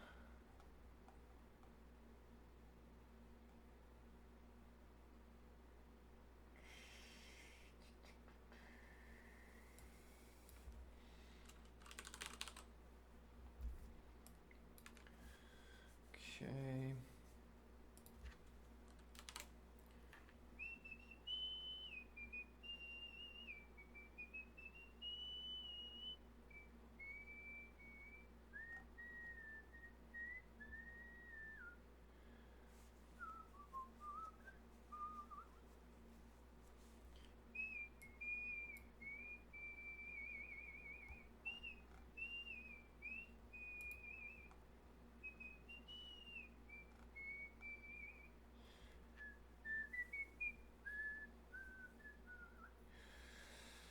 Counter cycle function.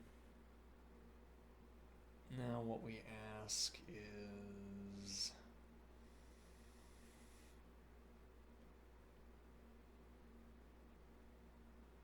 okay.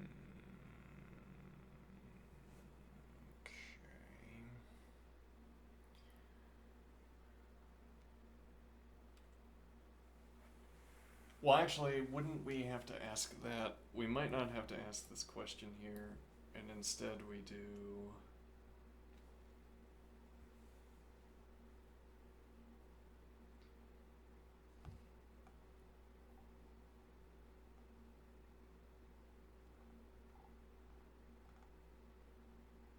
Let's see.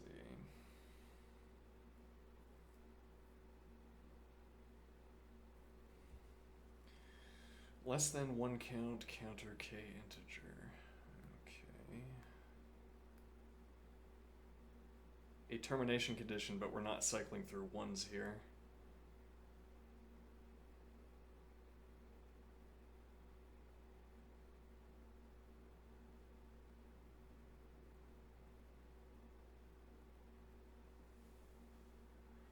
Let me think.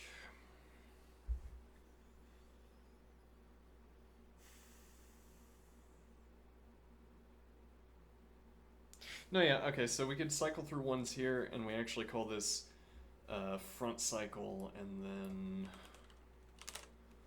sheared cycle. Cycle is not proving to be a useful word because we end up using it for almost everything. Yeah. Let's see. Wouldn't that make it an exceptionally useful word? No. Let's see. Char. Car front list counter.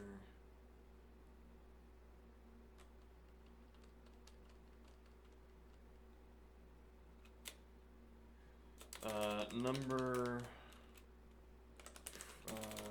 Car front list counter. Then.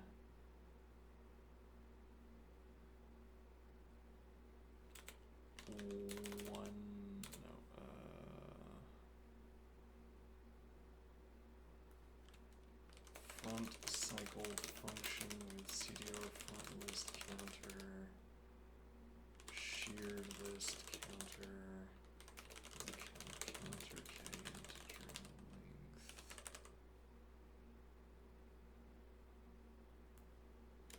and plus accumulator integer star.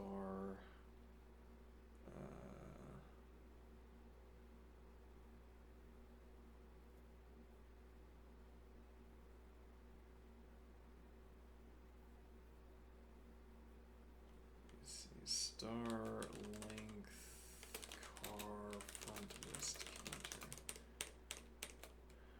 Okay, otherwise it's a char which represents a 1.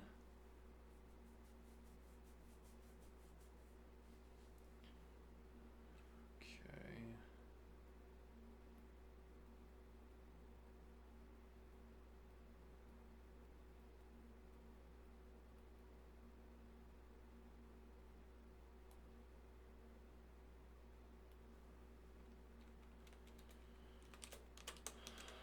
Number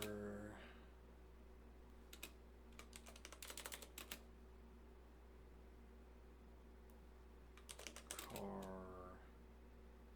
So it's interesting here, we only have to ask this once for the sheared list. Number car sheared list counter. Then front cycle function with CDR, no, front list counter, CDR shared list counter. Having to ask even now 3 questions before we get to the 1 cycling is bad.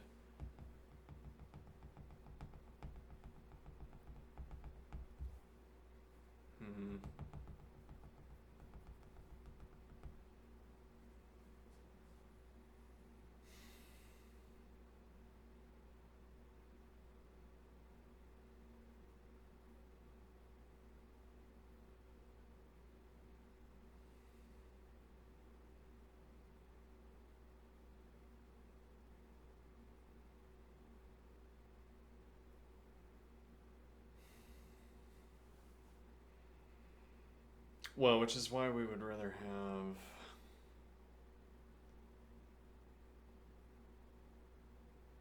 yeah, we could go to 1 cycle. Alright, so 1 cycle function or sheared cycle with front list counter, sheared list counter, integer length and accumulator integer. Okay.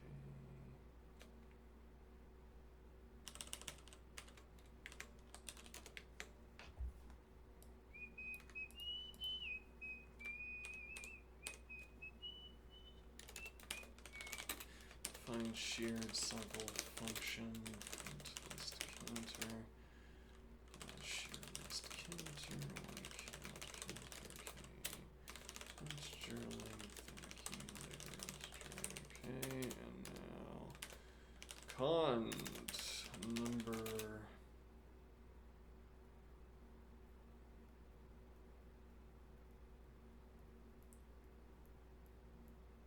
when should I be decrementing the 1 count is a question here.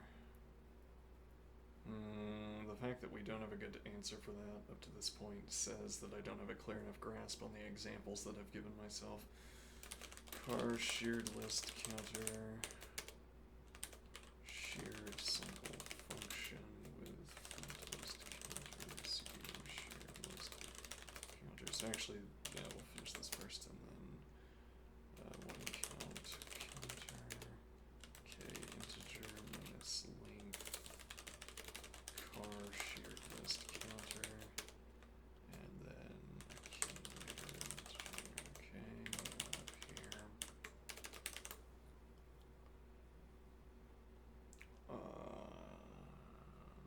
Let's see.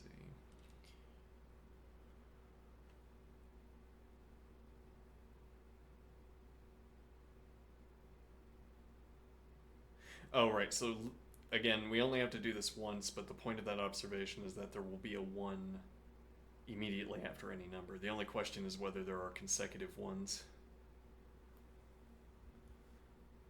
Okay, so instead, this can be an if.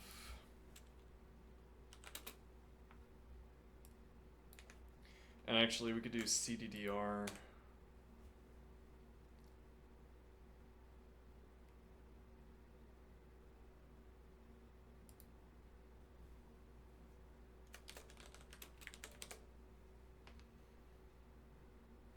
Okay.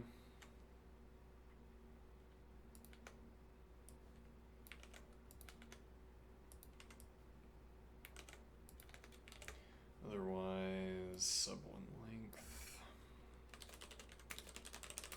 And this would not be shared cycle. This would be calling back to front cycle function. Okay, rather here.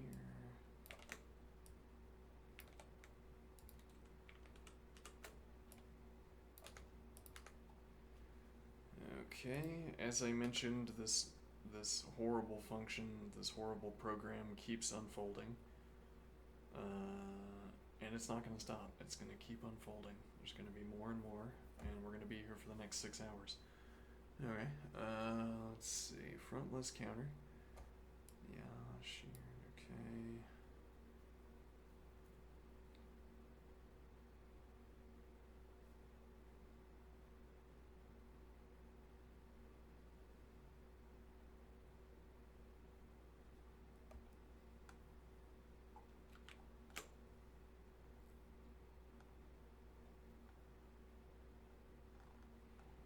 Hmm.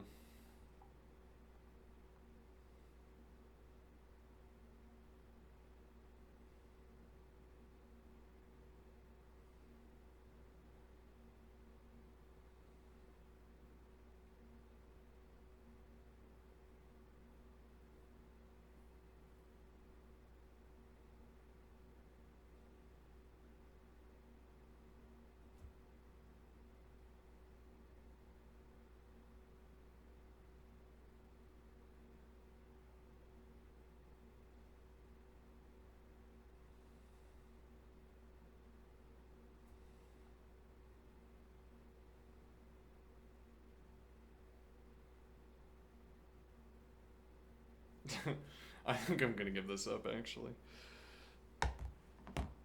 Oh. It just keeps going. This is not a good routing. I have 500 porcupine quills in my hand from petting it the wrong way.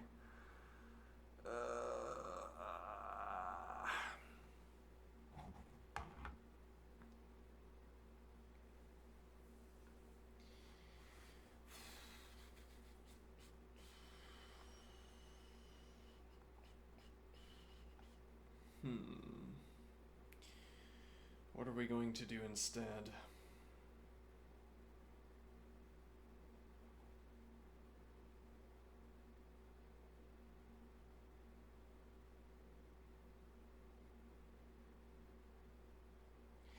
There is a purely numerical method, it's just horrible to implement.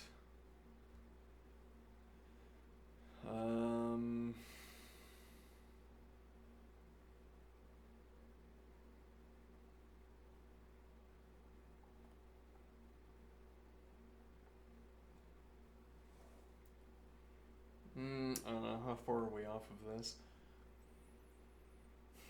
I don't really understand whether this is right, though that might be a question of not drinking enough coffee.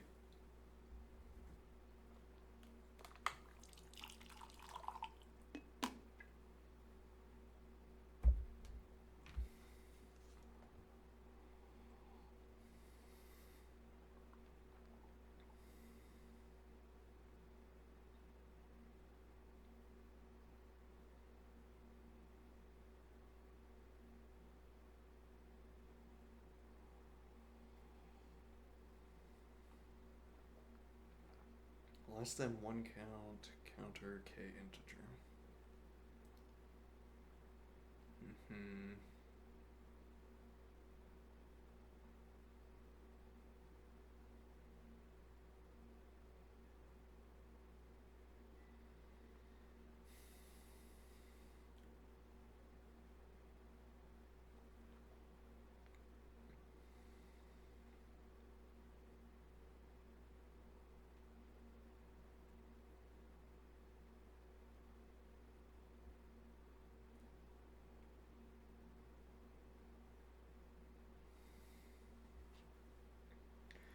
Number car of front list as opposed to being a 1.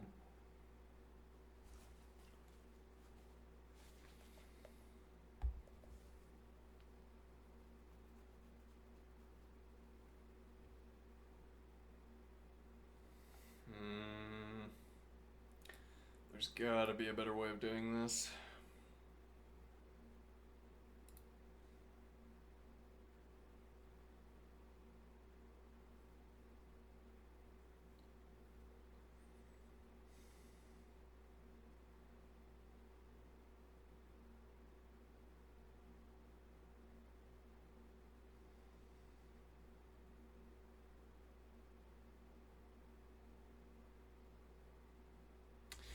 Maybe. I'm gonna take a break. I'll be right back.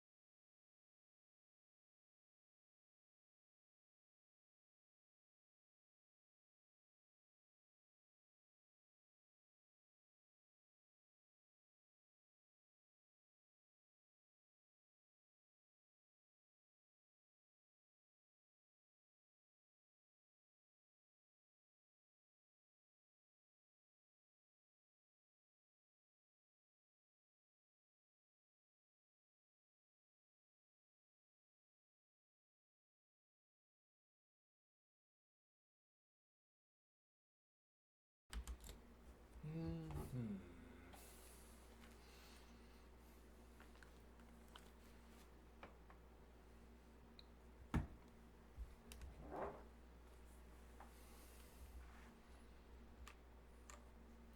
This isn't quite fitting together. Let's see. Number, car front list.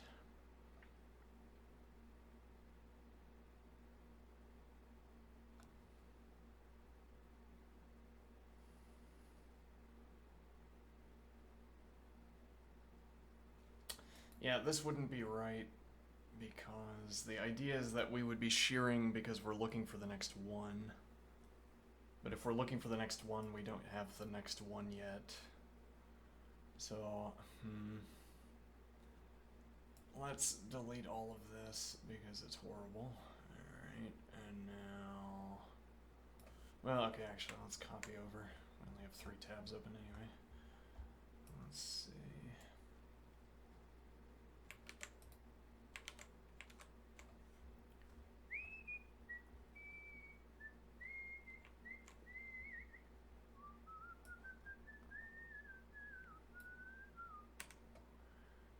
Alright, front cycle.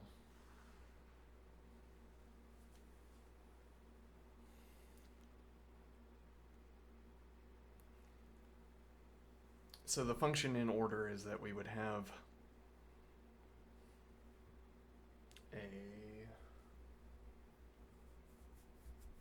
we would start with some multiplier. Okay.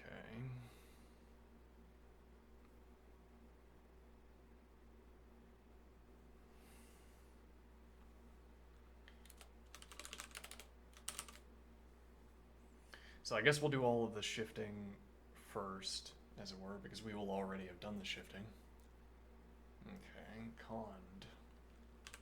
Number, car, front list, counter. Then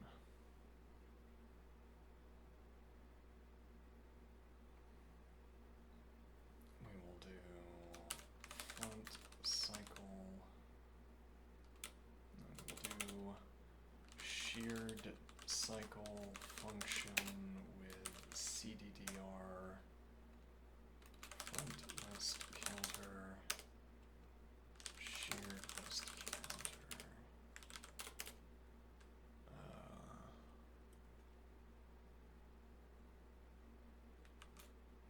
sub 1 count counter k integer. Length remains the same. Length gets shorter on the basis of shearing through sheared list. Okay, and plus accumulator integer star length car front list counter. Okay.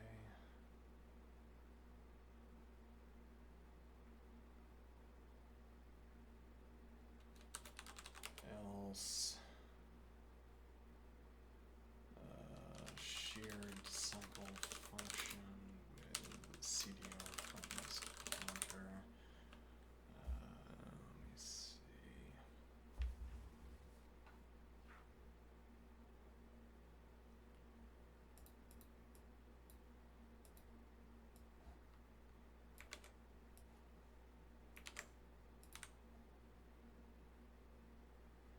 So it'd also be sub 1 count. These remain the same, but the accumulator.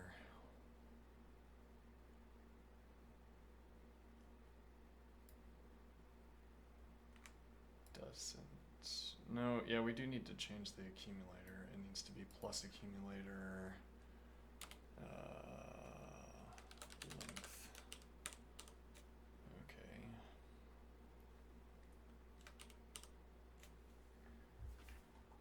And then some termination.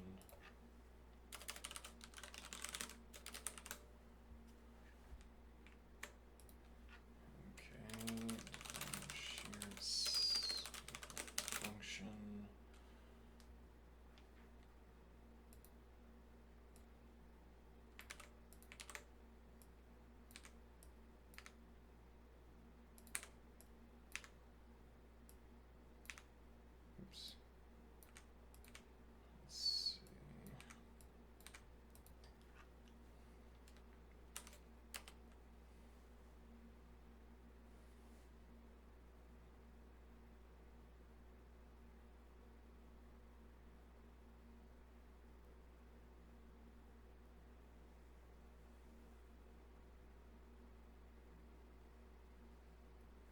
Yeah, I'm not getting a grasp as I need to do. I need to get a grasp on where we are in this function, and we're not keeping a grasp on that. What do I mean? So when should we be adding to the accumulator? This is saying that we do that up front. Okay, the problem with that. Okay, so we're at the start of the function. We have number as car of front list. Okay, and then we have shared cycle function. So we CDDR because we know it's number into one, number into an indicator for one. Okay, and now we're adding plus accumulator star length car front. So car front is the multiplier, length is the remaining number, and that works. Does this case work? So we go to shared function, it cycles through shared list until we get the next one. Okay.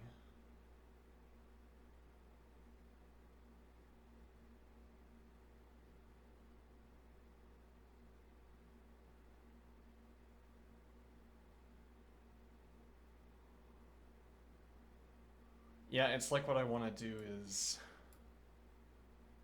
Yeah, maybe actually what we want to do is keep looking at the two lists so long as they both have ones.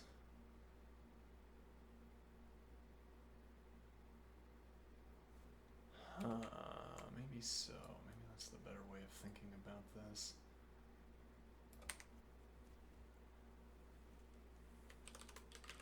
And... Okay.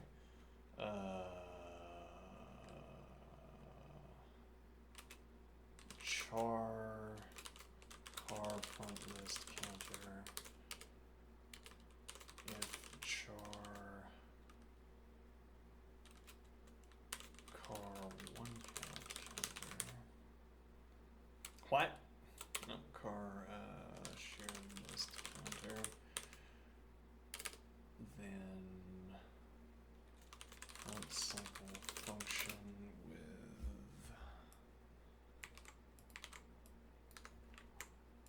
CDR on both.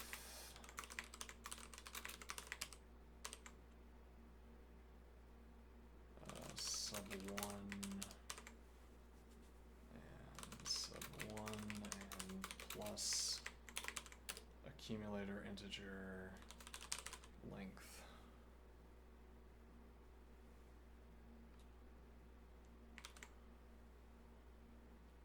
Okay. But what if it is not char?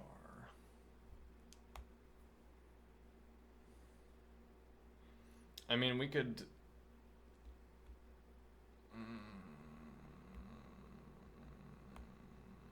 Well, so once again, we know that there's numbered zeros, so we could do front cycle function with front list counter CDR shared list counter.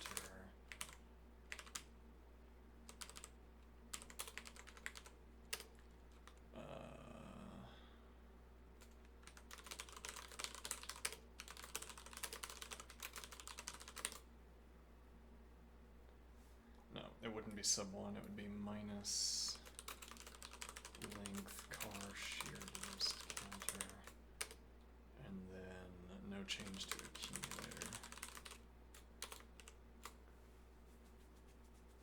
Okay.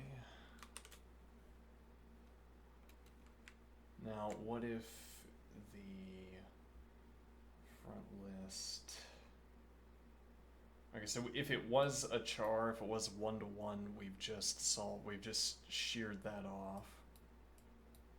And we have correspondingly sheared off this element. One way or the other, we've just sheared off both elements. Okay, and now there will be either a char or a number. If it's char, we repeat, but if it's a number, what do? So we've just sheared off the one at the end. I can't get the alignment straight in my head. Also, I have to take another break. Oops. We're back.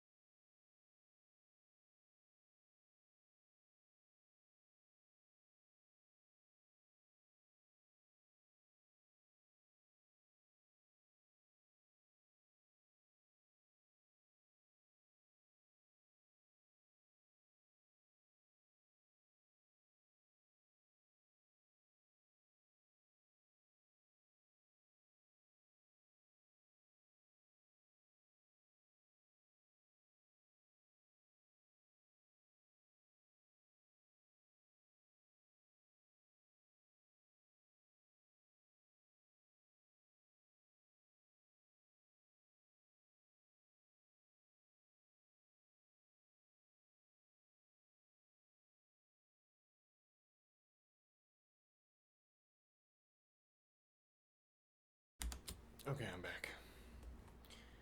Alrighty, let's see.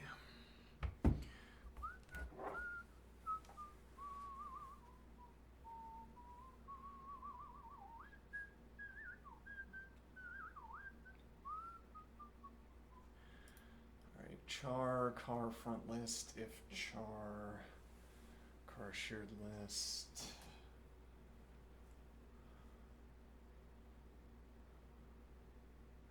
Okay.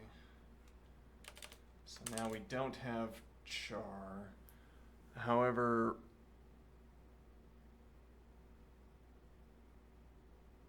yeah, I can't get right in my head what happens when we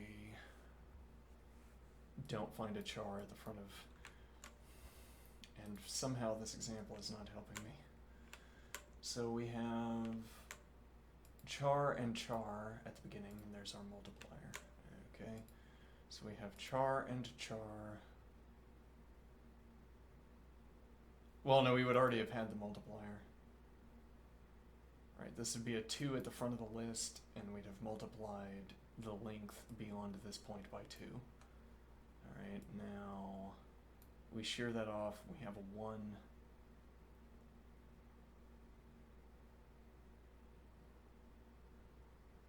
Yeah, but see, that already presents some kind of problem, doesn't it? Because we've just multiplied, and now we don't need...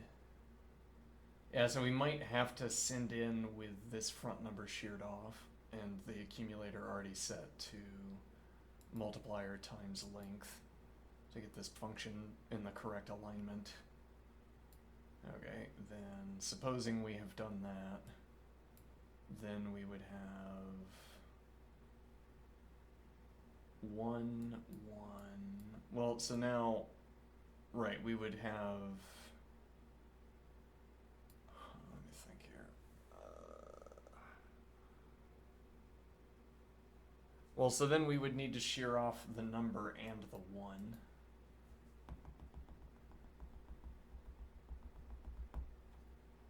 And then we need to shift this pointer forward, shift this position forward. Let's see.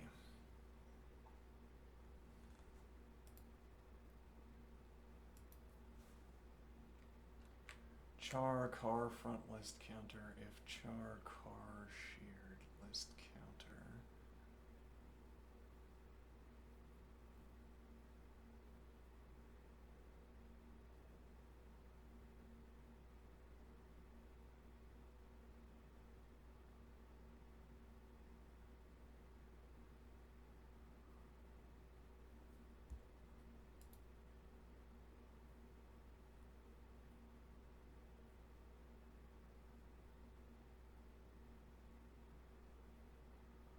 Let me see.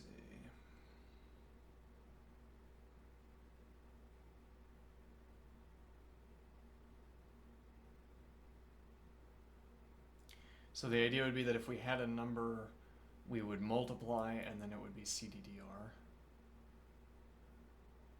I think is the idea. And then this would be else immediately.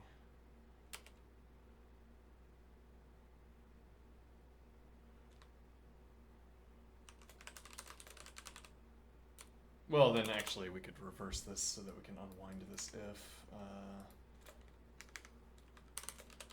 Number car front list counter, then front cycle function with CDBR front list counter.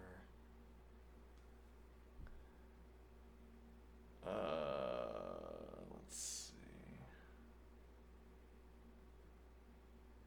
Okay, but then we also need... No, yeah, we're gonna need if expressions in both cases.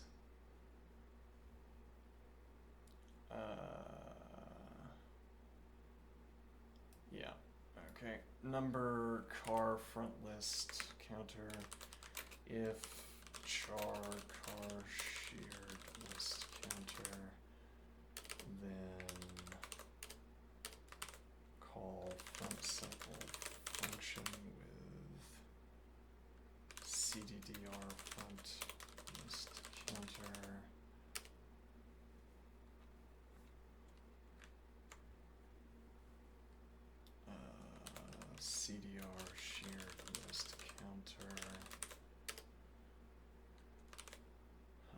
sub one count counter.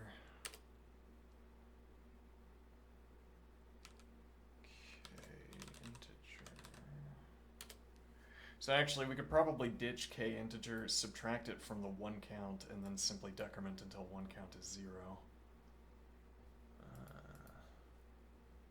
Okay.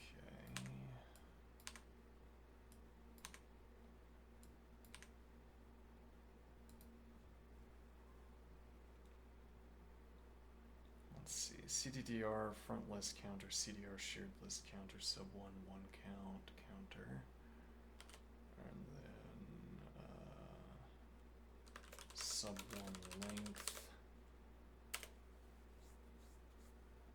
and this would be plus accumulator integer star length car front list counter. Okay. Otherwise, front cycle function with CDR front list counter, CDDR shared list counter, sub one count counter minus length add one car shared list counter and plus accumulator.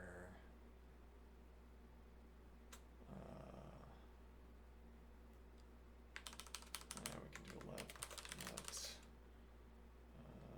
add and integer.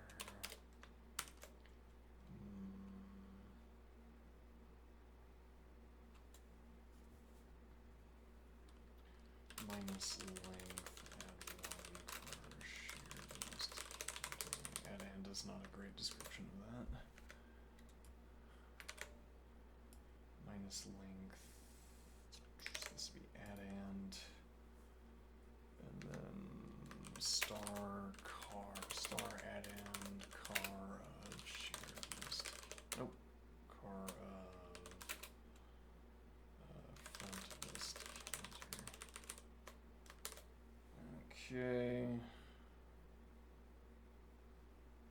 So now this would become a cond by itself, and then we would have an else.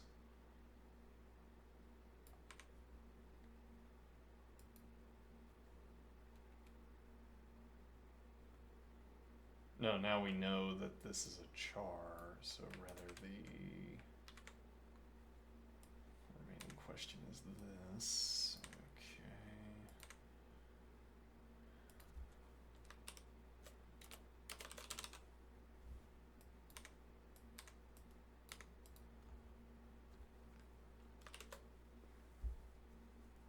Yeah, again, this feels, as it so often does while coding, this feels like one of my nightmares where it's not even a nightmare, one of my hypnagogic stretches where I keep, like, I'll dream code and I can't solve the problem, and then I try something else and that doesn't work, and I try something else and that doesn't work.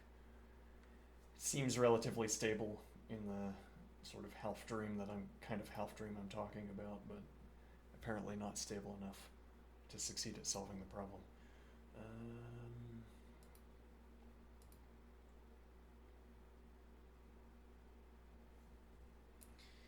Alright, so now the termination condition 0 1 count counter, then accumulator integer. Except that what we actually have to do is set up a box. We have to set up a box that starts out as false and that flips to true in this case. And then we have to reverse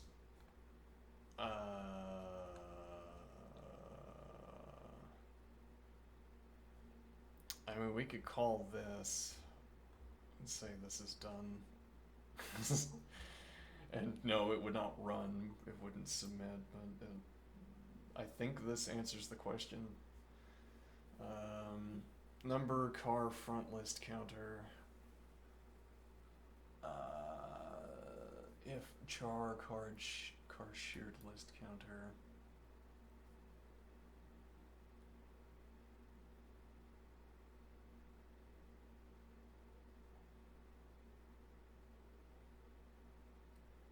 Otherwise, CDDR front list counter, CDDR shared list as well, because we have to get rid of the number.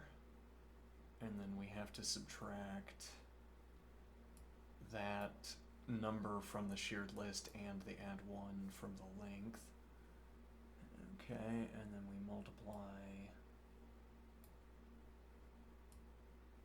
that remaining length value by whatever the multiplier is from the number that we took from car, or that we took from front list counter. Char car shared list counter.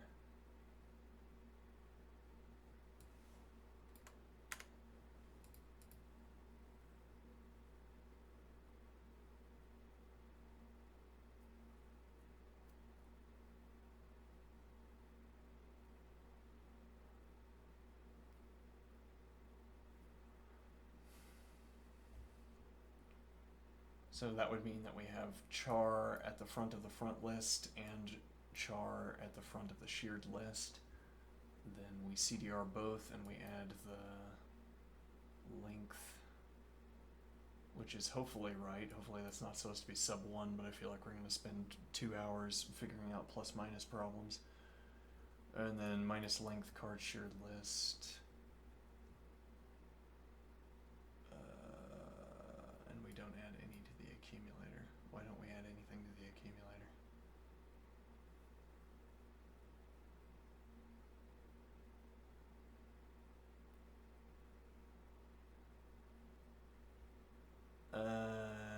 So this would be minus length.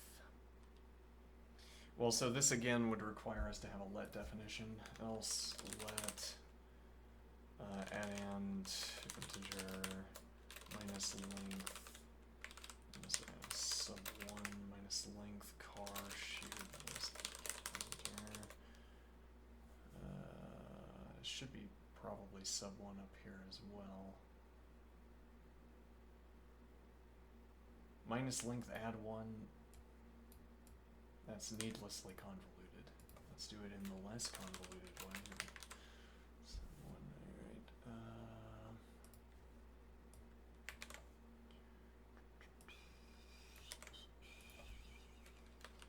Plus accumulator integer add end. Okay.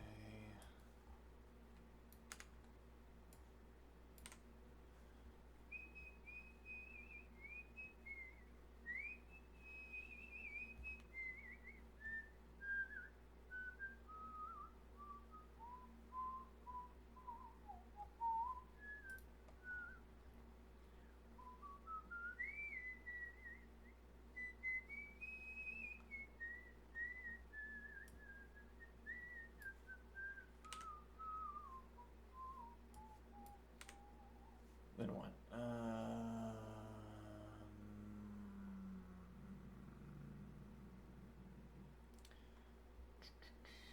Right, do we have to do this backwards is a question to ask here, and I think the answer is yes.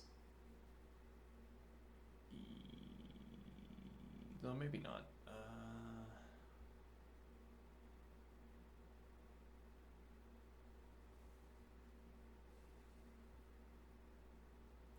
Well, so we cycle all the way from the end. Okay, and now what? So this is, well, it's 10. We could say this is 3 though for current purposes. All right, so we have 3. So we get up to this point. We might not have to. This might be done. Ideally, it would be done, yeah. And the point would be that we've already gotten all of the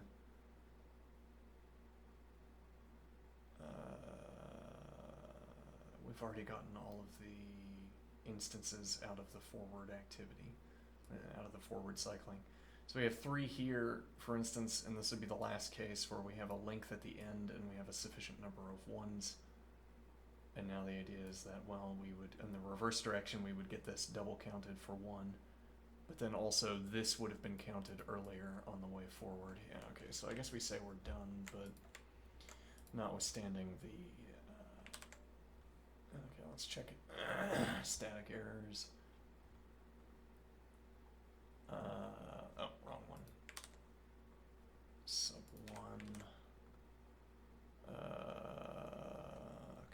let's give this context. Hold on.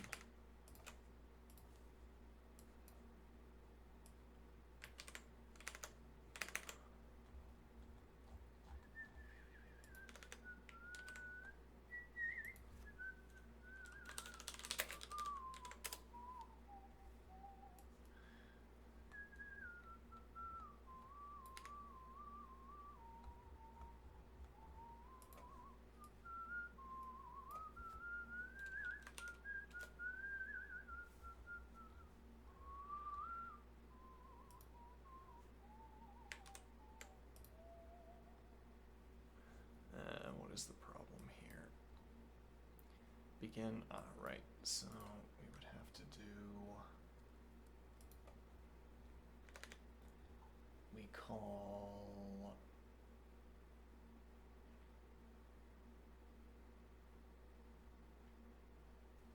I guess from here we would call the cycle function with nums, 0 max value max, max value integer.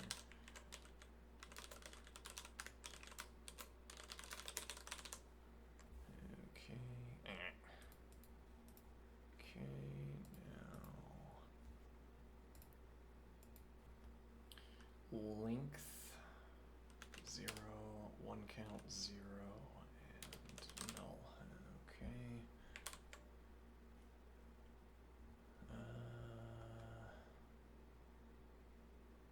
Oh, right, but now we need to call this function with here. This will be nums -1. Okay.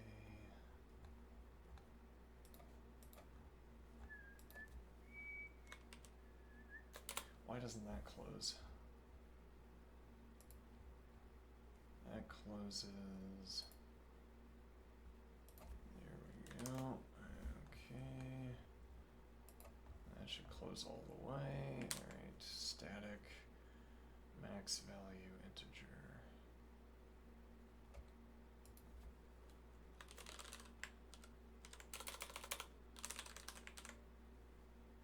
Counter cycle is now front cycle.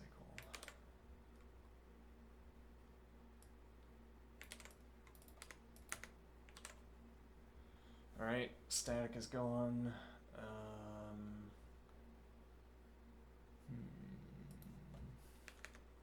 This is not going to give us the correct answer.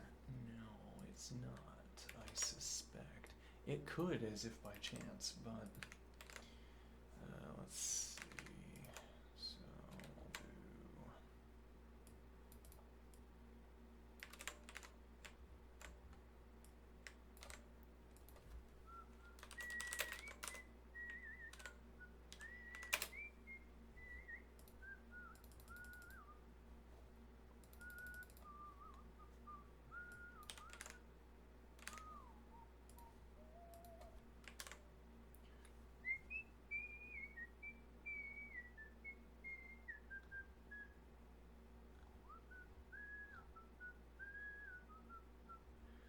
so we decided we didn't need K. No, but we do need to do -1 count.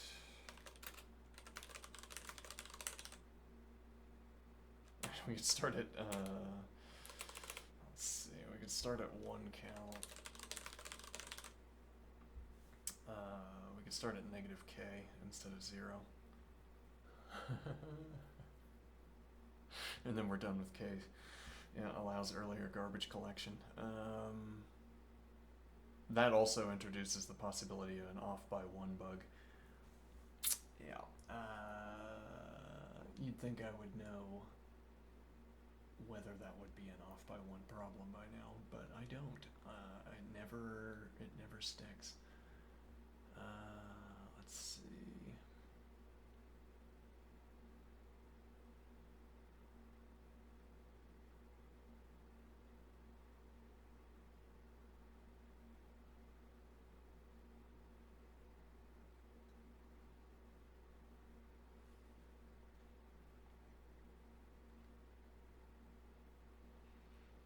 Actually, we still have to. We've passed. Yeah, we've passed k integer in.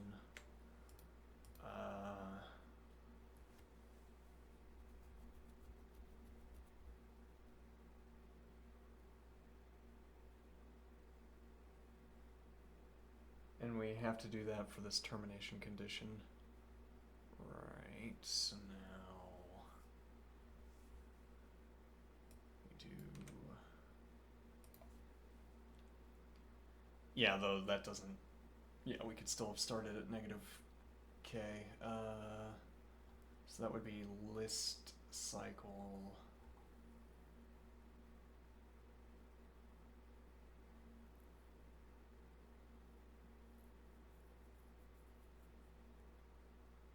Okay, so this would be star k -1 0. Well, you know, yeah, that's pretty good. We got a number out. Let's see.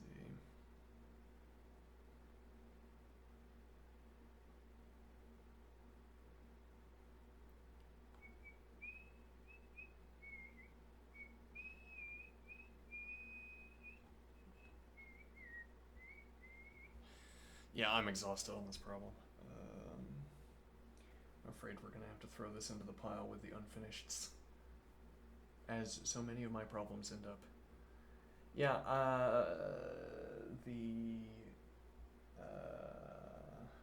the count for the number of problems I've finished is an undercount for the amount of effort that I have put into solving these problems. Though then, the ratio between the number of unfinished problems and finished problems is also some kind of indicator of my skill. How many of these problems have I had to put to the side? Indeed. Anyway.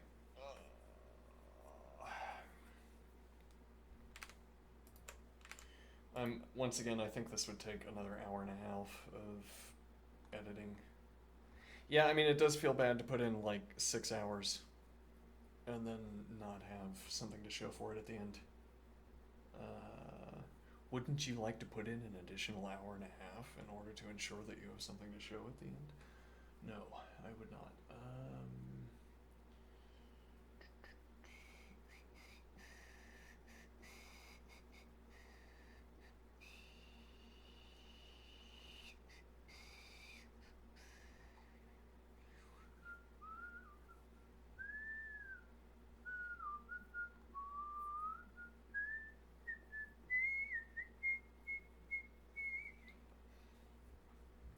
Alright, so what we're gonna switch over to is having a chat with our interlocutor about Wittgenstein's remarks on the foundations. Probably. Though I might change my mind. Okay, and let's see. Be right back.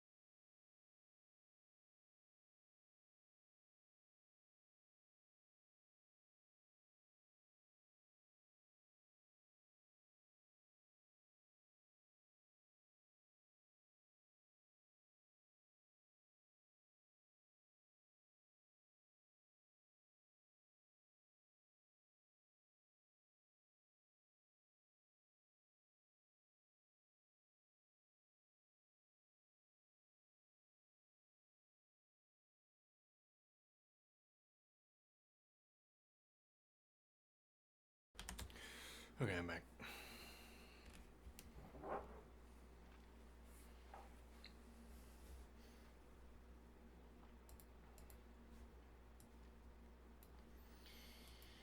Okay, let me do this, and then this.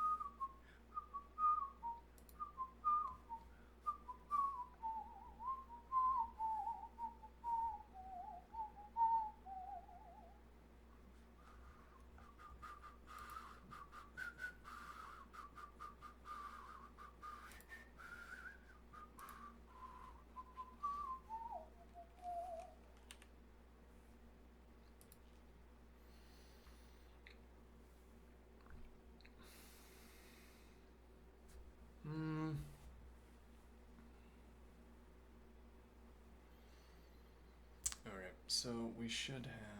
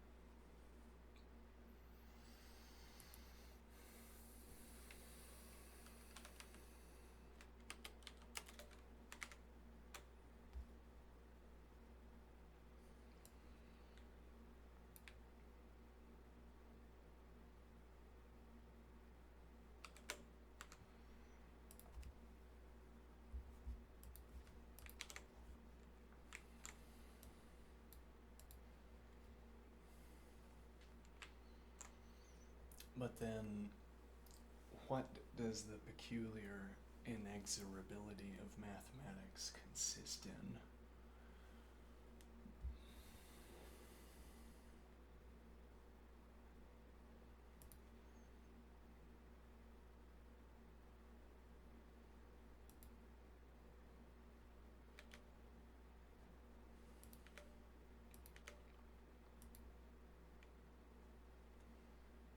But then, what does the peculiar inexorability of mathematics consist in? Would not the inexorability with which 2 follows 1 and 3 2 be a good example?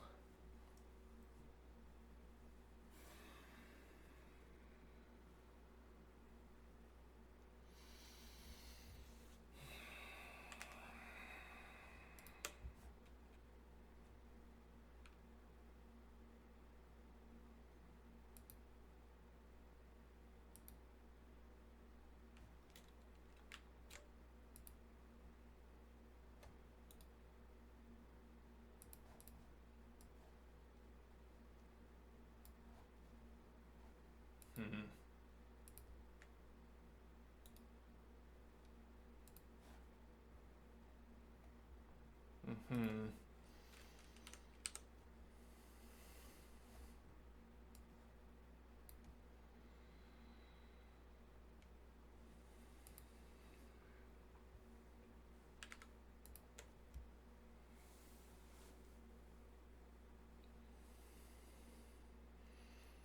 But then what does the peculiar inexorability of mathematics consist in?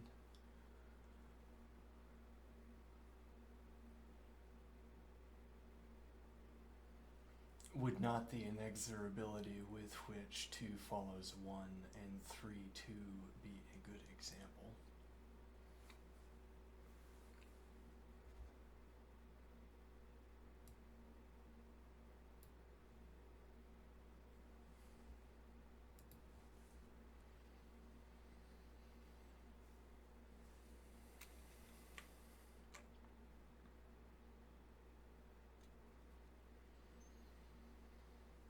But presumably this means follows in the series of cardinal numbers.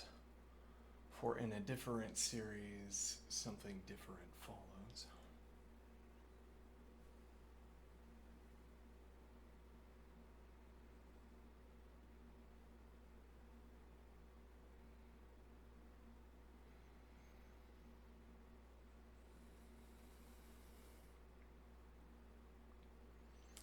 Would not the inexorability with which 2 follows 1 and 3, 2 be a good example?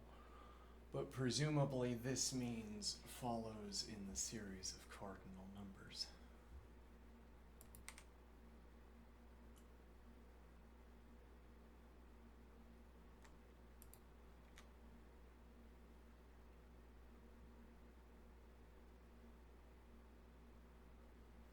Would not the inexorability with which 2 follows 1 and 3, 2 be a good example?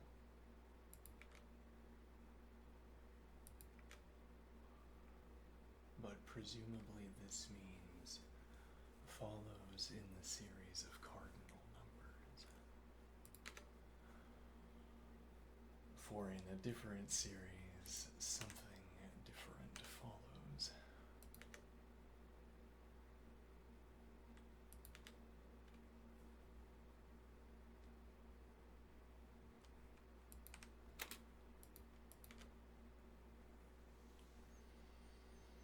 But presumably this means follows in the series of cardinal numbers.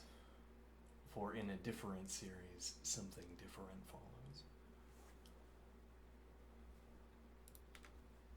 And isn't this series just defined by this sequence?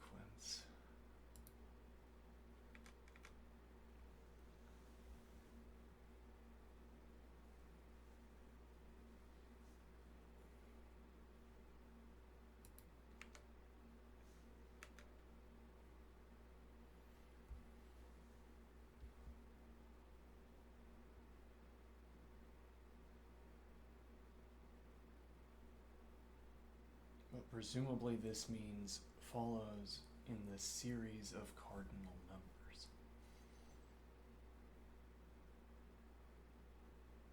I want to put italics here.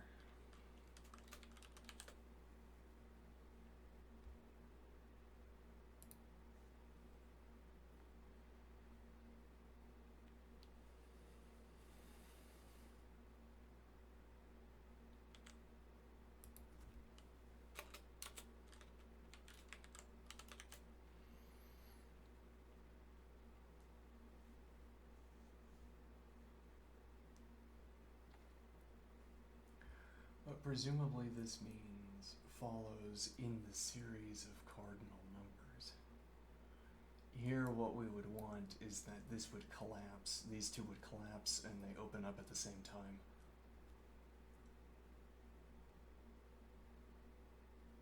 Okay. So you would see, well, you wouldn't see either asterisk. Well, it's like you'd see an asterisk, but that would be a system symbol for saying that there's a collapsed distinction here. Then you hover over the asterisk and these two open up. And then you see that I would prefer the asterisk here, and the book preferred the asterisk here. And now it technically wouldn't tell you by itself whether you were at the beginning or the end of an asterisk sequence, but there's only a replacement asterisk like this. I mean, it could be that when you hover over B, you get another bracketed section over here with a B. But you don't have to have that for this case. You would only have to have a rule that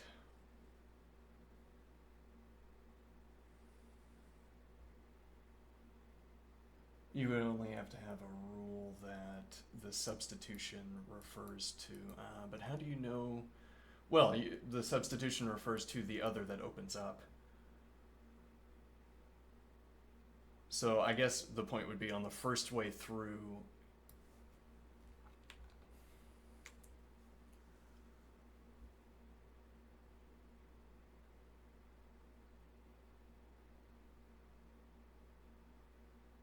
On the first way through, let me see here. You would see the italics in the text. There would be, if the A were internal, if the A refers to, let me think here.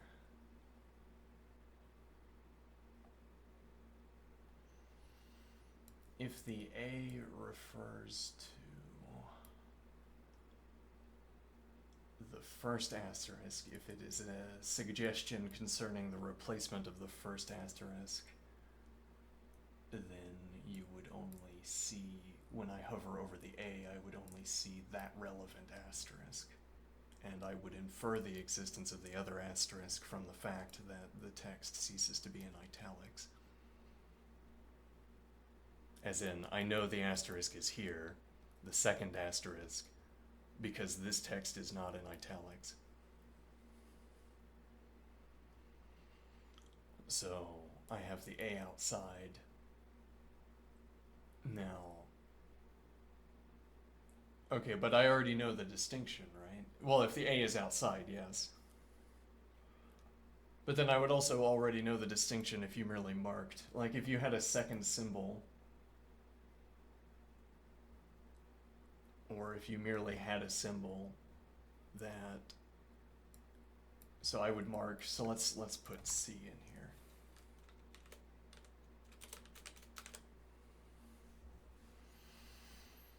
So this is the case where my alternative asterisk is placed. Okay. Now, this would be an A instead of a C if we were actually looking at the text, because this is merely an alternative positioning for this kind of example.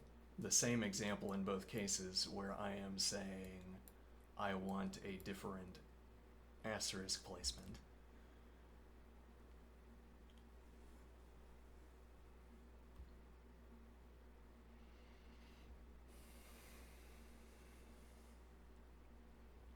Now, so this would be an A in fact, but I don't want to put A because I don't want a pairing with this example representation.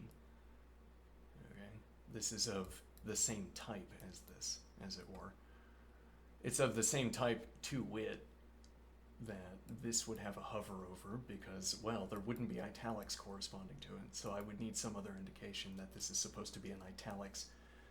As it were, we can imagine this hidden. And then you expand it and it shows star A.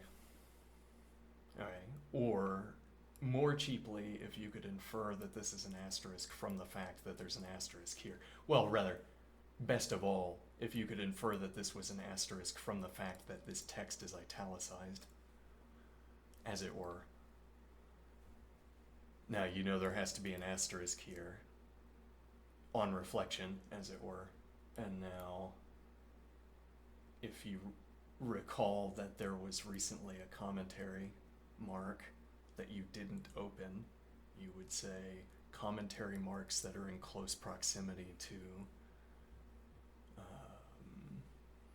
italics. Commentary marks that are located in close proximity to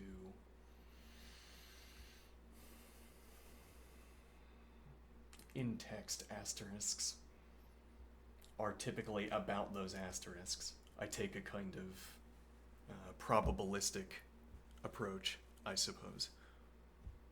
I say probably, or even I restrict myself in making commentary, as in I wouldn't do a different collapsed commentary on this line. I wouldn't do a different collapsed commentary on this line.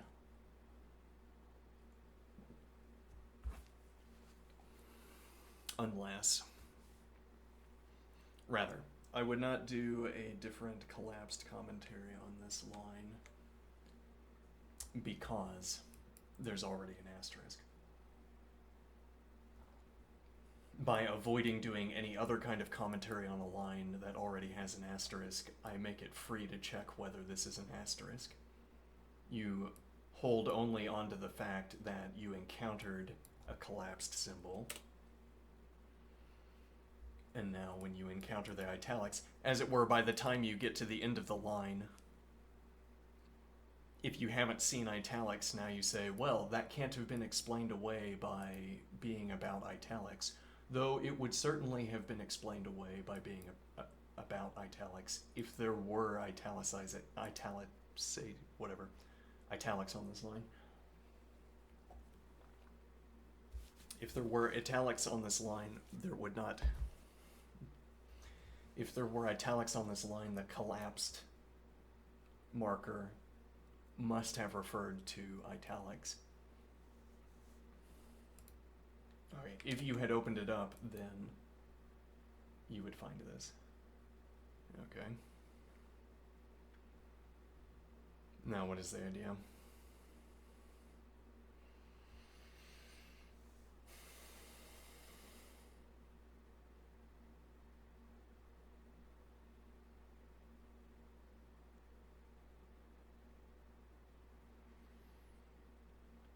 Why would I want to think through such a conception? Well, we wanted to designate what the type was. Well, we wanted to designate that there was a type. There is a type corresponding to this kind of this structure we're talking about. We're saying we're leaving a marker in the text. It is a commentary on the text.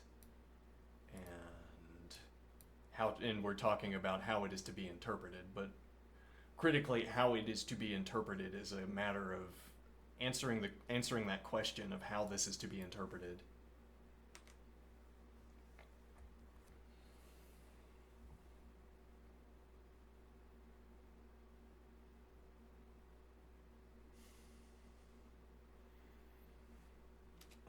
What do I mean here? So we're saying we're trying to give a type. And we're trying to give this a type for practical purposes, namely we want to say this is of the same type. And that's an indirect way of saying, well, whenever in other contexts, if I say two objects are of the same type, in the coding context, for instance, if I say two objects are of the same type, that isn't making, well, it could be, but in this context we'll say it's not making a philosophical claim.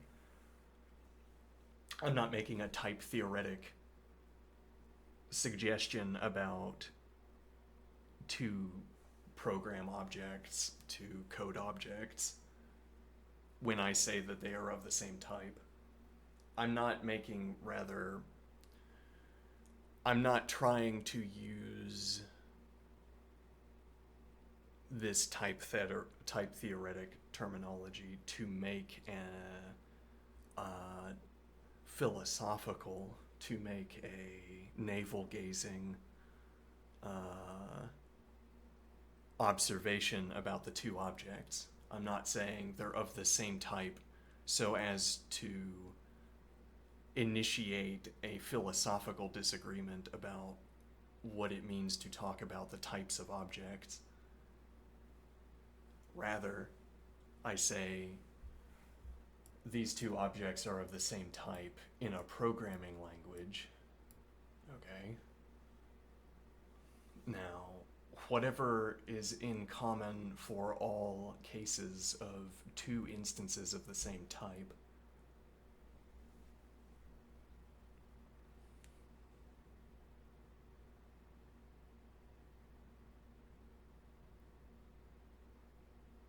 that's the only restriction there is on, well, no, that's the only restriction there is on the kinds of claims that we make between the two instances of the type.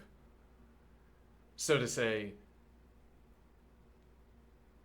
if we were in a context, we're in a programming context, and I say we have two different variables, and as part in the sequence of giving you an explanation to how the code works, I say these two objects are of the same type. Okay. Now, presumably it would not have been obvious that they were of the same type, or else I wouldn't point it out to you. Okay, now what is the idea? In this scene we have depicted so far, how many characteristics can change and without rendering the scene unreasonable? Wait,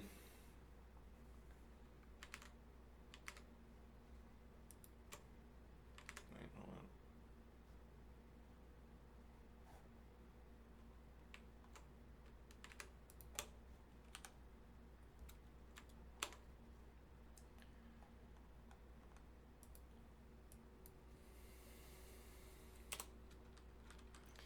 I'm going to explore my own ideas, not unrelated to recent discussions.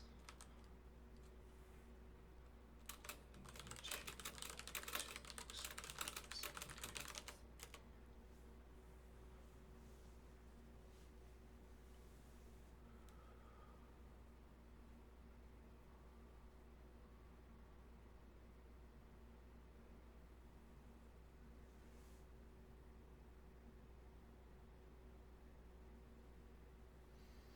Go ahead and sketch the idea in whatever form feels most natural. A short outline, a single statement, a handful of questions, anything. Once it's on the table, we can clarify its core motivation and the specific problem or phenomenon it addresses. Okay, map out any underlying assumptions or conceptual hinges, probe for strengths, loose ends, or hidden implications. Iterate on possible extensions, analogies, or concrete applications.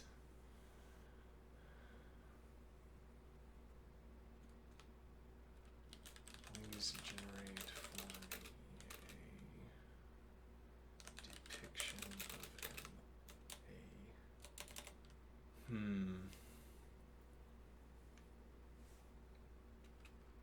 a screen state, not a depiction of a screen.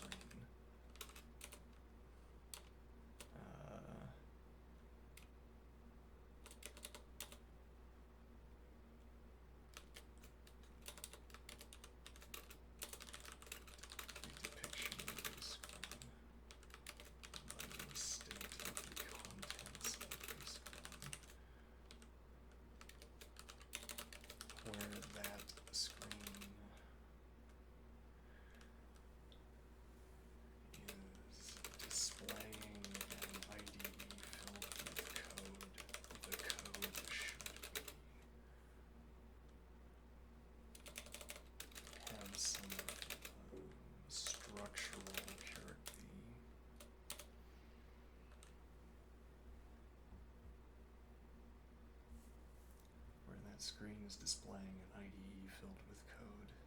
The code should have some of the should have the code should look like real code,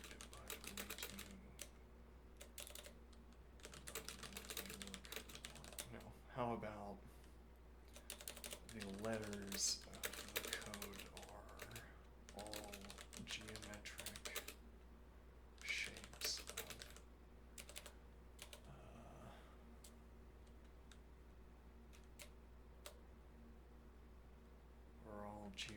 shapes as if in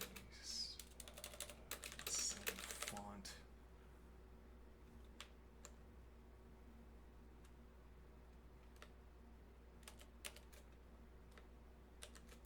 What we should be looking at should look like.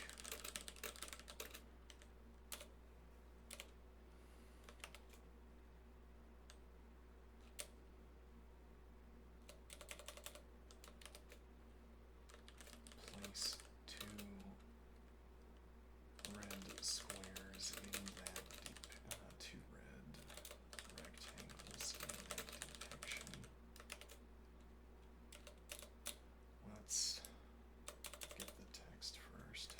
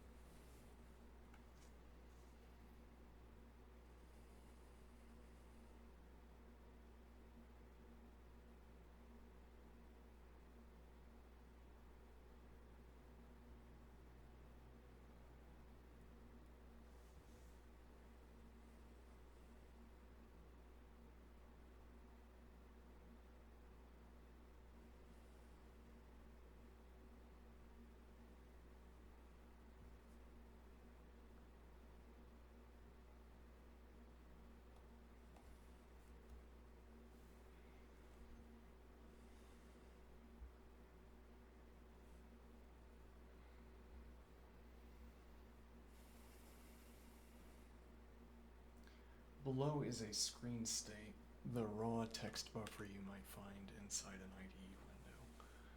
Every alphabetic character has been replaced by the same geometric glyph. Digits, punctuation, indentation, and blank lines are left unchanged, so the structure of real code remains visible, but the letters themselves are rendered purely as geometric shapes.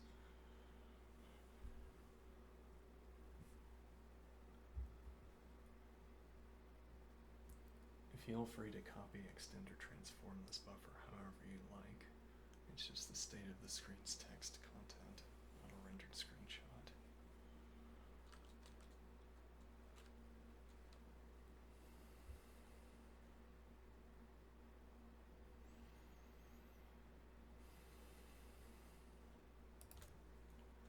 I like this format.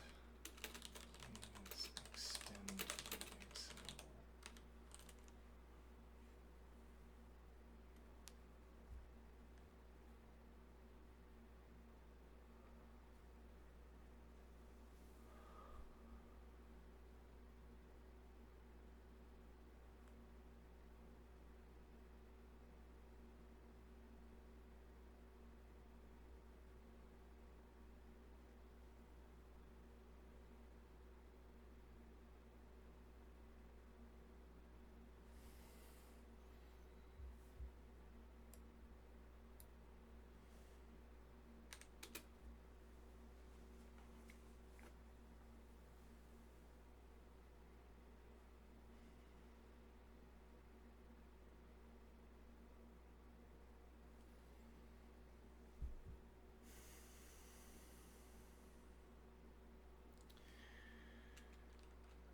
This format,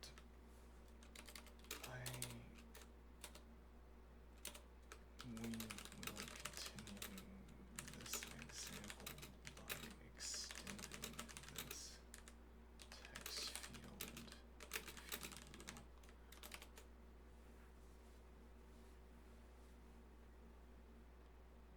So how did the raw text buffer you might find inside an IDE window.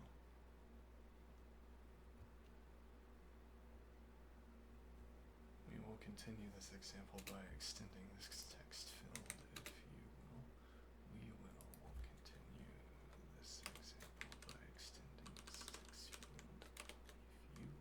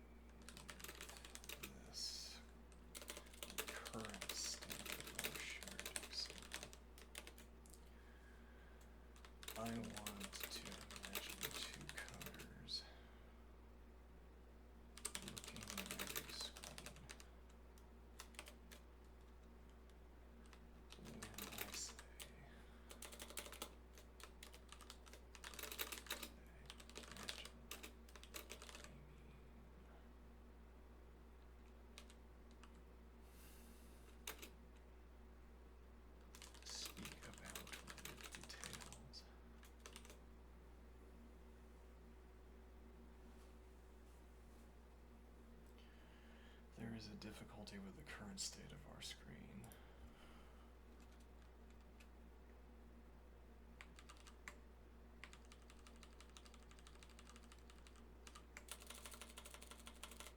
Imagine, I mean, speak about with details.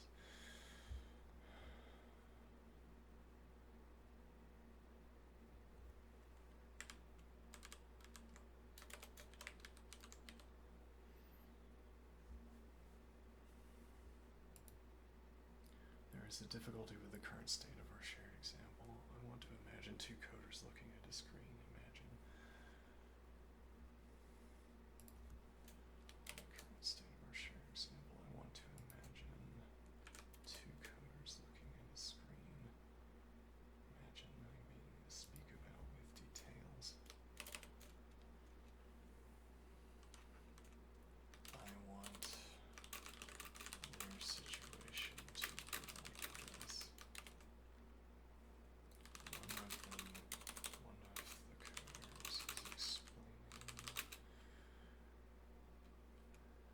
a problem to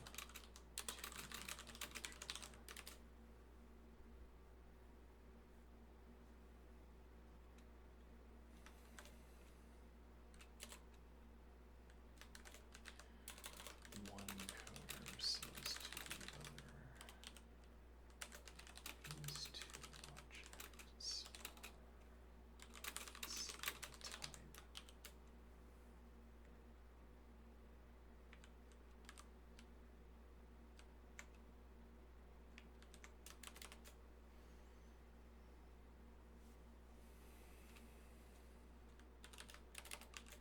Now our difficulty is this. If I select any two clusters of glyphs in this example,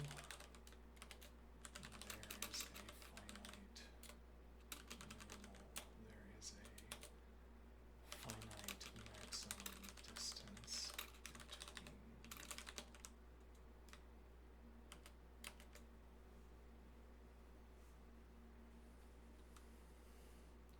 We might say my ability to speak about the interaction, my ability to reference this example when talking about the two coders is limited by a combinatorial selection of glyph clusters.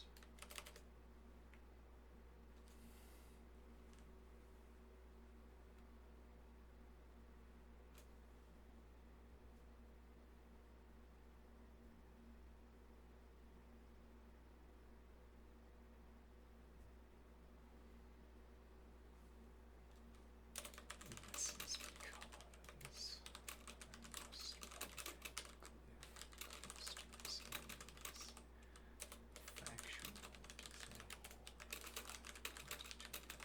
This is something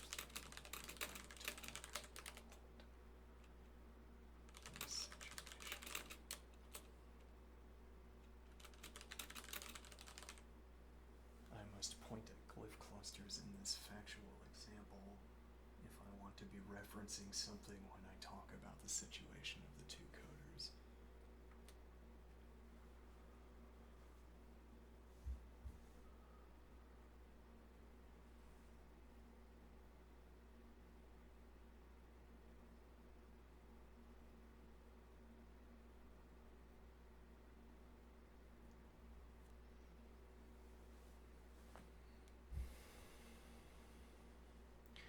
I like this format.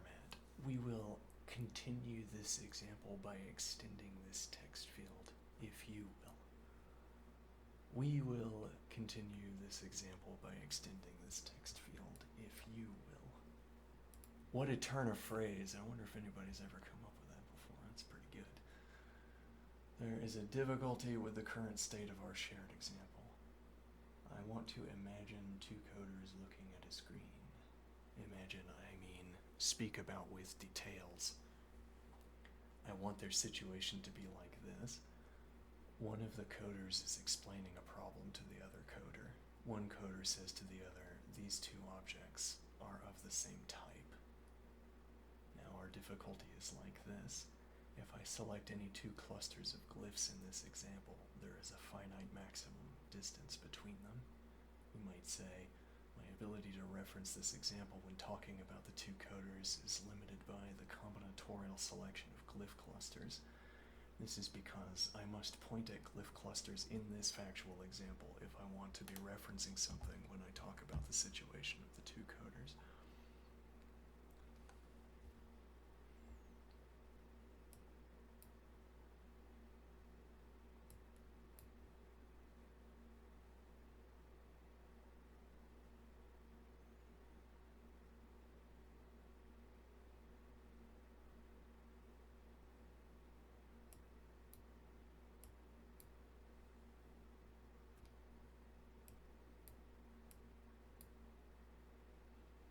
But I am also limited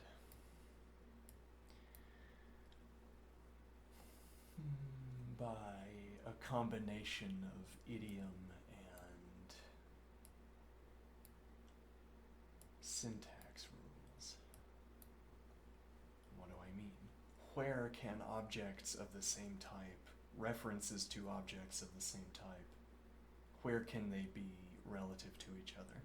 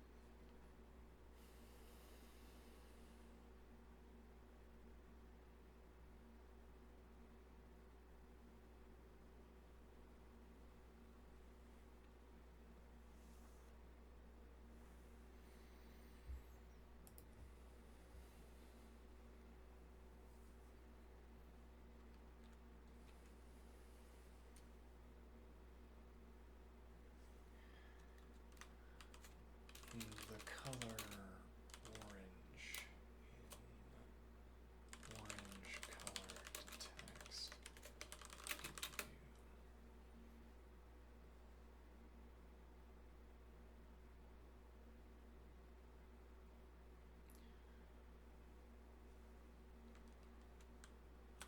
You do. Let's see, did you place the same kind of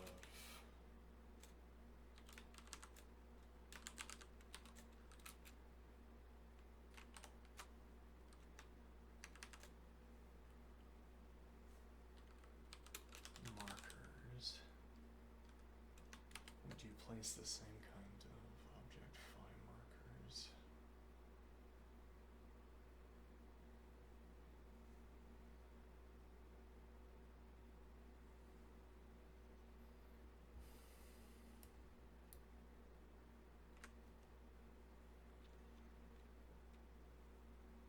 I would also like you to add to this image a contrary example. This image into this example a contrary. Yeah, now I'm reusing the word example. Though then, let's see how we've been using that word. Extended screen state. Hey, that's a good one. Let's see. I'd like you to add to this extended screen state, to this screen state.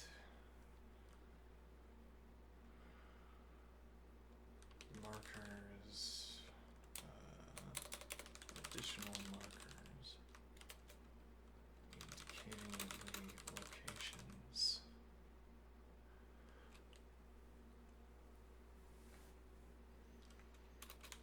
Additional pairs. Let me read carefully what this is saying. Shape identical objects the coders can point to. Now that's interesting.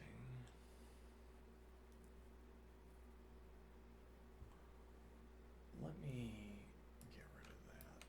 Let me look more carefully.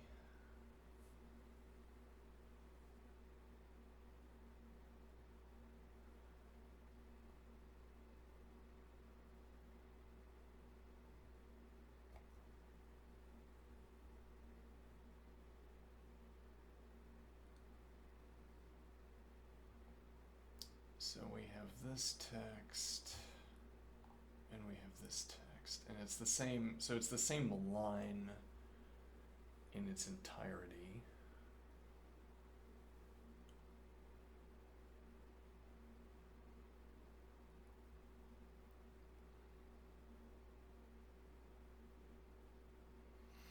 Though that would be allowing for any glyph island still to be the target of reference.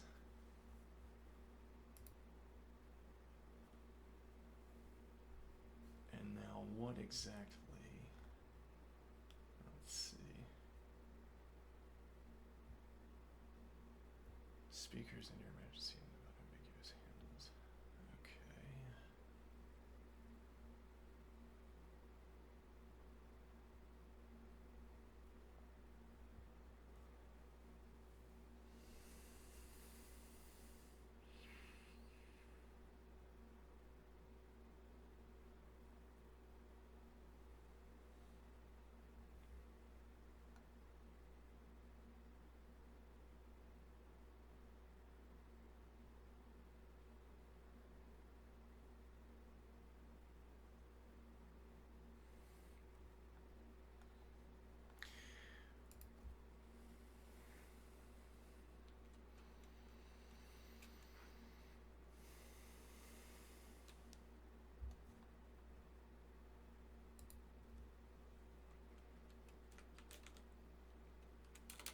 I propose that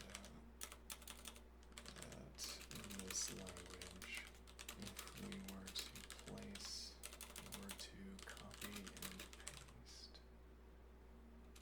I propose that in this language, if we were to copy and paste the contents of line 29, if we were to copy and paste the contents of line 29 onto the end of line 29, we would produce a syntax error.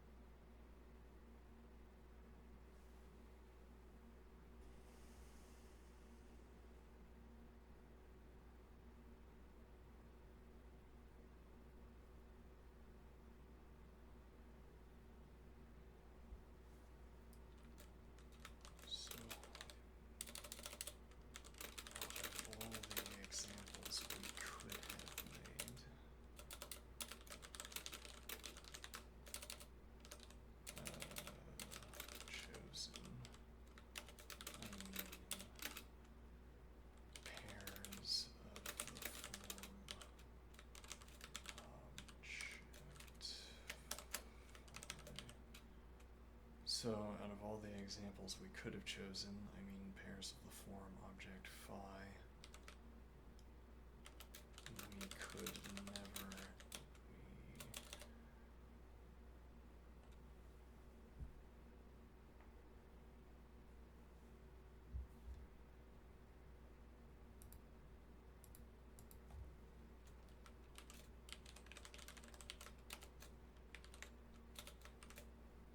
all of the examples we could have chosen, we did not have choice of marking 129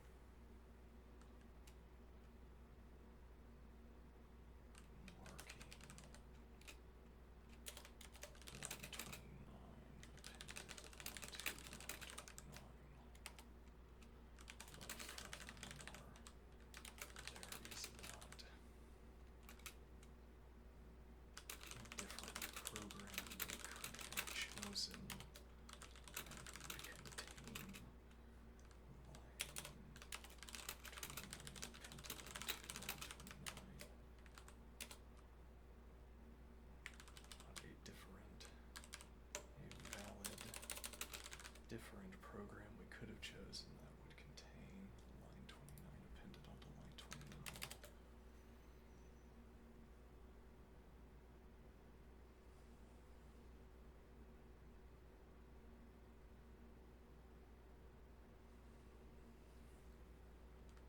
So, my situation can't involve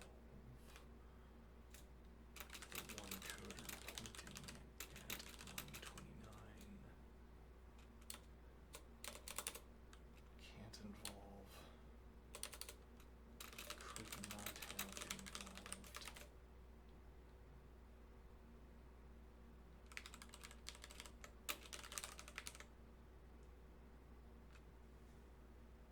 So my imagined situation can't involve, could not have involved the coder pointing at the first half and the second half. Hold on, I don't think this is working. This wording that I'm choosing is going in the right direction. So out of all the examples we could have chosen, I mean pairs of the form object phi, we did not have choice of marking a line 29 appended onto line 29.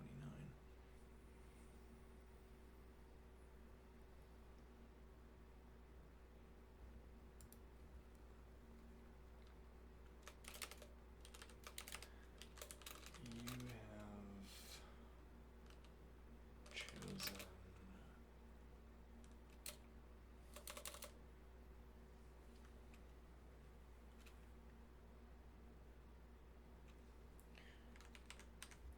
there's an assumption here, which is that this is intended to mark.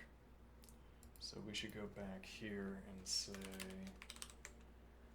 what you have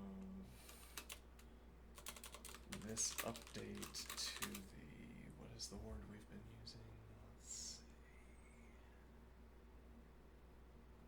Screen state, right? Yeah, there we go. This update to the screen state is ambiguous between the two interpretations. Okay, let me save this in Notepad and make this point first.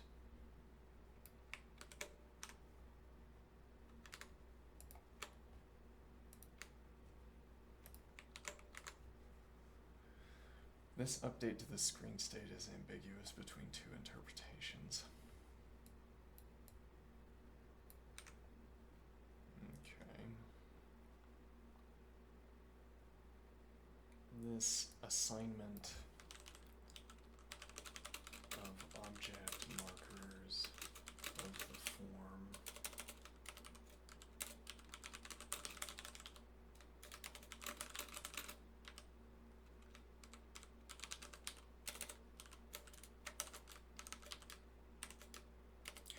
this assignment of object markers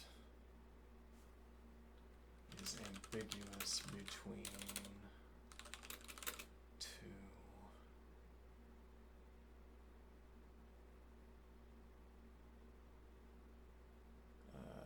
abstraction. This assignment of object markers of the form object phi is ambiguous between two interpretations. If your intention was to mark, if your intention was to mark two glyph clusters. Halt, stop. Apologies, I pressed enter. I mean, we can keep going, hold on. My apologies. Apologies, I pressed enter early. Shift.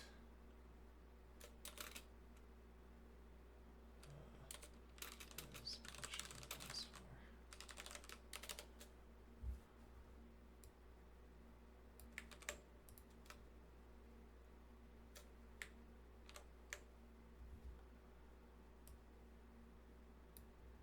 This assignment of object markers is ambiguous between two interpretations. Do you see what I'm thinking about?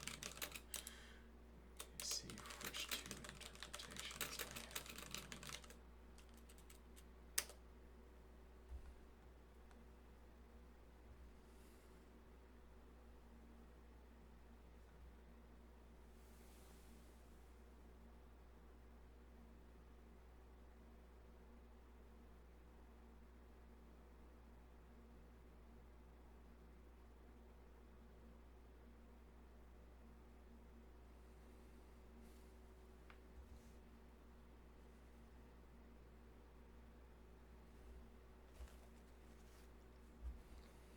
The reader is confused. No, well, maybe. Could be. Confused. Am I?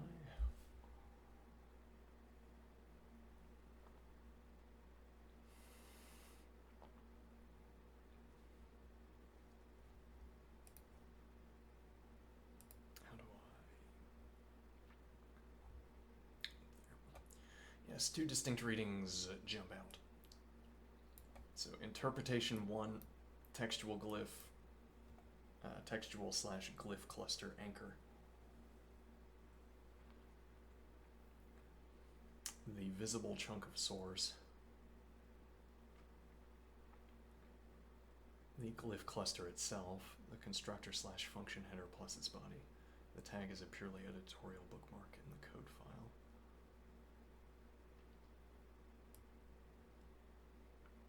What the two coders would be comparing when one says these two objects are of the same type.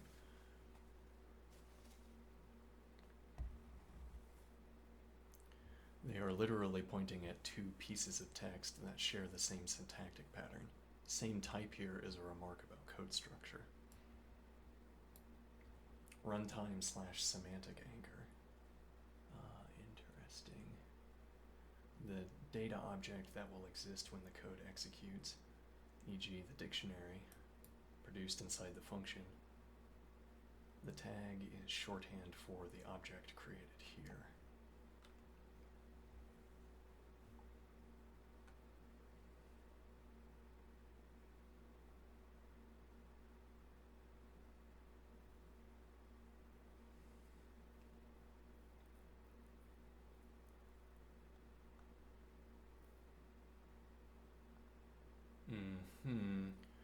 I see. And now I see even that yes, though I'm not trying to get at something where I should be disappointed that we disagreed, or I didn't miss anything, though I didn't see everything. There was nothing to be missed, right? So I'm thinking this could be an object. All right. And now the line could be an object. Okay, but then it's more the context of coding, it's more the context, well, yeah, you'd be in a production environment and you'd know the idiom of a language, and it would be by knowing the idiom of a language that, well, it would be within discussions that involve, it It would be within discussions about the idiom of a language that a phrase like, these are of the same types, would have a meaning. Well, even it would be down to the conversation. I say, these are of the same types, and it is offered as a form of explanation for why the code behaves the way it does. The code would behave differently if these were of different types. Though then it's more likely that I'm saying these are of different types. This is gorgeous, by the way. This is, I like this construction.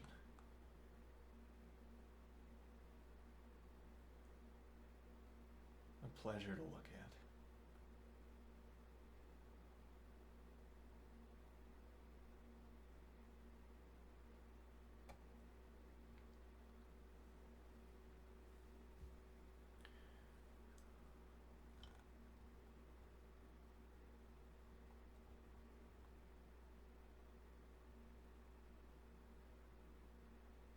Oh, I didn't read the full. Oh, no.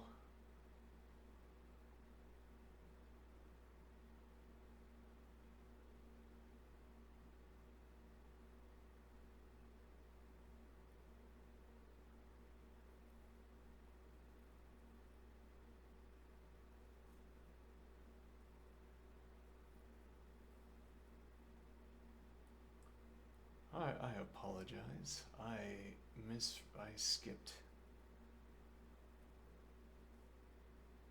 And now this has disrupted my own thinking as well. I skipped the latter part of this message. Let's see. How this helps your imagined dialogue. Same type artifacts. The blocks at 29 through 32 and 52 through 54 are structurally identical. They instantiate the same class/constructor pattern. When one coder says these two objects are of the same type, they can gesture to object A and object B. So this answers that question. Namely that the object is over 3 lines. Though, no, yeah, but that misses my point, actually. I'm being pulled by the weight of rhetoric away from my point. What do I mean? I mean that,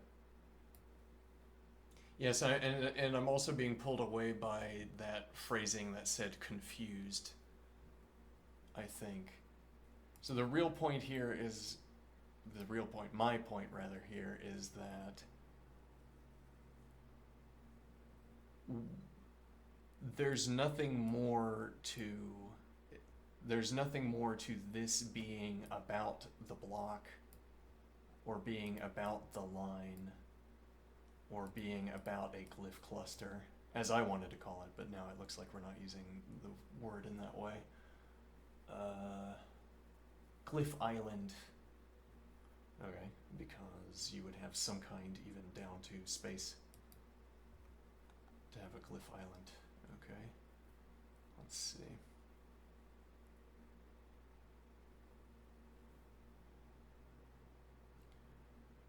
Let's see, the blocks at lines 29 to 32 and 52 to 54 are structurally identical, right? But my point again is that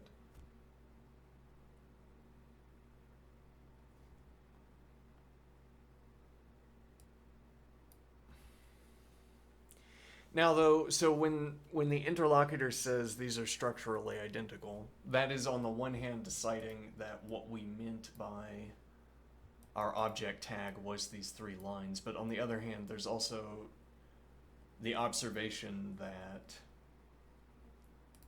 these 3 lines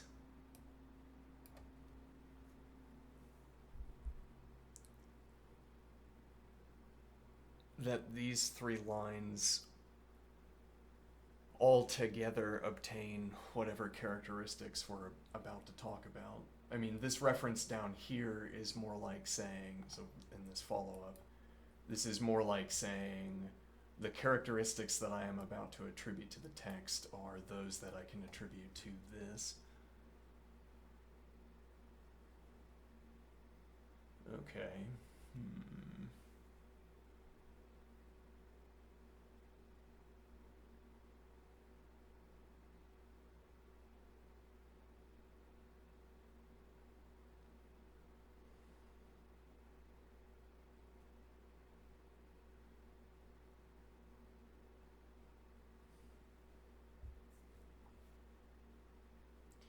you want alternative anchoring schemes, coordinate grid, inline Unicode markers.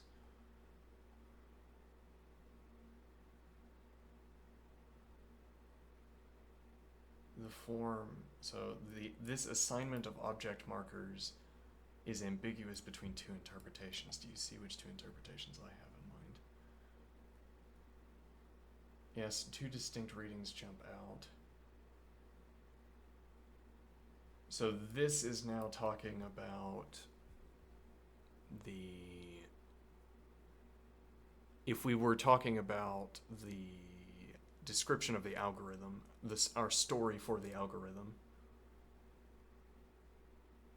then we would want to talk about things like data objects to continue our story of how the algorithm is behaving. If, for instance, we were tracing through the algorithm and therefore needed to convey a story of the algorithm, what the algorithm is doing with the numbers in each step, then I could point at this in order to talk about the data object. They're speaking of two values created at runtime. Same type means both evaluate to say a dictionary or an instance of the same class. The comment merely identifies the site of construction. Okay, textual / glyph cluster anchor. The visible chunk of source, the glyph cluster itself, the constructor / function header plus its body. The tag is a purely editorial bookmark in the code file.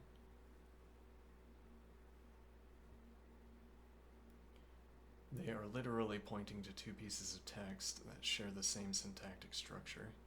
Same type here is a remark about code structure, two identical definitions. Now, this raises an interesting point. Do we want this to be visible to the coders?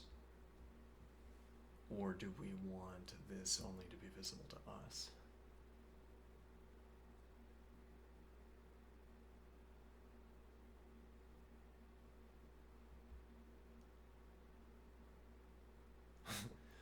The green through black spectrum will assign the red through yellow spectrum to our comments and the green through black spectrum to green objects. Or to in-story comments. Same type artifacts, the blocks at lines 29 to 32. No, hold on. Let's see.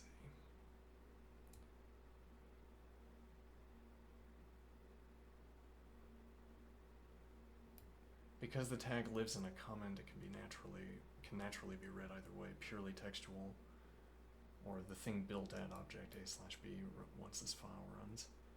Choosing or separating the senses. If we want to keep both possibilities available, we can clarify by adopting two parallel conventions.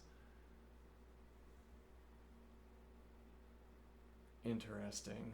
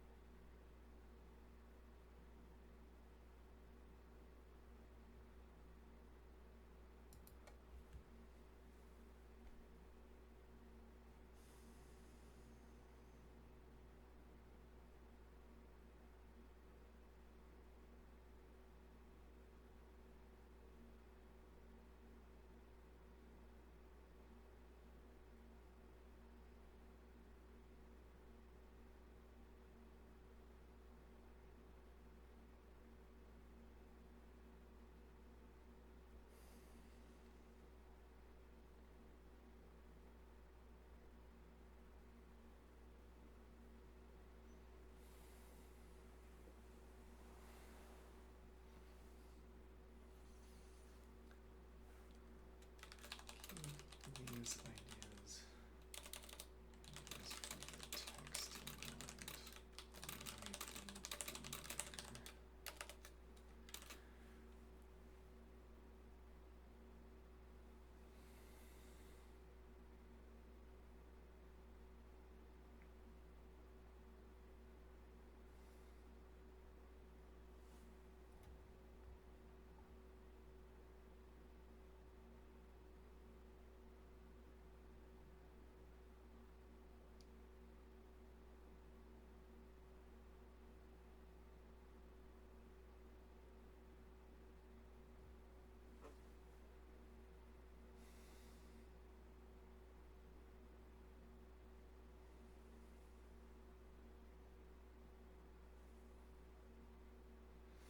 was the original routing that I wanted to take? Because we might actually already be in a point where we could get back to that.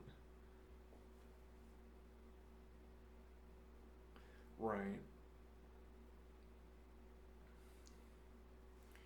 So we can also use distinction offer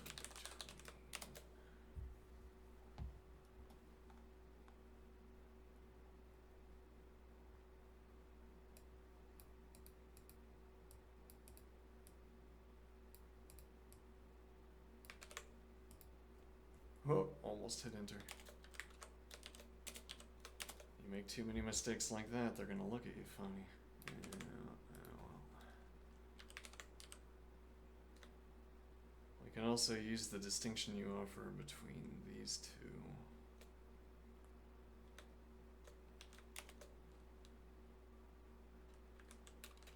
To consider what we are speaking about when commenting this scene.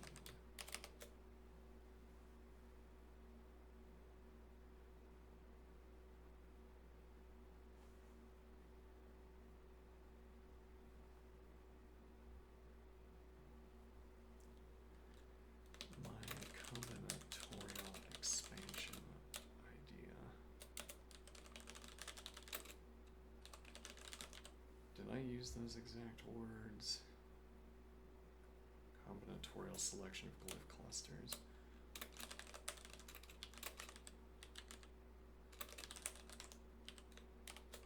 And phrasing was insufficiently precise.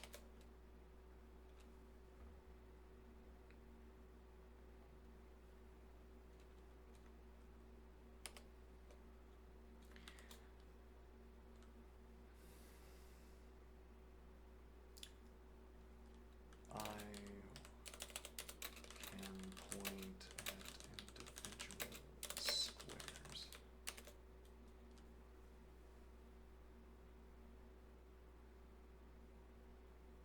squares. I can point at individual squares. Okay. In a coding practice, my motivation for doing this is limited.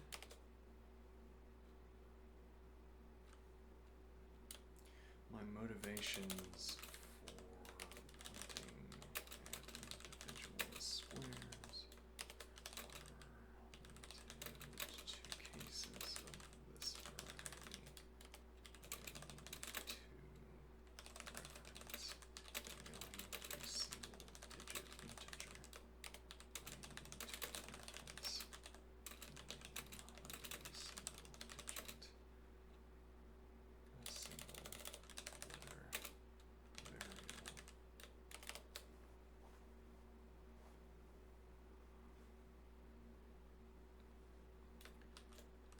When a coder points at a collection of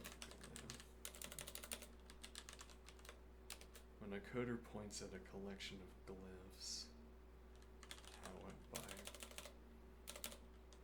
so as to indicate, so as to when the coder in our scene points at a cluster of glyphs, when the coder in our scene points at a subset, when a coder in our scene points at when the coder in our scene references an object by this phrasing. When the coder in our scene references an object by this phrasing,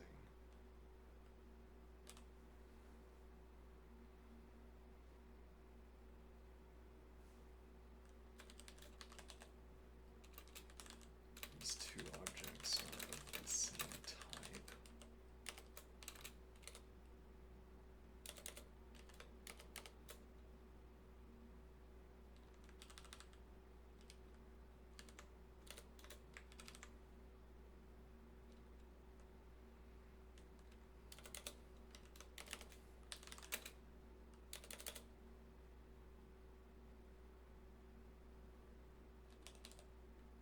there will be some understood, whether mutually understood or not, referent to this gesture and speech act.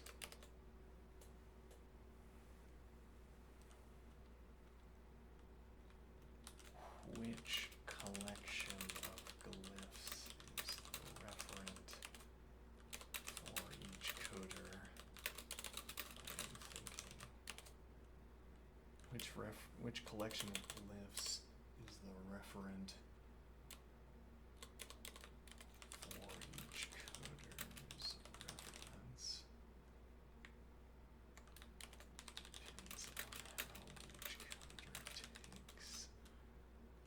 Depends on how each coder takes. Understands the gesture and speech act.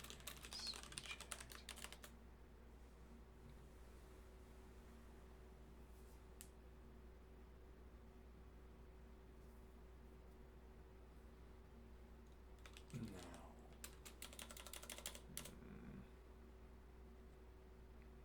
which collection of glyphs is the referent for each coder's reference depends on how each coder understands the gesture and speech act.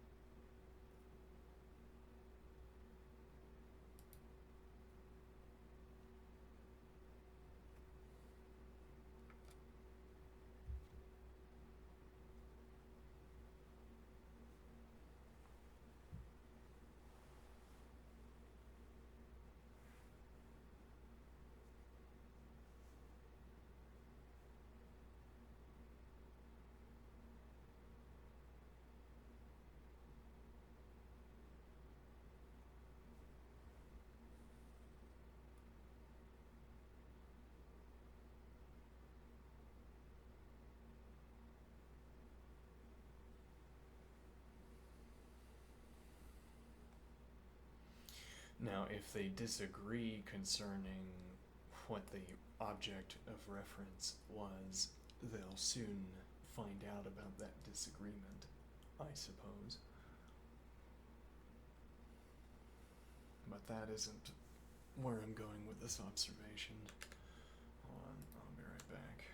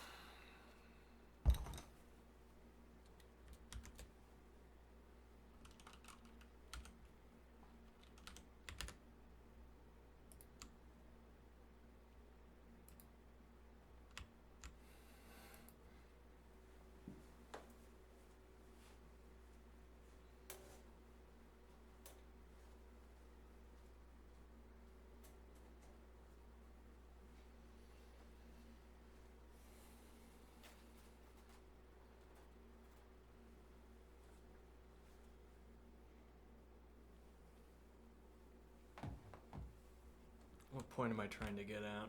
Let's get some breathing in.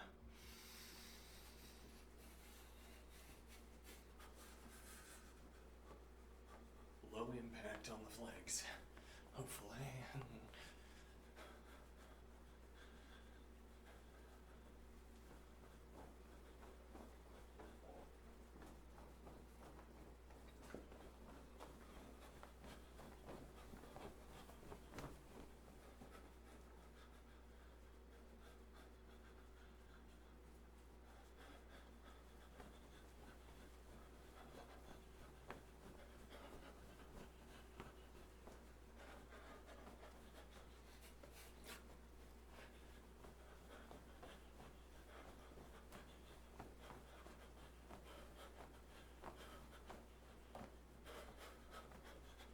So one point is that at some step, perhaps in the very next step, we're going to turn this question around. What do I mean? My phrasing, let me go back to it.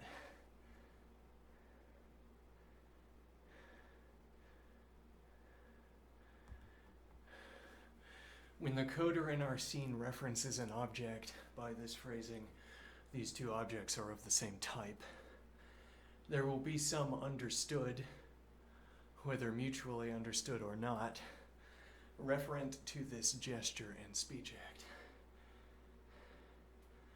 Which collection of glyphs is the referent for each coder's reference depends on how each coder understands the gesture and speech act. Now, I want to turn this around.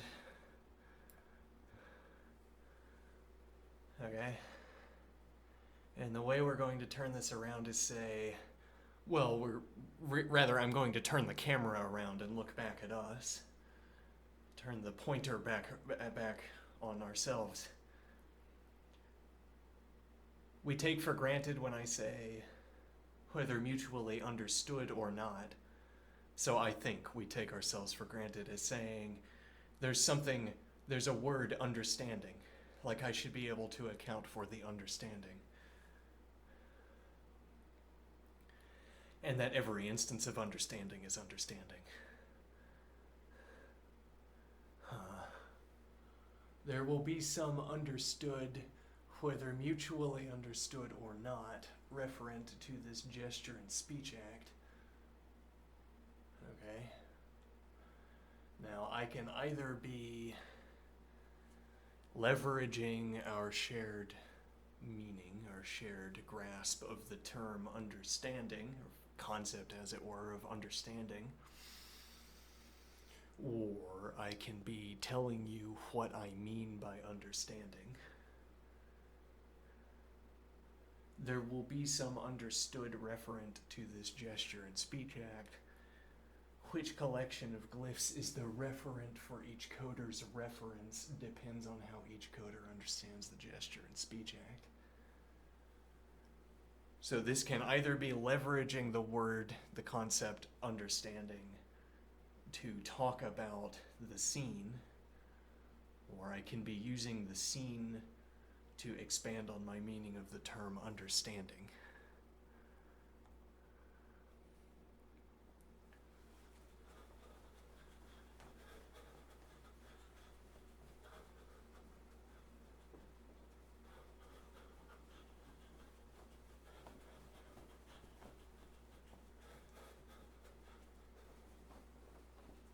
Actually, this is pretty intensive cardio by itself. You sort of lift yourself off the ground with your arms. Now, if you bump into something, you're going to be full on punching it, so don't bump into something.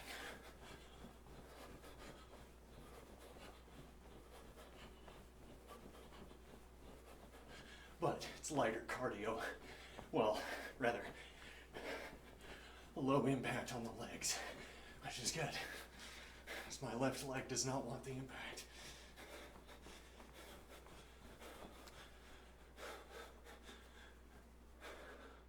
Gesture target.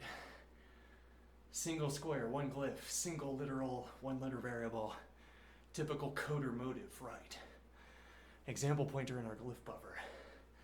The solitary 0 or square inside. Yeah. Could be any glyph, but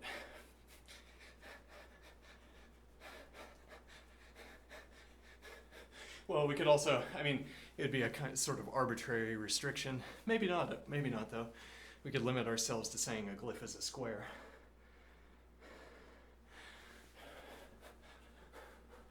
I wonder, when we start these discussions,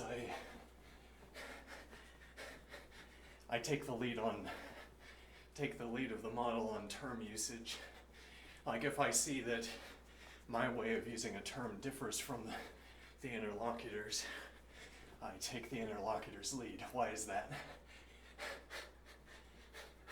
Because that also describes my erstwhile writing, I'd say. I mean, I'm careful to specify my meaning when I think it's subject to ambiguity, but when the interlocutor uses a term unexpectedly in a way I didn't expect,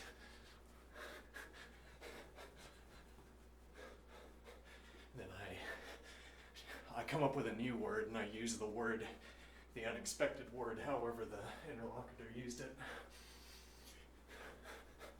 And the idea is, if we keep going in the direction I'm looking in, and it doesn't matter whether we're sort of going left or right down the path. You agree to talk with me, then we get to take more steps forward.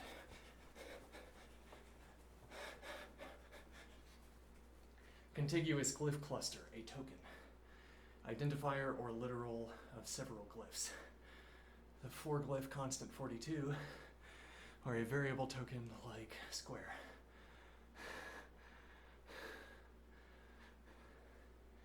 You know, I regularly say infinite. All right, it's, let's see, we're calculating. We get 25 times 13.6. I'd say that's infinity, float infinity. Now, syntactic block. Function / class header plus body. Let's see.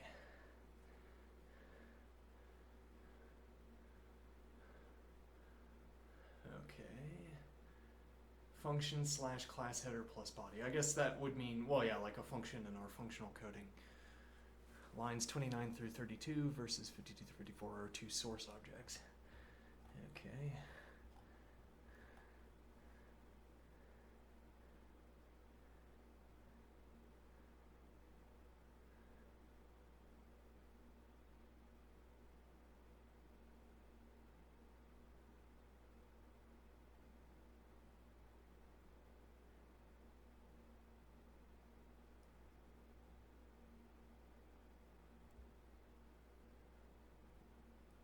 Now what? Let's see. Runtime value. Object produced when the block executes.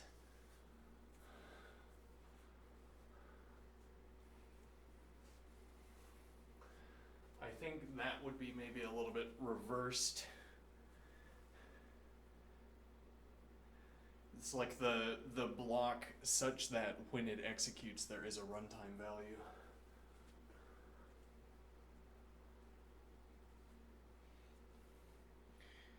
Or rather, a block such that when it executes, there's a runtime object. Corresponding object. So then you'd say, you could have, I mean, you could point at the entire program and say, I mean everything in the image.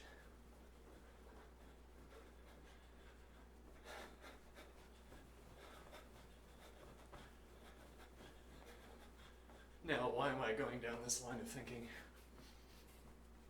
When I said my combinatorial selection. In our scene, the two coders had to have been talking about one, and not more than one, each object. Now they might might protest and say, no, I can see the many layers of the object and each one is distinct. But I'm saying when you point at the screen and say this object is of the same type, your referent is a singular glyph cluster. Or, well, it's whatever we're calling a glyph cluster. Whatever, really, it's whatever you selected, but I'm saying as an addendum to that, that whatever you have selected, I can have a correlate of squares. Correlate of glyphs, rather.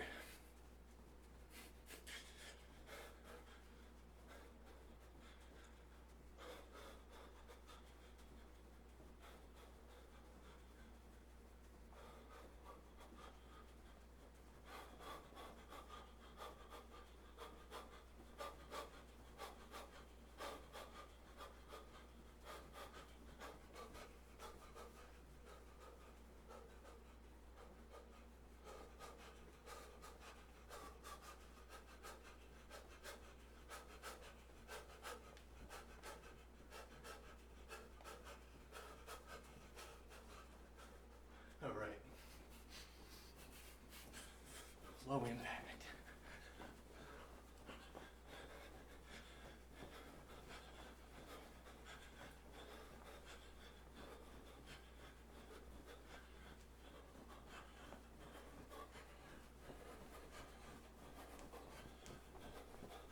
Now, what is my idea? Unclear.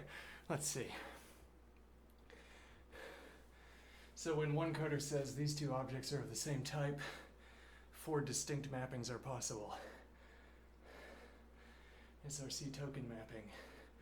They're literally comparing 2 text blogs, AD 2 identical dict literals. Let's see. Source block mapping. They mean the 2 definitions, both functions share the same shape. Okay. Let's see. They mean the dictionary is created at runtime. Runtime value mapping, runtime class. They mean instances of some class that both constructors return.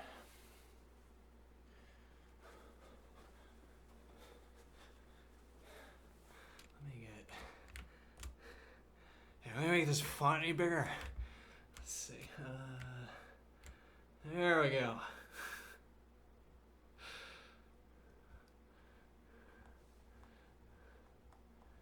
Let's see.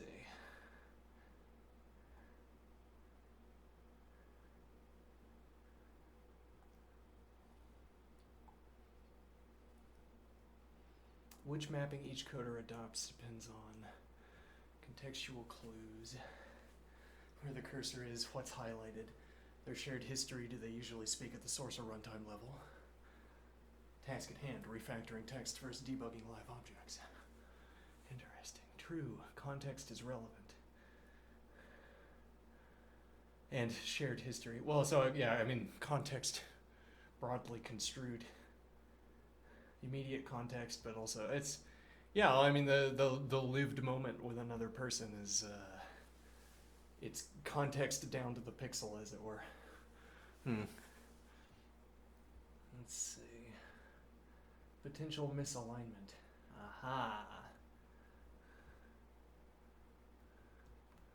Interesting. Coder A thinks and coder B thinks.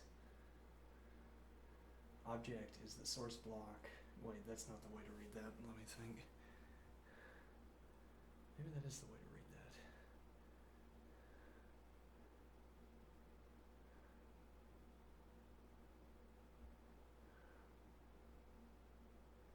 Right. Okay. Source slash glyph cluster. Yes, source object. Okay. Now, notably, the answer to this question was whatever the text here was going to be.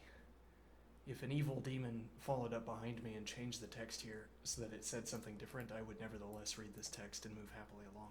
And that's the wording we would use. And nothing would change, except that my words that I speak would be different. Source. All right. Let's see.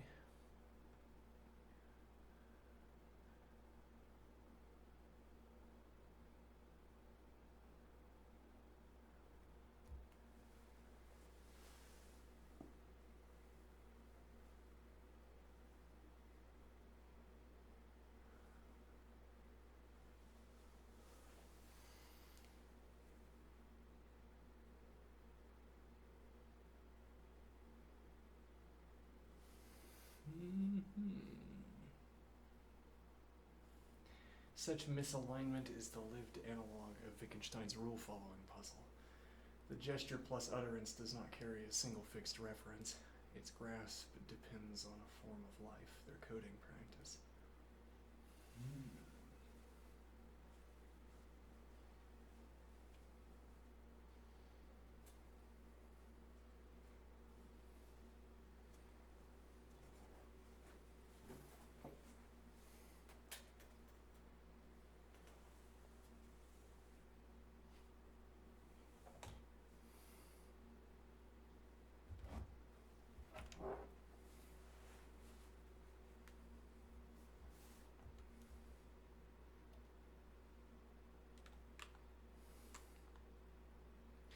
Making the scene explicit if we need it later. We can bake cues into the buffer, highlight bars around a token to show the pointer. Oh, we could have colored highlight bars. Interesting. Inline comments.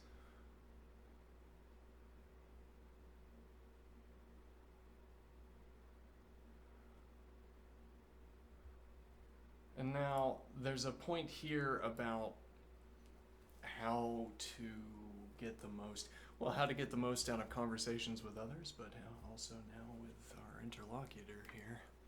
What do I mean? IDE affordances.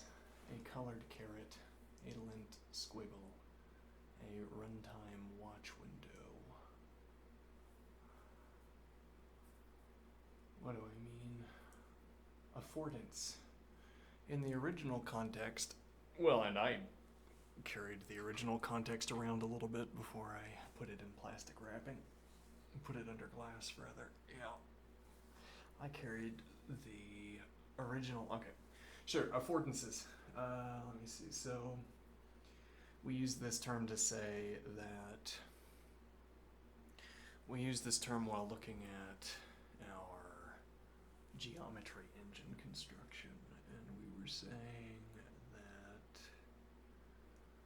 in an image, if you have a diagram, even better to say, in a diagram, you want the diagram to depict affordances for the discussion you want to have.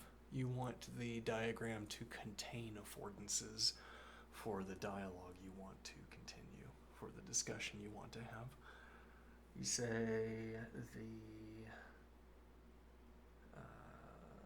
the image justifies some expressions. It doesn't justify, it justifies even expression. No, we want to use justify to mean from our perspective, from the speaker's perspective. So I say the image doesn't justify all of the discussion routings with which it is consistent. Which is to say that I can have an image that is consistent with the description I want to provide, even if it does not justify the description I want to provide. Now, I'm suspicious of this mode of speech I've just adopted. I don't talk like this most of the time, and I'm suspicious of it. What do I mean?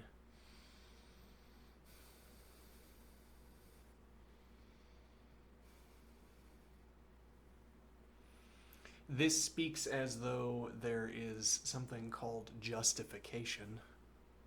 Justification. Yeah.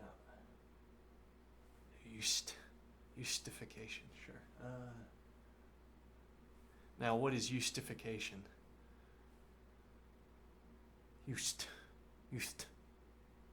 Justification.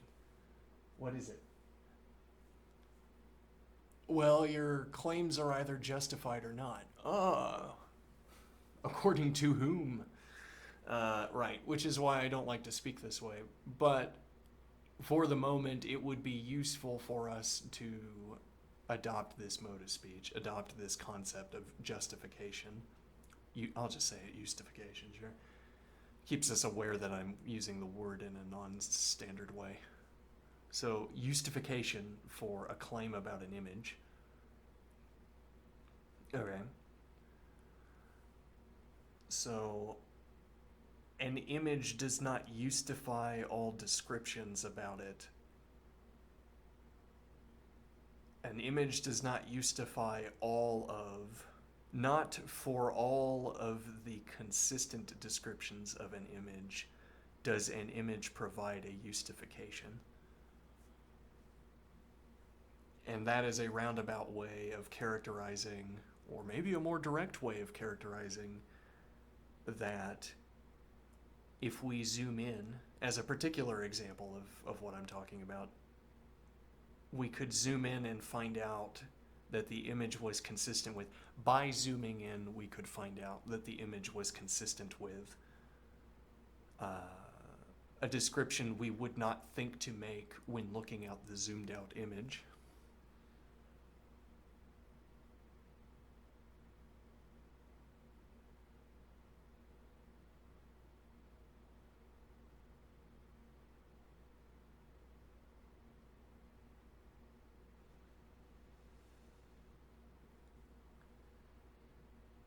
Now, what is the point here?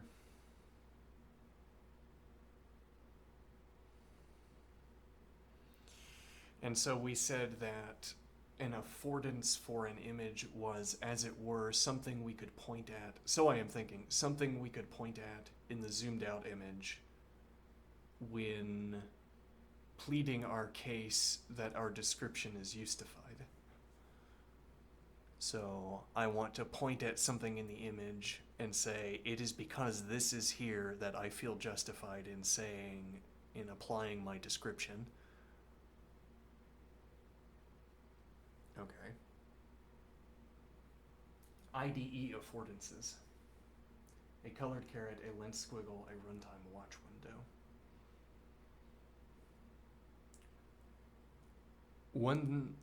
One disposition here is to say, this is a misuse of our term.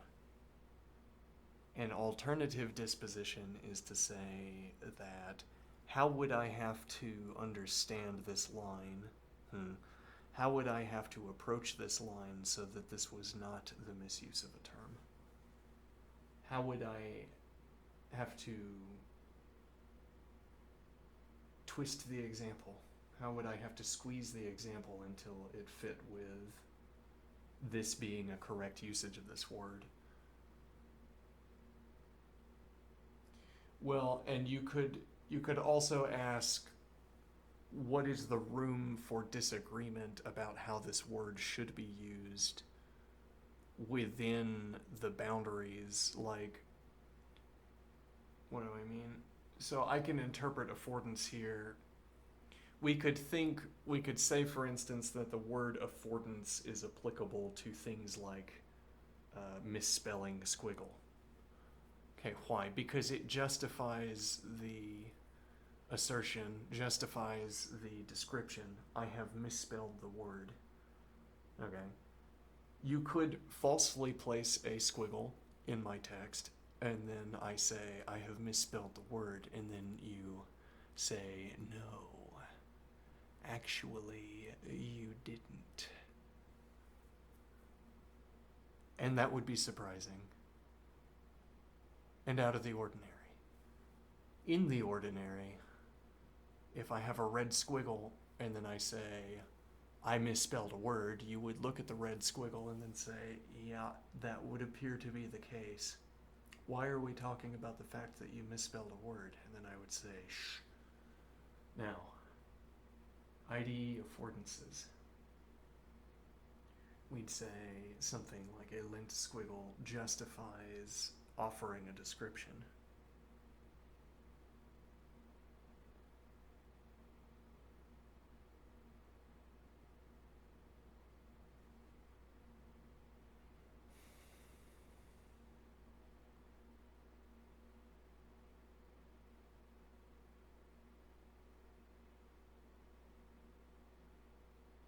A colored caret, a length squiggle, a runtime watch window. Now, can both we could talk about in-scene or out-scene affordances in this line of thinking. So more obviously with a colored caret.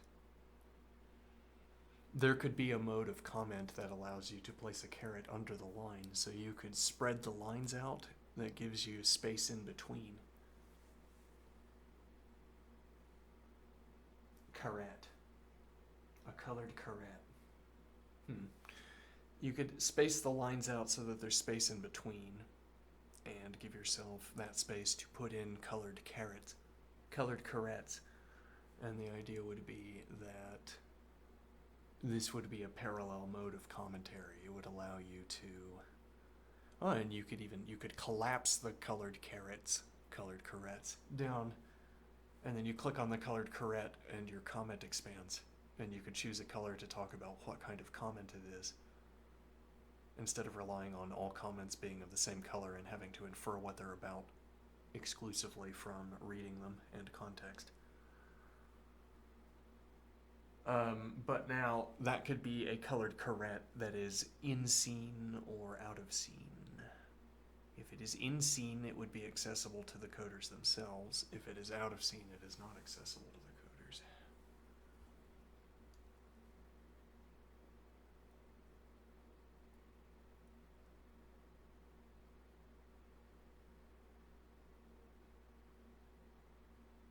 Let me know how you'd like to proceed.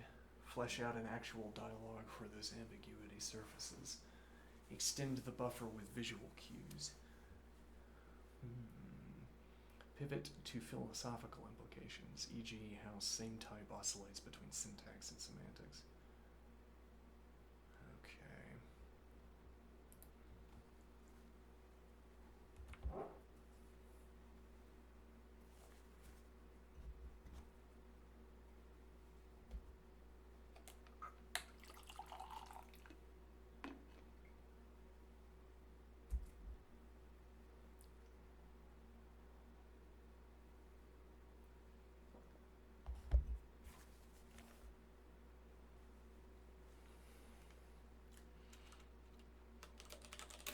Before continuing our discussion of the object, for example, I want to turn the discussion on us.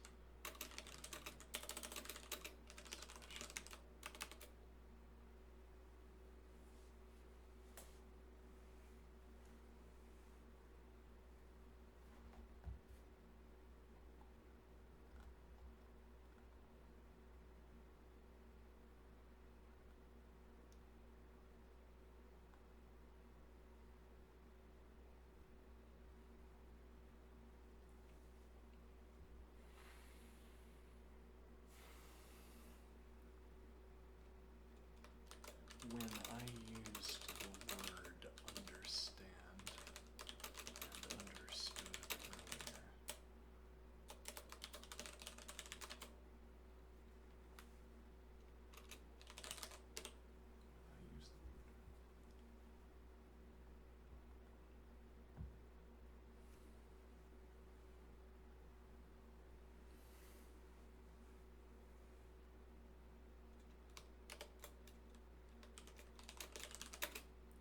we could capture a formal relation between these two and have this formal two words.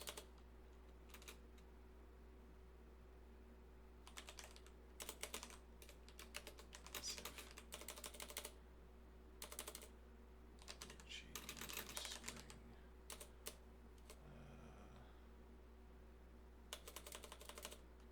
And have this serve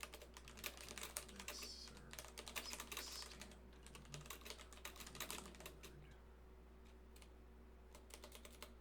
Have this formula relation serve as a stand-in concept.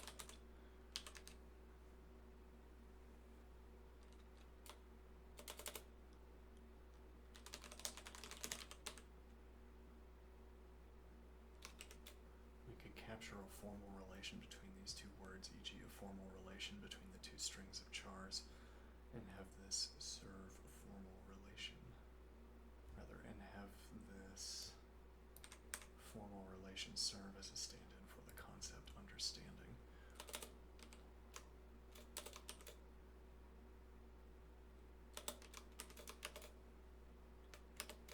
Hold on, I need to reduce the size of the text here.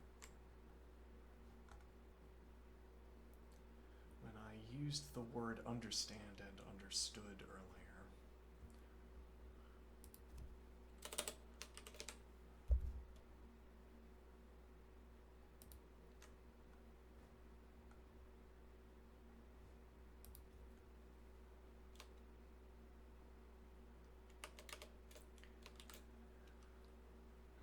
I suppose I can have been speaking in.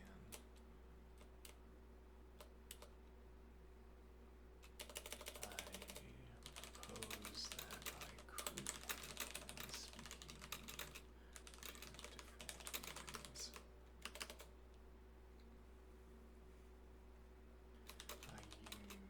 different ways.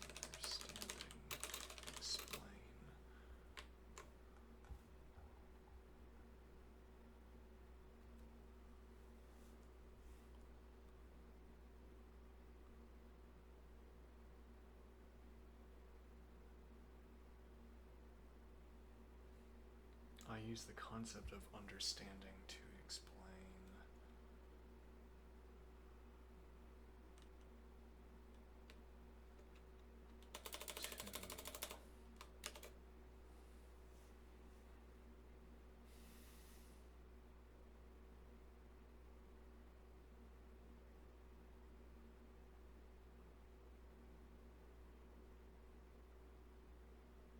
I use the concept of understanding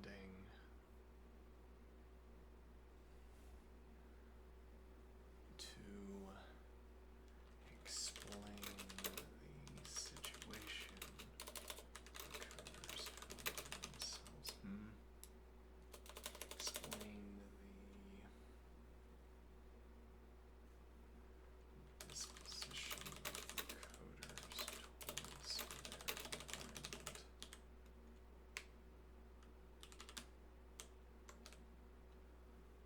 I used the concept of understanding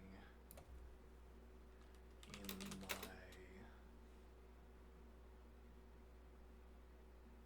way of explaining the relationship between the relation each coder obtains to the situation. I used the situation in which the two coders find themselves.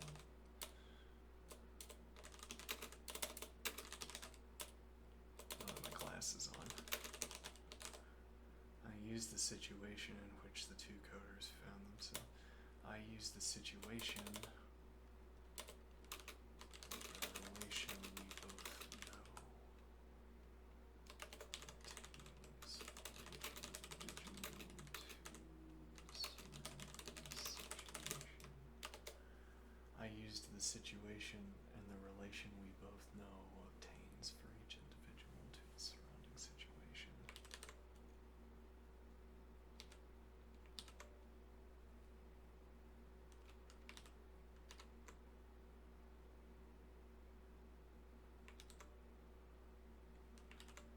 Yeah, and the relation we both know would be such a win if we could reasonably put a line break here, but I think we had to put the word obtains on the end of that line. And the relation we both know obtains for each individual to the surrounding environment, surrounding situation.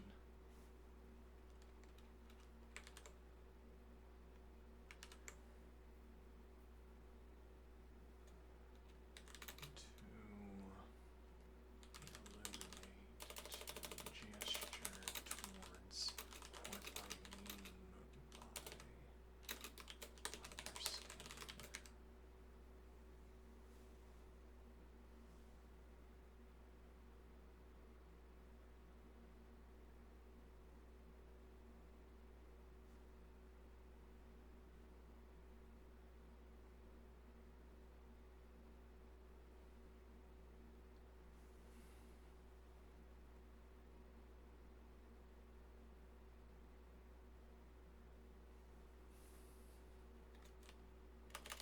If we start by supposing we know what the coders understand, we can use that to explain the fine structure of their discipline.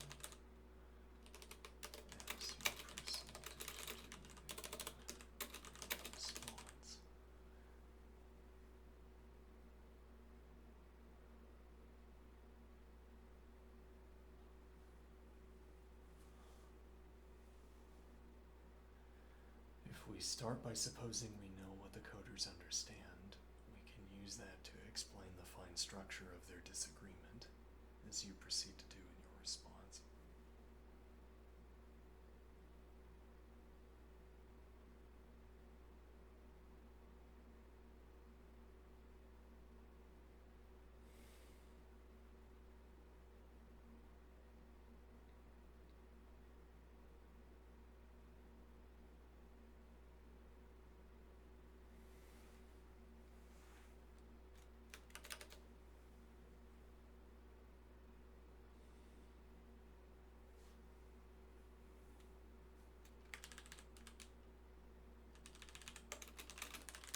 The fine structures and details of their disagreement, as you proceed to do in your response. Yay! We can use that to explain the fine structure of their disagreement. We can use that to explain the fine structure and details of their disagreement. Cadence isn't quite there. Okay. If we start by supposing we know what the coders understand, we can use that to explain the fine structure of their disagreement, as you proceed to do in your response. If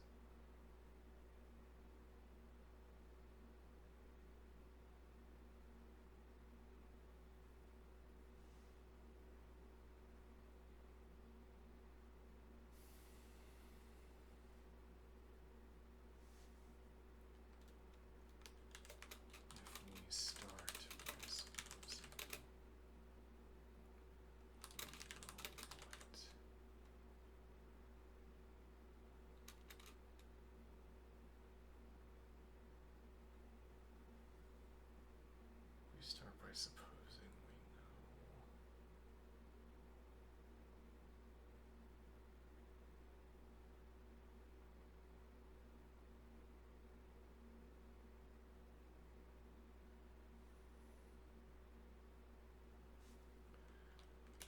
disagreement is like, we can use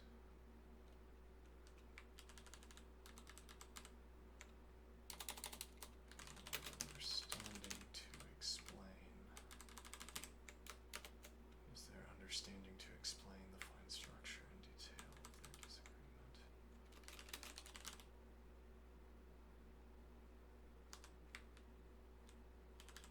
We start by supposing we know what their disagreement is like.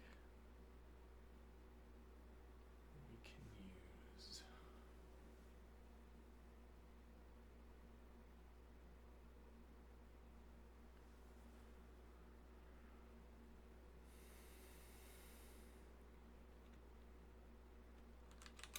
fine structure and detail.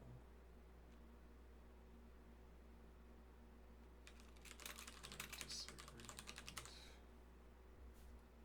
Define rather structure and details of their disagreement.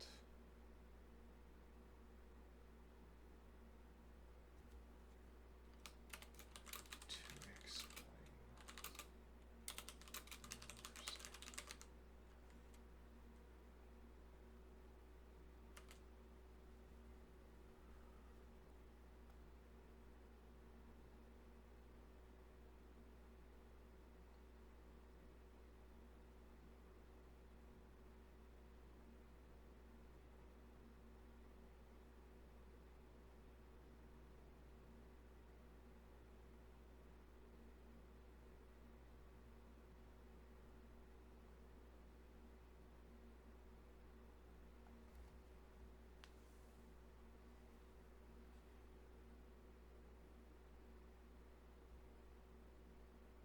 I should have proofread. Use the concept of understanding. Yeah, that word to should not be there.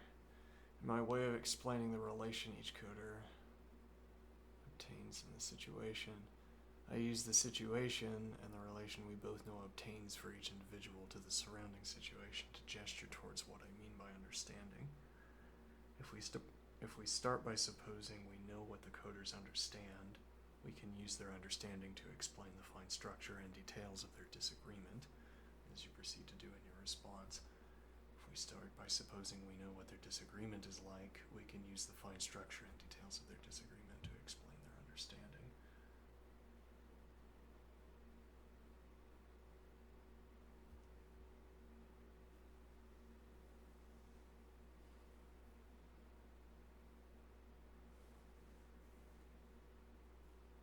You've uncovered a fruitful pivot. Understanding can function either as an explanatory resource we import into a scene, or two, a phenomenon we reconstruct from the scene's observable frictions. Let's keep both lenses in play and see what they reveal. Interesting. Well, what time is it, by the way? Okay, I still have time for committed exercise if we decide that I need to do that.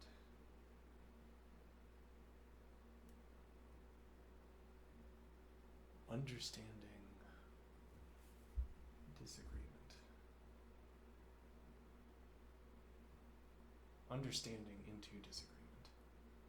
Top down.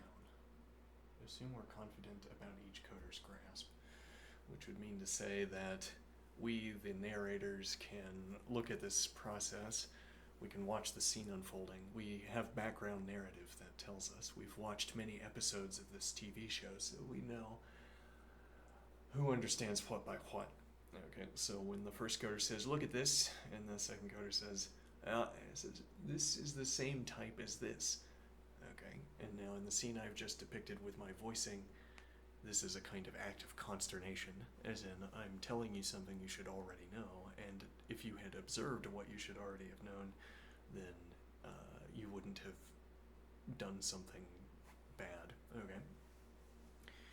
Now what is the idea? Now, we the narrator, we the watcher of the scene, we know what each coder is looking at, what each coder understands to be the referent of this. Might be losing some of my grammar, but okay, let's see. Assume we're confident about each coder's grasp. Okay. Step A. Articulate each coder's tacit mastery, their local rules. Coder A always maps object to runtime value. Coder B to source block. Okay. We treat these stances as given. Alright. B. Project those stances onto the shared buffer. The same utterance, these two objects now references distinct things. Mispointing appears inevitable. Now, diagnose the clash. Disagreement is the outward symptom of two stable, preloaded understandings. Understanding plays the role of hidden variable that explains surface confusion.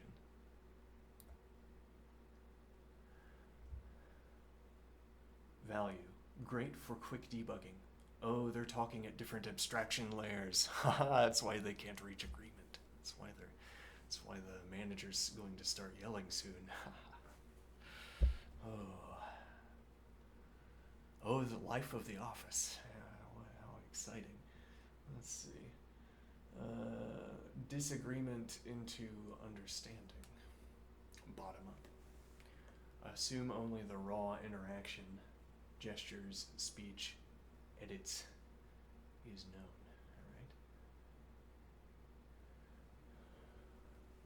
Catalog the visible misfits. Cursor positions, comment tags, follow-up questions. Wait, which object? What we do, no talk of understanding yet. Okay. Indeed. Reconstruct provisional local rules. From A's gestures, we infer object is the source block. From B's edits, we infer object to the runtime value. Indeed. Understanding is the name we give to the emergent pattern that best fits the data. Interesting. Test and refine through further interaction. Prompt each coder, if I rename this variable, does that fix it? You could also say prompt each coder. Like if we couldn't figure it out, I could make a change to the text and say, did I change the object you took to be the object of reference? Yes, please put it back, or else the code will be broken. Yeah. Let's see. Understanding crystallizes only as the pattern stabilizes.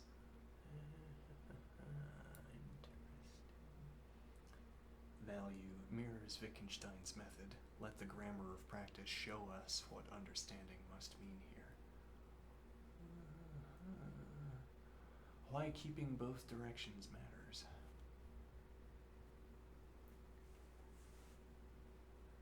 Aspect, top-down lens, bottom-up lens. Alright. Speed, fast diagnosis, useful in engineering triage. So if we were factually in a coding shop, okay? If we were factually in a coding shop, we would be able to address difficulties in communication more quickly by... but you know, in the longer run, would it not be faster if we understood understanding, and then whenever we had a misunderstanding, we would have an advantage. We'd have like a speed boost, an efficiency boost. We'd encounter our misunderstanding, but because we understand misunderstandings, then we say, we can move past the misunderstanding with limited friction. Risk. Can smuggle in unchecked assumptions about what people really mean. Indeed. Can over-interpret noise as meaningful pattern. Ooh, interesting. Can over-interpret noise as meaningful pattern. Because you're wanting to say, well, because the practice of using these cues to outline understanding, the practice of using these cues to fill in the grammatical details, as it were, of understanding, is, as a practice, the interpretation of what could otherwise be noise. And, like, to use the interlocutor's object example, or rather, the example that the interlocutor has used a few times, the idea of having the cursor in a given position. So, for instance, I could have, this would be a strange case, all right, I have the mouse hovering over, the cursor hovering at, over some position on the screen, okay, and the coworker comes by, looks at the screen and says, yes, I see an error there as well, and then walks off. And I look and I say, where? And that would be because the coworker thought I was using the cursor to indicate the location of an error because it coincided with an error. But I wasn't pointing at an error. I mean, in a way, I was pointing at an error because my cursor was on top of an error. But in a more real and more substantial sense, I was not pointing at an error because I didn't intend to. Because I didn't take myself as pointing at an error. All right. Can over-interpret noise as meaningful pattern. Us, the philosophers looking on such a scene and trying to reconstruct what understanding must be, we have to grasp around for details that we can make grammatically relevant, that we can import into our discussion. Okay. Like importing a library, as it were.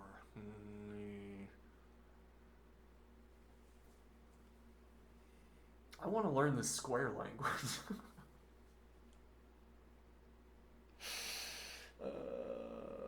Why can't I just learn the square language? Why can't all the letters be geometric objects?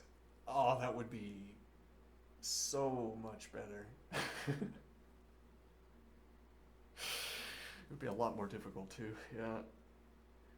If every glyph is just, it's a different triangle or a different square, different rectangle. And then the aesthetic beauty of a book of just 10,000 consecutive rectangles. Anyway, Let's see. Can overinterpret noise as meaningful pattern. Right. So we're looking at the scene, we're watching it in our heads, or we're speaking it out loud. Okay. And now let me see. We're speaking it out loud, and let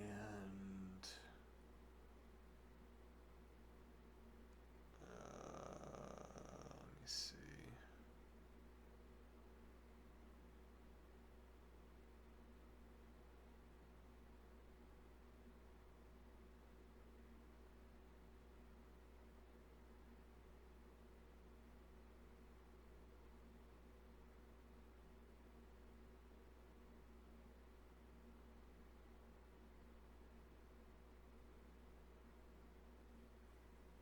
Let me see here.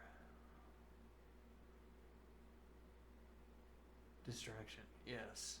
Can overinterpret noise as a meaningful pattern. We have to grasp about in the scene for details that we think are relevant. We have to group them together. Type them, if you will. We have to type them and then reference the types. Okay, and I can group them however pleases me, which is a liberty too far, as it were. I can group them however pleases me, which means I can group them wrongly. And I can call pattern what is instead noise. Philosophical payoff. Highlights rule following as trained certainty. Let's see. Reveals certainty as a post facto label for convergent habits. Yeah.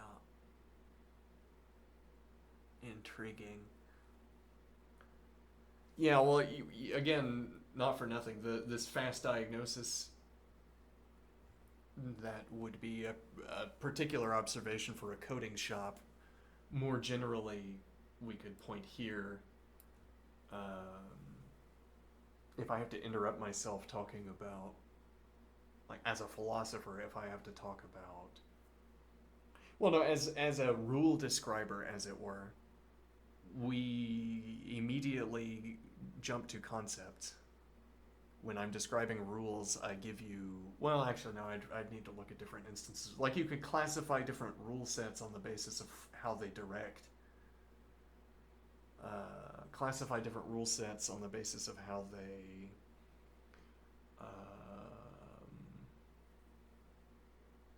well, what outputs they generate, for instance. Okay, and even the rules themselves could reference intermediate outputs of following the rules. Okay, sometimes you'll get an output like this, and in such a case you need to do this. Okay, now all of this papers over, and conveniently so, usefully so, rightly so in most cases, it papers over the experience of working through a rule set. Okay, because if I want to convey a rule set for it to you, it's generally not for the purpose of examining the nature of rule sets. It is generally for the purpose of executing the rule set. Then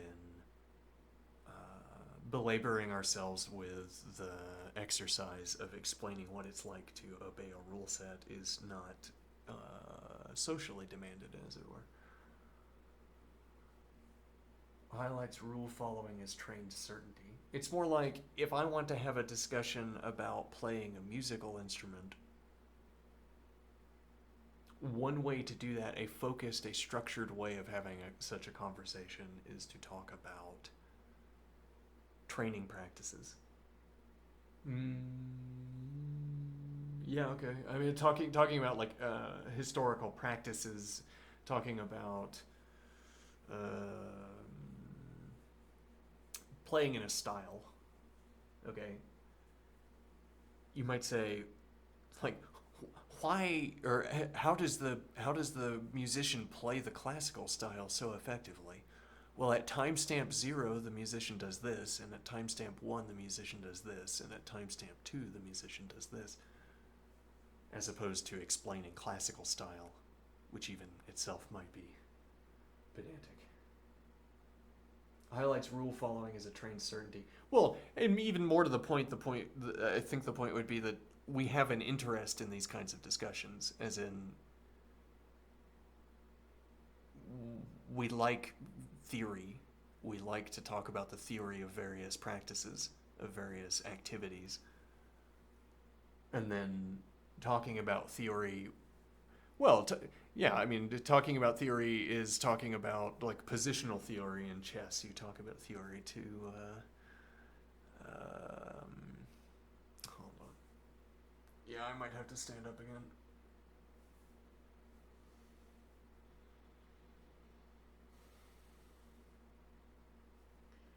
Let's see. Reveals certainty as a post facto label for convergent habits. Convergent habits. And well, I suppose a divergent habit would be one that surprises someone that's in the situation. Because then that surprised person is going to interrupt the otherwise uninterrupted flow of the situation. Convergent habits are ones that deliver an outcome to the satisfaction of all involved in the situation. Bringing it back to our scene. If we start top down, we might annotate the buffer like so. Okay, so we have the two red positions.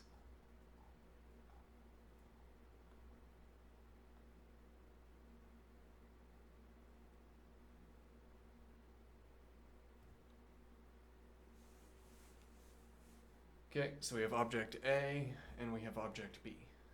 Okay, and now we go back down. This is a good slideshow. Yeah. Let's see. Coder A perspective, A source object. Coder B perspective, B runtime object. Okay. Then disagreement is equal to misalignment of tag semantics.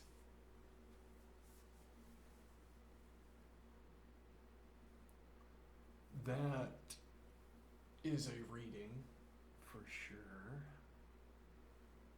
Yeah, I mean, there's no reason to suppose that my reading is correct, merely different. I want steadfastly to avoid pinning down my descriptions. But in this way, when I say that they're engaged and I say that they have a disagreement, I'm saying, just look at it. You know, and we look at it, it's like, yeah, that's a disagreement. Yeah. Let's see. And the point would be, then you say, and the disagreement is the misalignment of tag semantics. And I say, whoa, I daren't speculate. I don't know what their disagreement is.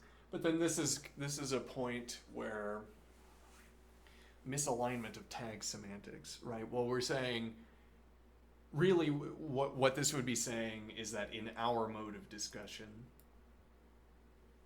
what we call disagreement, we identify with misalignment of tag semantics. As it were, the way we have represented their disagreement in our commentary here is by choosing these labels for the commentary. We have the source and runtime, and well, we have A and B, which is telling us that we have A to A and B to B. I mean, we have A and B to tell us that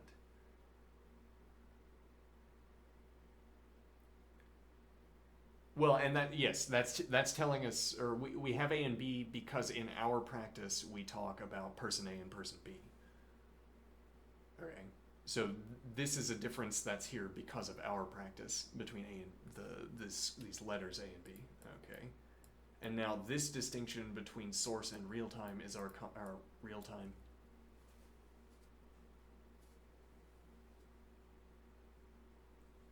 Runtime, yeah.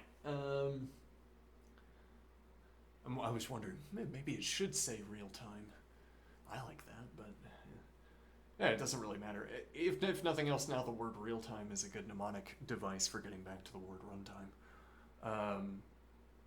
So source and runtime objects, okay? These are our commentaries. These are our, we know because we just did it, we made these assignments on the basis of how we interpret the referent, or what we interpret to be the referent. Well, in this case, what we know to be the referent. We've granted ourselves a kind of omniscience, or we haven't.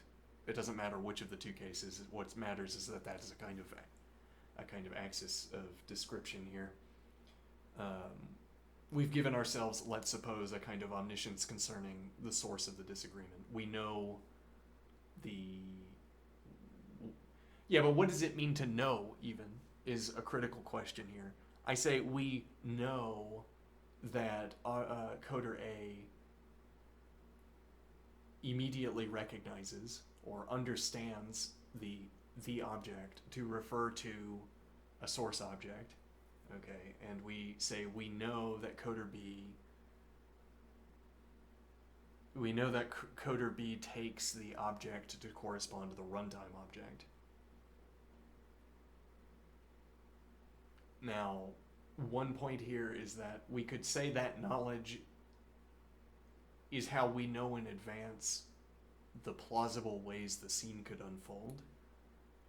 If it is not our ability to agree about the plausible ways the scene could unfold, I don't understand what our knowledge is supposed to be. What do I mean? We have the A source object tag up here, okay, and we want to say we know that A takes the relevant object, whatever that means, to correspond to a source object. Okay. What do we mean when we say we know this? And so I am saying whether or not we acknowledge this or recognize this, what we mean is that I don't know. I don't want to pin myself down. All right, let's keep going. Let's see. Then disagreement equals misalignment of tag semantics. Right, so when we say disagreement, what we mean is that on interpretation, as it were, on interpretation of the scene, or when we made these tags to reflect what we know about the scene, these tags did not match up. They would have matched up if the tag semantics weren't misaligned. They would rather, well, literally, if the tag semantics, literally, if the tag semantics didn't misalign, then they would have the same tags except for the AB label. Okay, and now when we say disagreement, misalignment of tag semantics,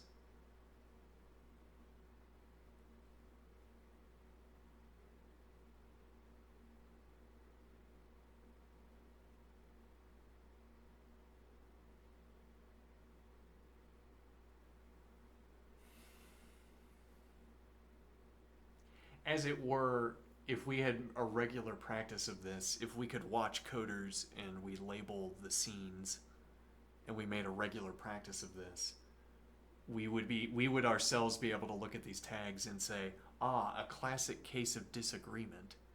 Okay. I know because there is a misalignment of the tags.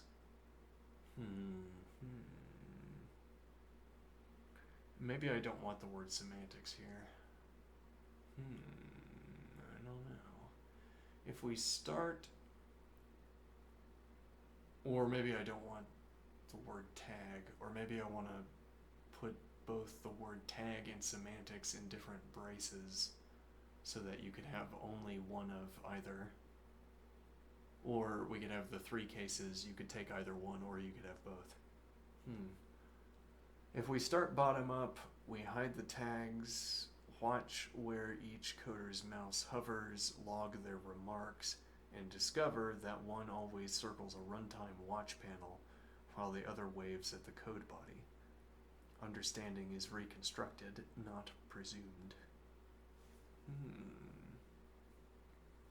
Taken in complete isolation, this is a good description of at least my conception of understanding also. An interesting description. Understanding is reconstructed. What I take to have been my own understanding, I reconstruct. But then, what role is the word? What role is the phrase not presumed serving? The word, yeah.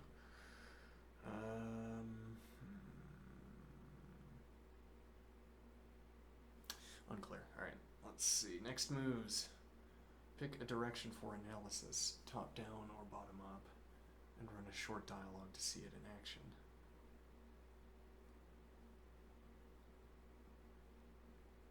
Blend them. Begin bottom up, then switch mid-scene to a top-down aha to show how practitioners actually negotiate meaning.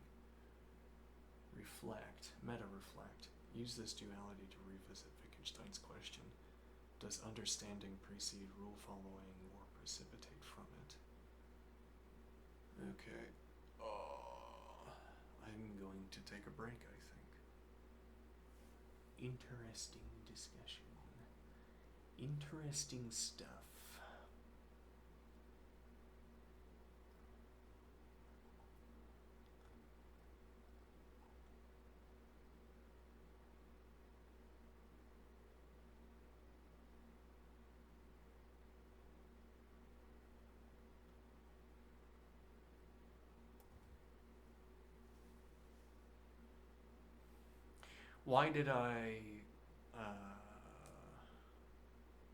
Why did we?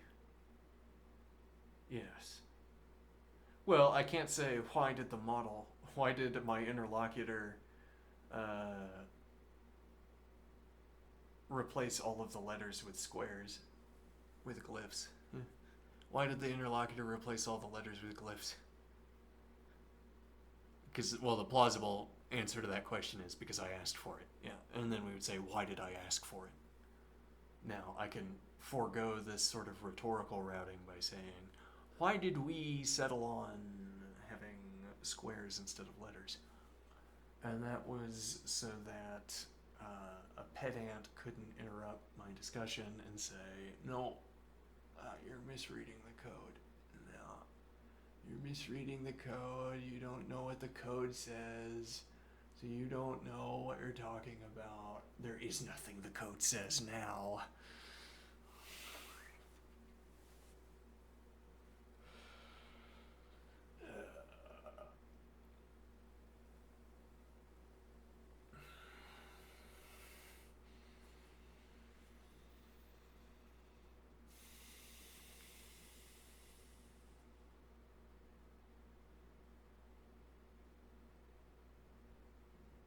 Yeah, I want to make that one last point before I call it, which is about what I can be imagining. Namely, that the rules of syntax limit where the two people can be looking, among other rules.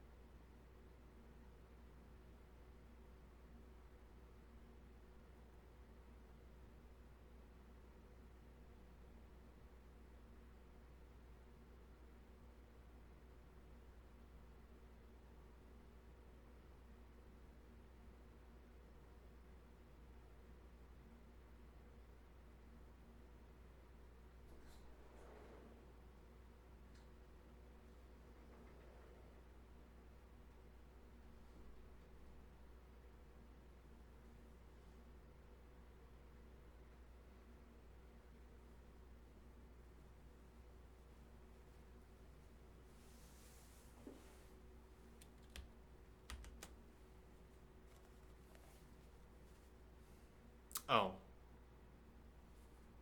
I can't mute myself by using shift. I don't know if I did or not. Oh, what camera am I on? Oh no, hold on. Okay, we're on the right camera. No problems. Alright.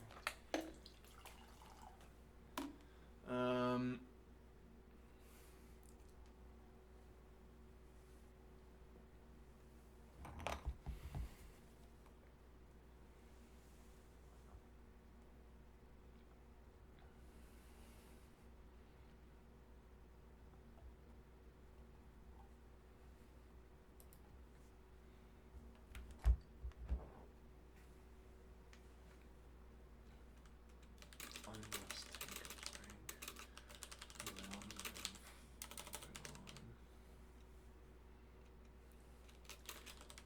will make one more observation.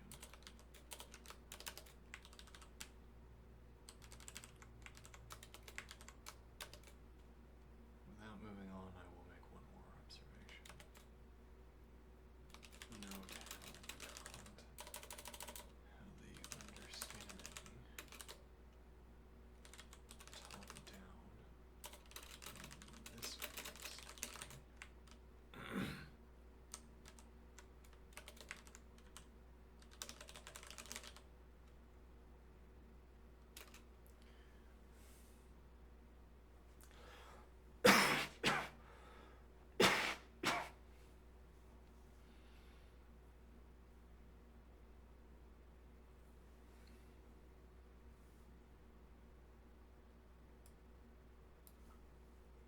Suppose each coder has the same understanding.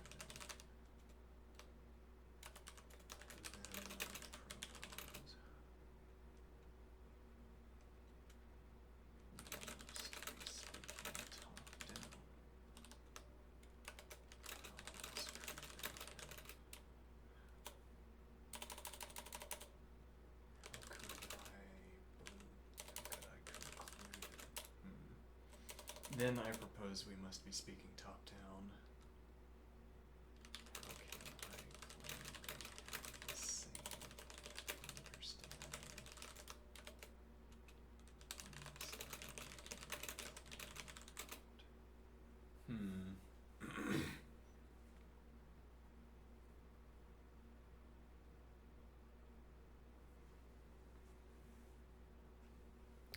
Let's see, I want to maybe use this word.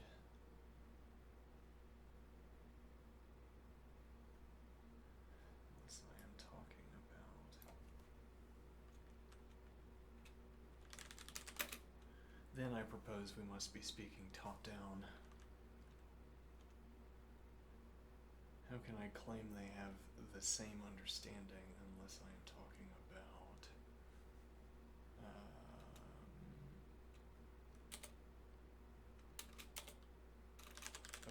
e.g. a theory they share? Suppose each coder has the same understanding. Now this seems, now this places limitations on what I can have imagined, like this.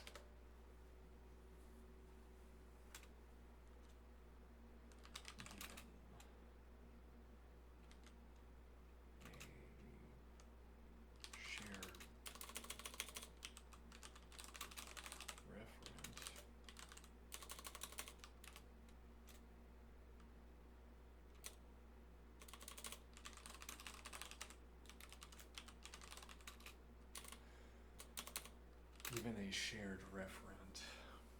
Now this places limitations on what I can have imagined, like this. Given a shared referent, the two for object of the same type.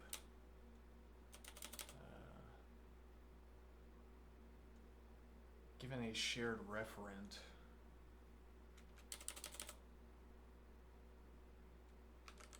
or object of the same type.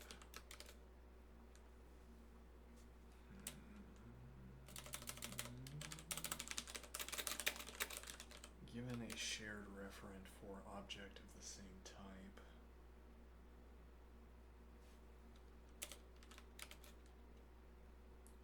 Objects of the same type face syntactical restrictions on their placement in blocks of code.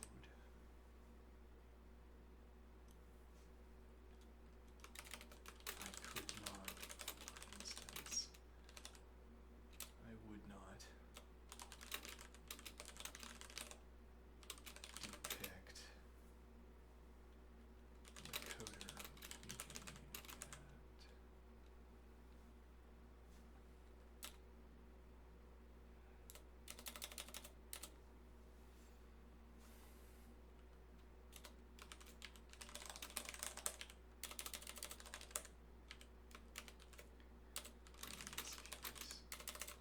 the same block of text, the same interpretation.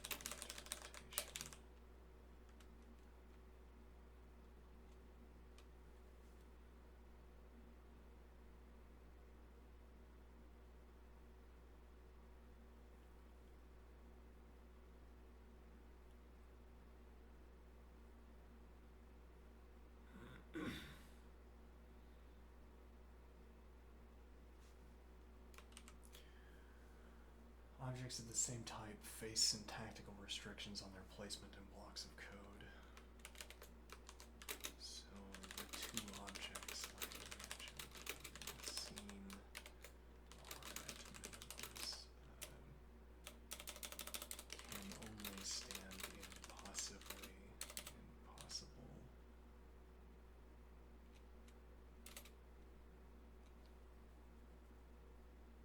The two objects I imagine in the scene can only be placed in syntactically correct positions selectively,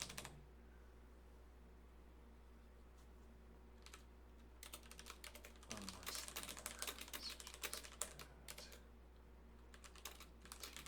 objects are placed in syntactically correct positions.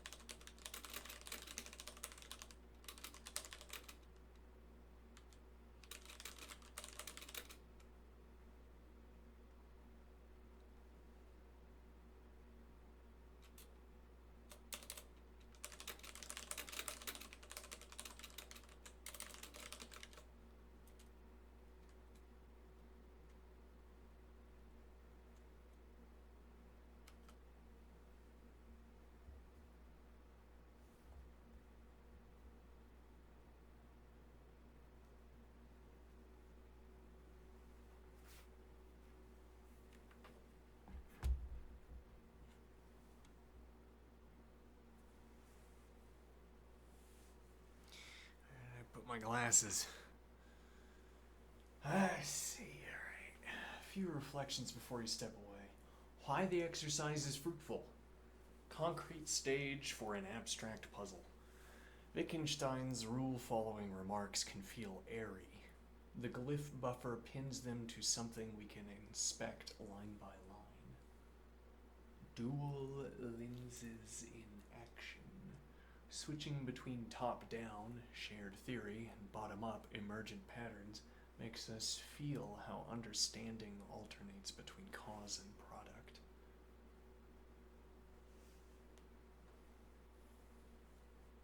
I would need to interpret that a little bit. That would take more mental effort than I have the brain oxygen for currently. Alright, ambiguity under a microscope.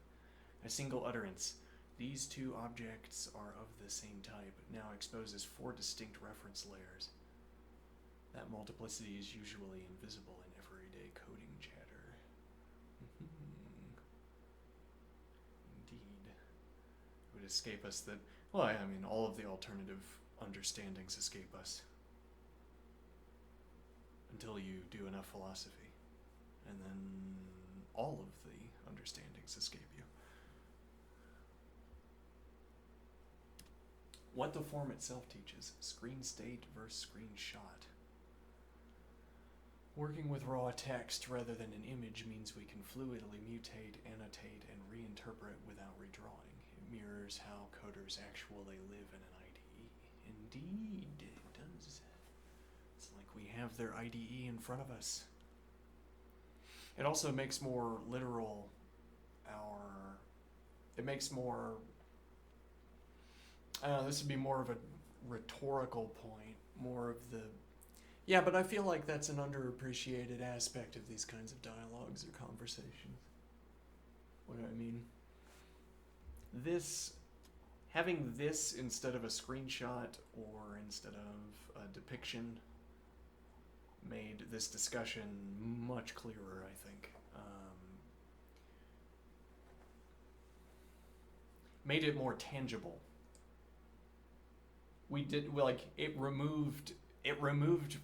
It pruned how our discussion could proceed, because if we had an image, we would have to worry about the semantics. Like, am I succeeding about talking about the object that's in the image, or am I merely talking about the image, for instance? It introduces a layer of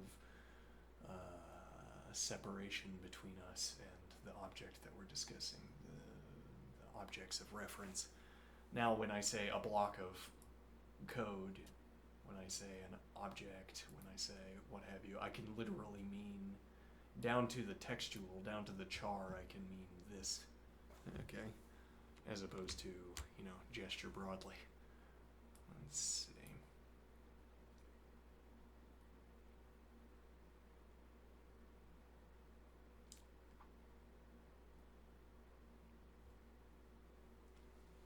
Marker minimalism. Using comment tags, object A keeps anchors outside the code's logic so we can test how interpretation shifts when the same tags are read as source or runtime cues.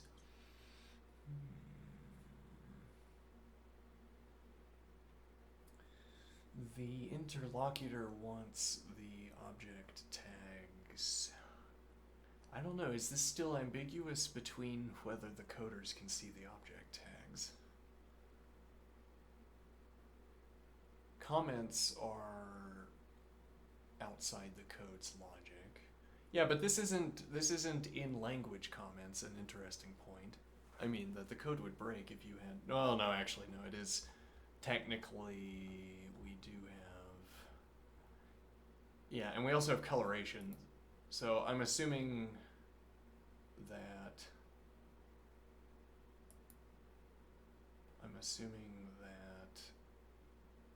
this symbol is the comment symbol. Okay, so this would also be in language comment. Difficult to say, difficult to interpret. Okay, let's see.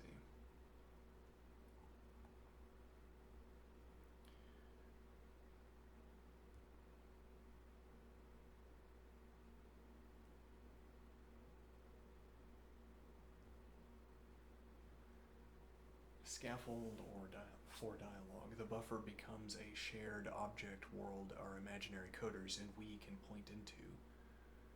Just as Wittgenstein's chessboard lets him talk about permitted moves.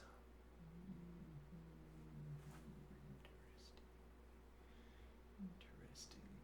Indeed. It's like we get to smuggle in we get to take advantage of the already admitted shared reality. What do I mean? When chess players are talking to each other about chess moves, there isn't any confusion between them about as if where these moves are taking place.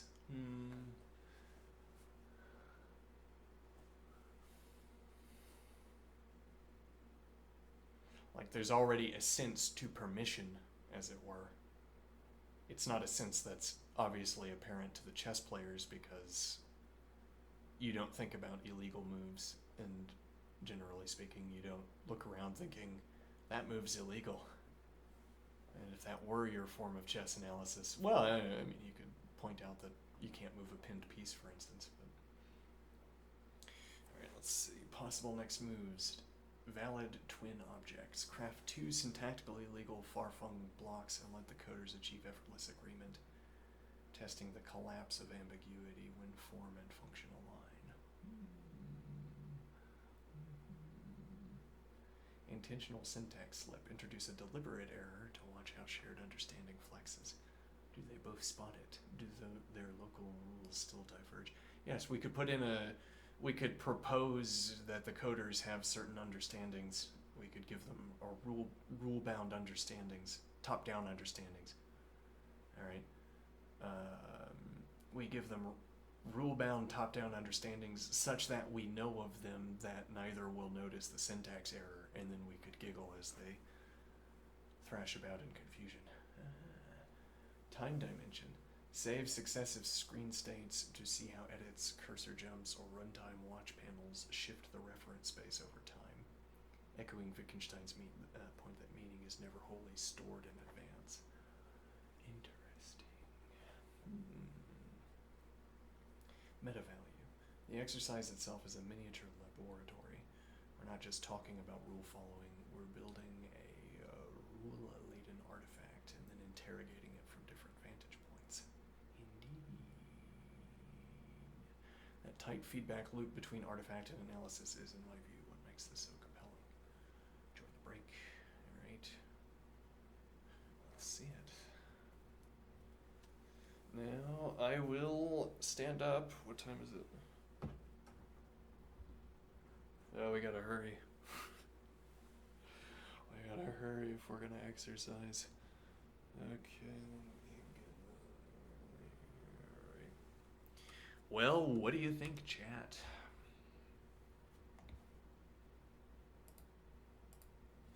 Yeah, okay. Now I will turn off. No, I will turn off that one. There we go.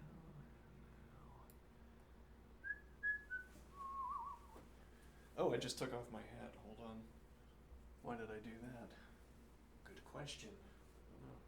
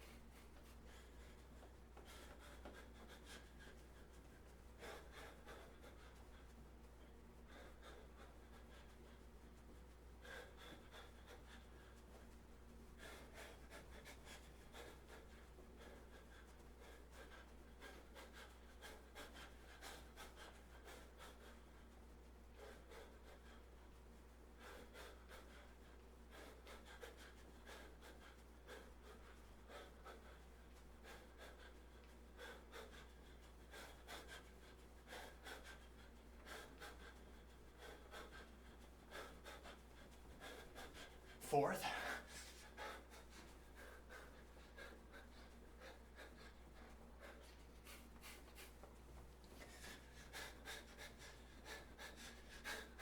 We could learn BF.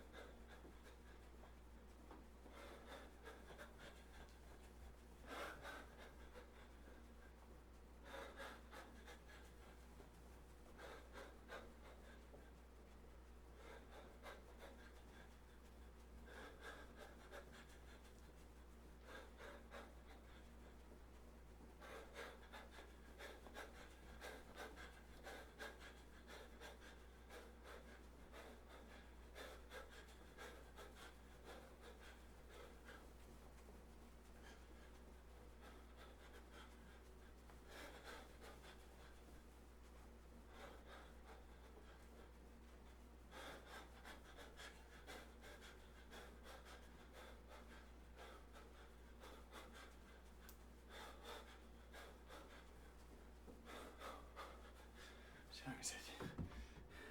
Hasn't been that long, no. No, indeed.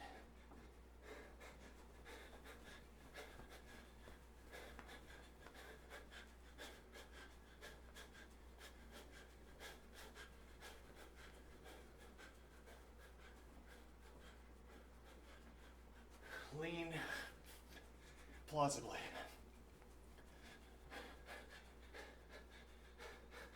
There's also cock and Agda.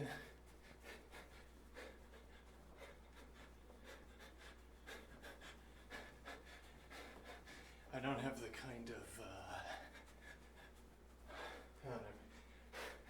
I don't have the kind of open source partisanship to preclude choosing lean on the basis of its sort of corporate leanings.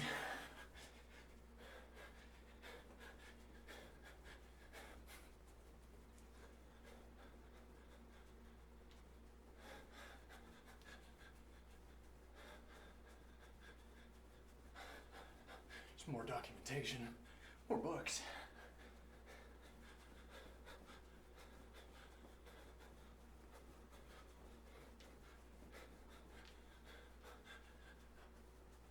I guess, in part, I like the idea that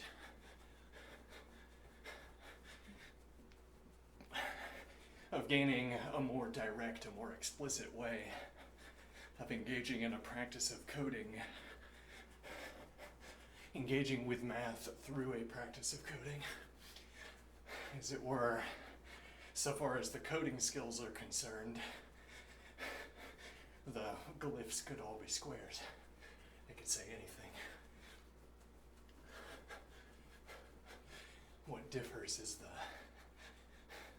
content, I guess.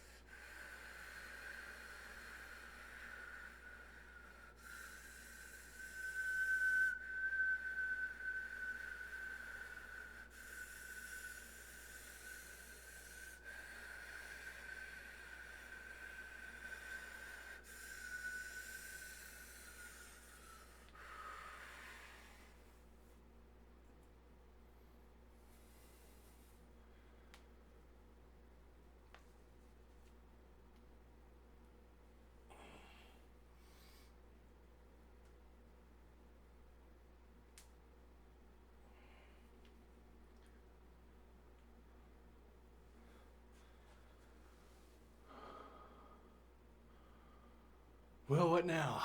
Have really dinner or something? I don't know.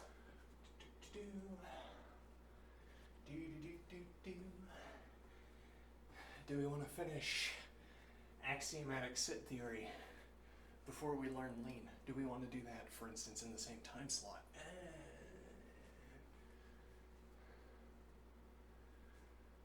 It's like we have like a negotiation going. I mean, there's a point that any engagement with coding is making me better at coding, I suppose.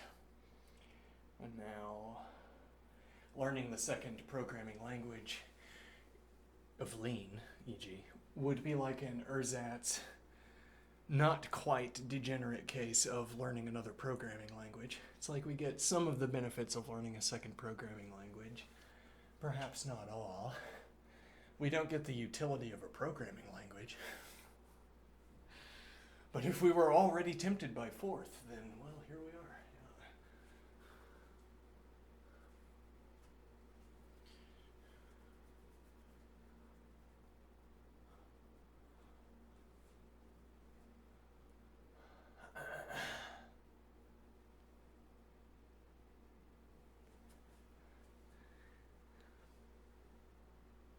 We get some of the side effects, as it were, of learning a second language, and we get yes, well, and so that would be the justification for carving out time from the coding half of the day. We already put the philosophy of computer science and mathematics in the mathematics part of the day.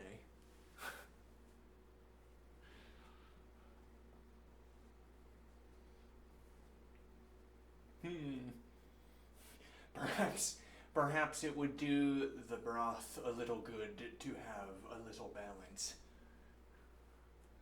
We should have some math in the coding part of the day for once.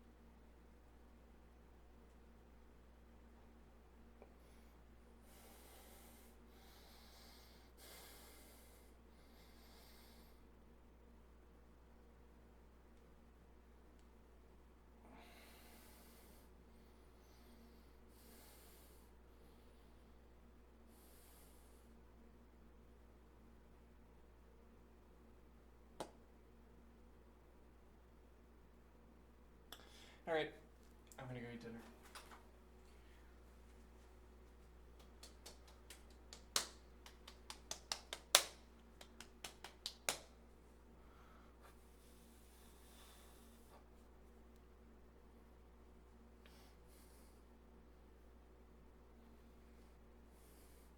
All right, see you later.